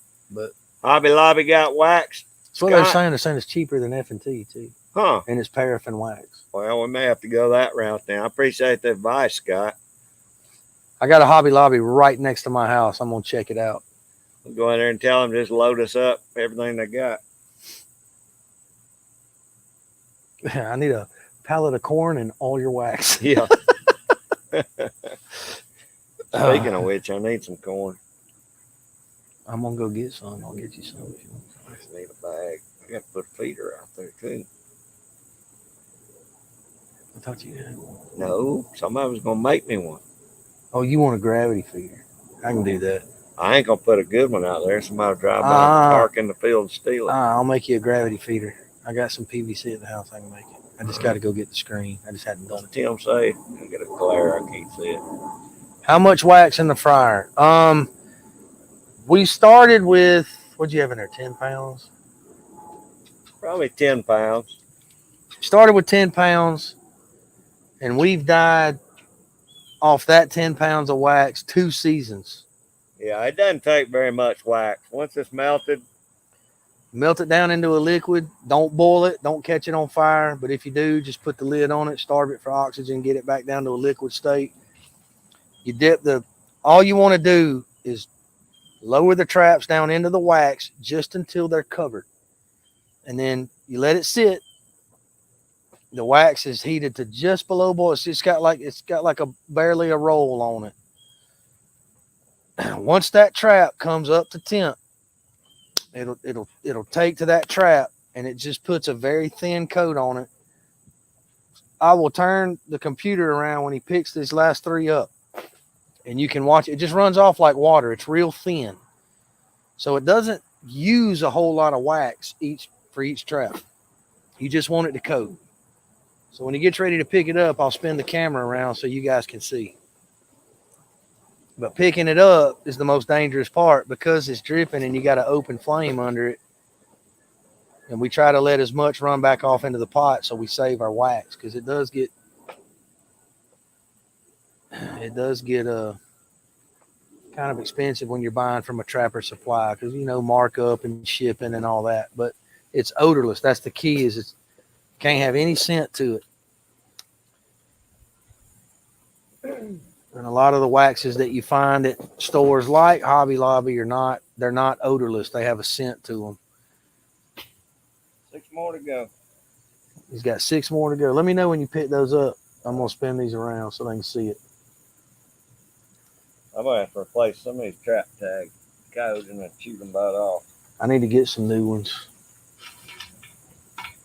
All right, guys. So try her, see what she looks like. So he's got them in the pot on a stringer. There's 3 traps right there. He's going to lift them up. And all he's doing is he's letting that hot wax run off so that it don't make any drips or runs. It's just less you got to peel off when you set them.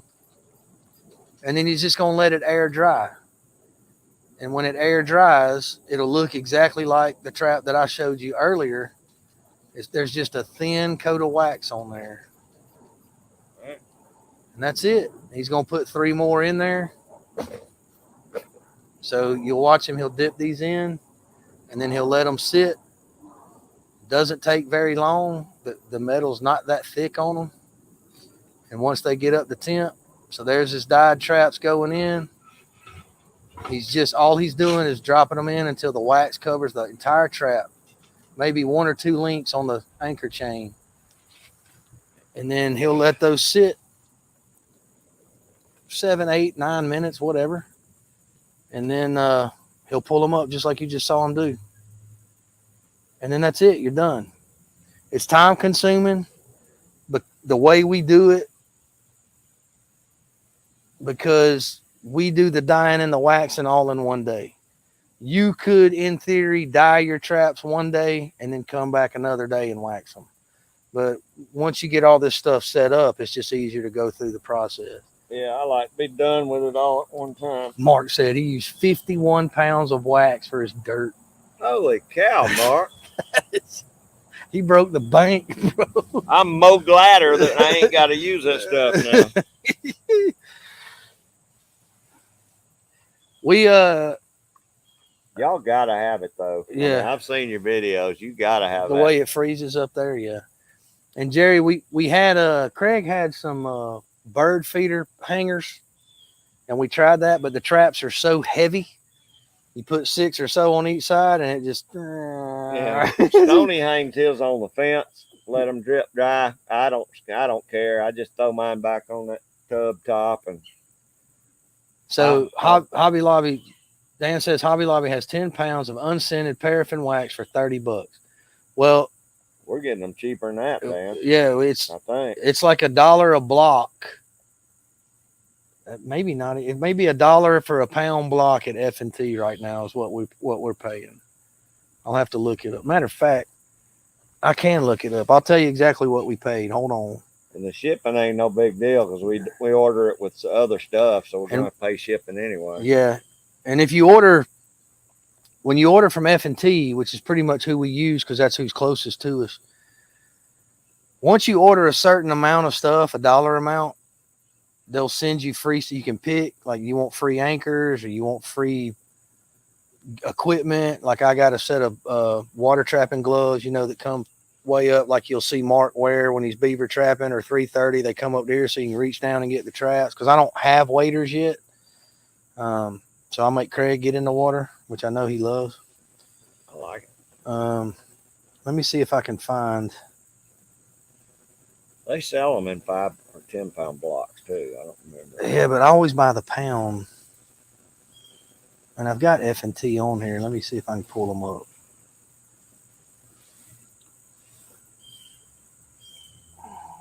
That's a lot of wax, Mark.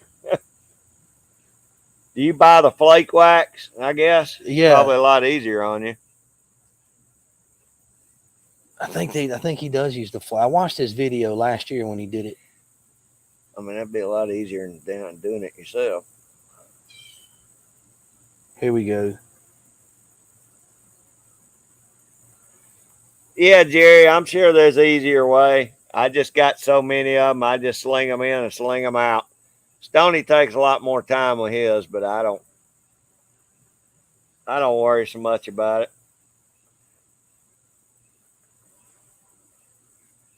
Dan says 4. What does that say? So they've gone up 4 pounds at Wally World. Yeah, $4 a pound. So F&T's about the same price. This is what we use. They've got 2 types. They got white or black. We always buy the black because we're dyeing our traps black. They've gone up to $4 a pound. $4.95, which is not what I paid for that stuff. I think I paid like $1 a pound 2 years ago, and we're still using it. But this is what, I don't know if y'all can see that. The black trap wax block right there. And if I scroll it over, if y'all can see, hold on, let me see. You can see they've gone up to $4.95 for a block. So I probably will be looking at Hobby Lobby or Wally World. Yeah, that's ridiculous. Yeah.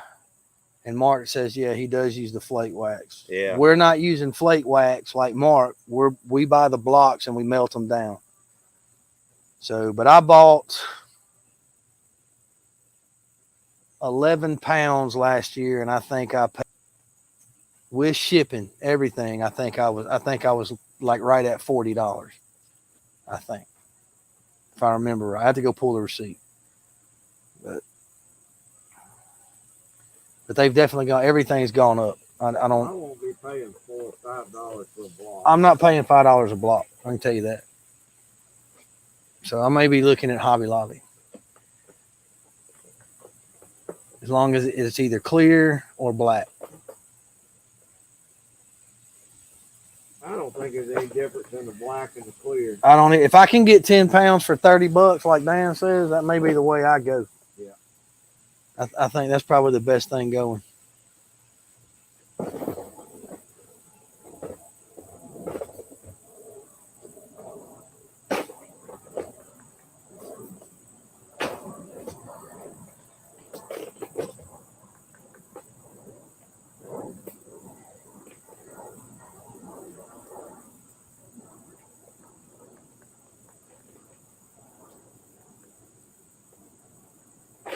Craig's threading his last traps.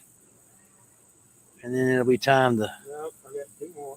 2 more? 3 more traps. So after these, the one that's in there and this one, I got 3 more traps. So you're down to your last 6. I'm down to my second to last string.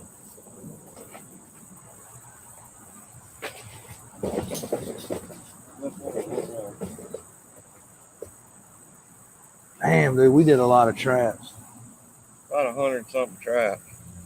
Well, including the 110s and the 160s, about 130 traps. So 130 traps took us, dyeing, waxing, everything. Took us right at 6 hours to do.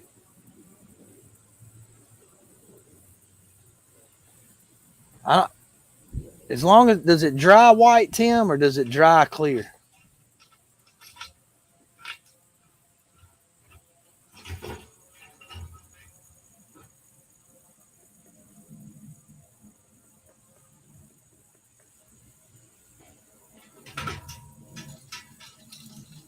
I'm waiting to see what he says, if he knows. So he says the white wax, his mother-in-law buys for Canon. She buys the white wax, but it dries clear. Yeah, it's probably the same as Canon. That may be the way we go. Yeah. If it's that cheap.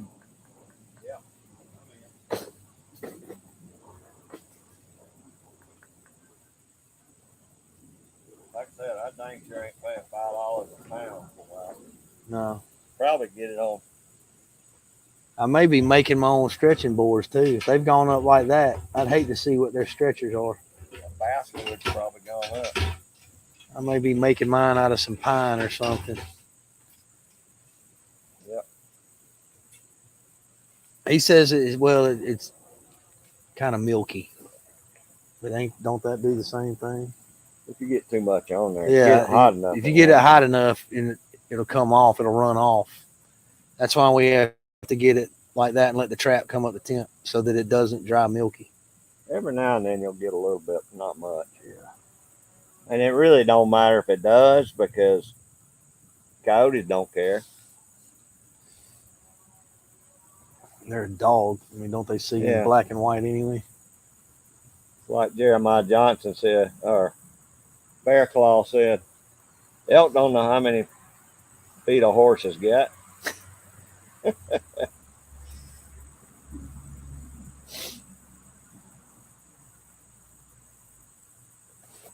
I think I'm gonna check out Hobby Lobby. Yeah, I think we need to. And There's there's one right by the house. it may be just as cheap to check out like the dollar store or something where you got Canon stuff. Buy Canon wax. I know I've seen it at Kroger. Well, they talked about that earlier. Jerry is putting the wax in the dye. We talked about that earlier on in the live. Maybe something we try next year. That's awesome, Tim. That's a deal right now. Like I said, we used to pay $1 or $2 a block for that wax. It was like a.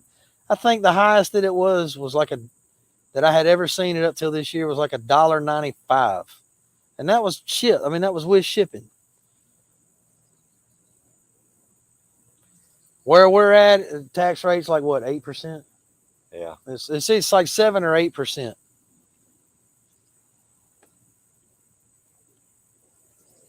It's too high, I'll tell you that.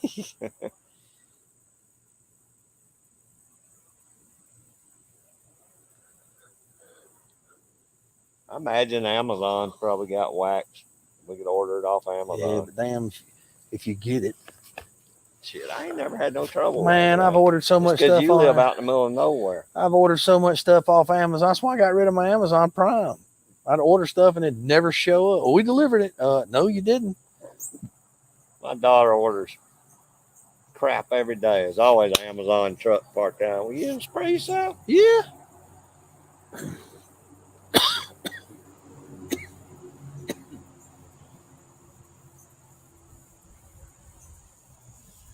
Oh, I guess we better shut this down.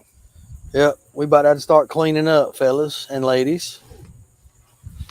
I appreciate y'all hanging in here so long. I hope some of you found it interesting, and if the other half found it funny. So, sorry, no fires today. Yeah, Stoney didn't catch on fire. Sorry about that. Maybe next live. But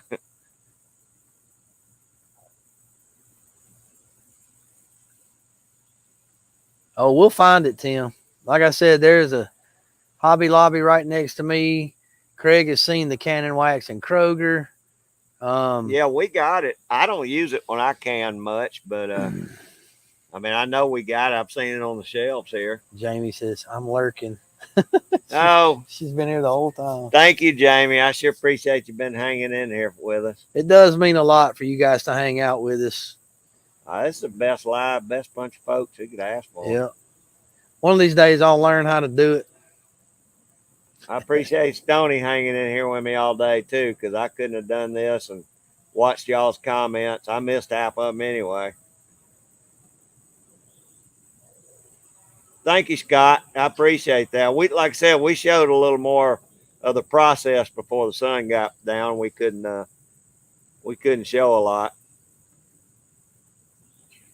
That's right, Tim. No worries, Tim. Help me, Tom Cruise. And when we get out on the line, man, that's where you'll really see where all of what we're doing today, where it comes together. Yeah, that all this is in preparation for December.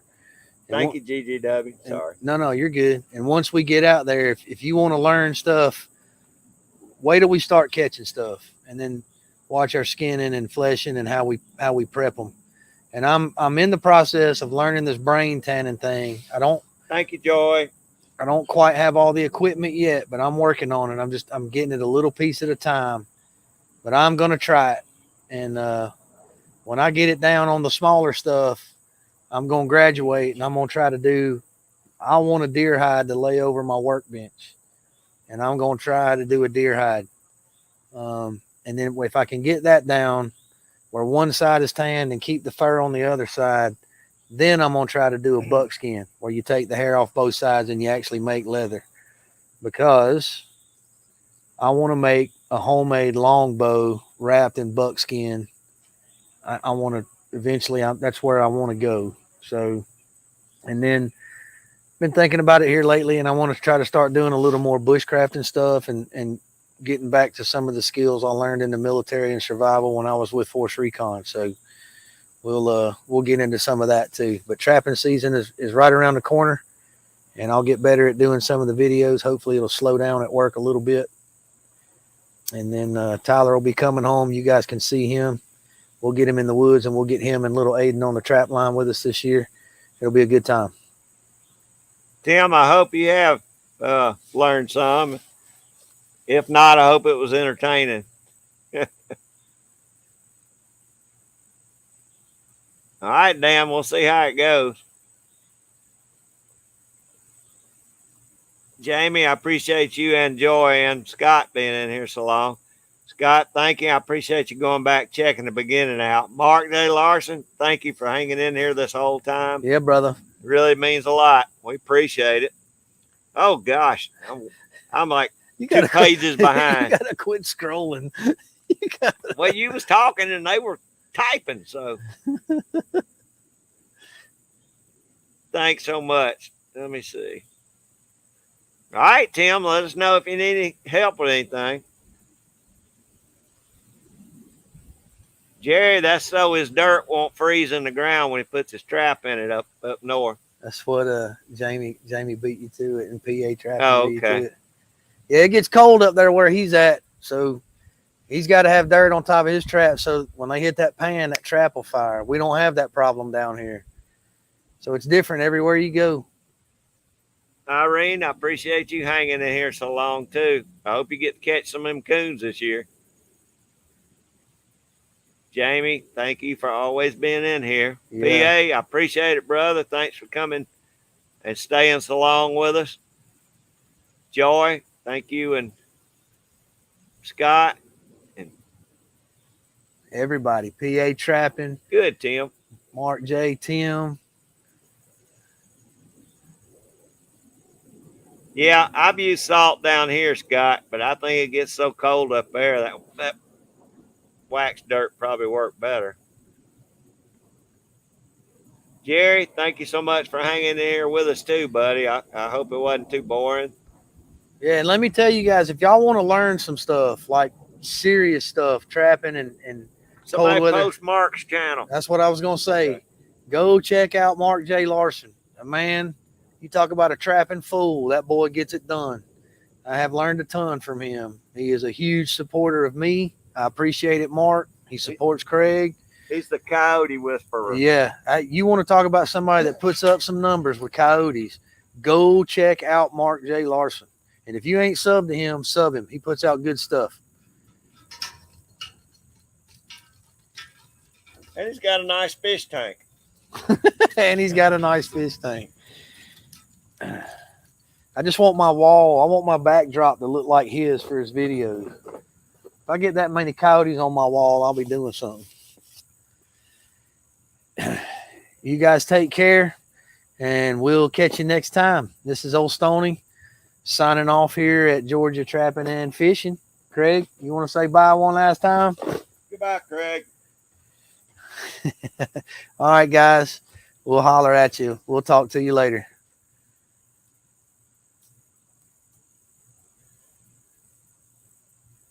End.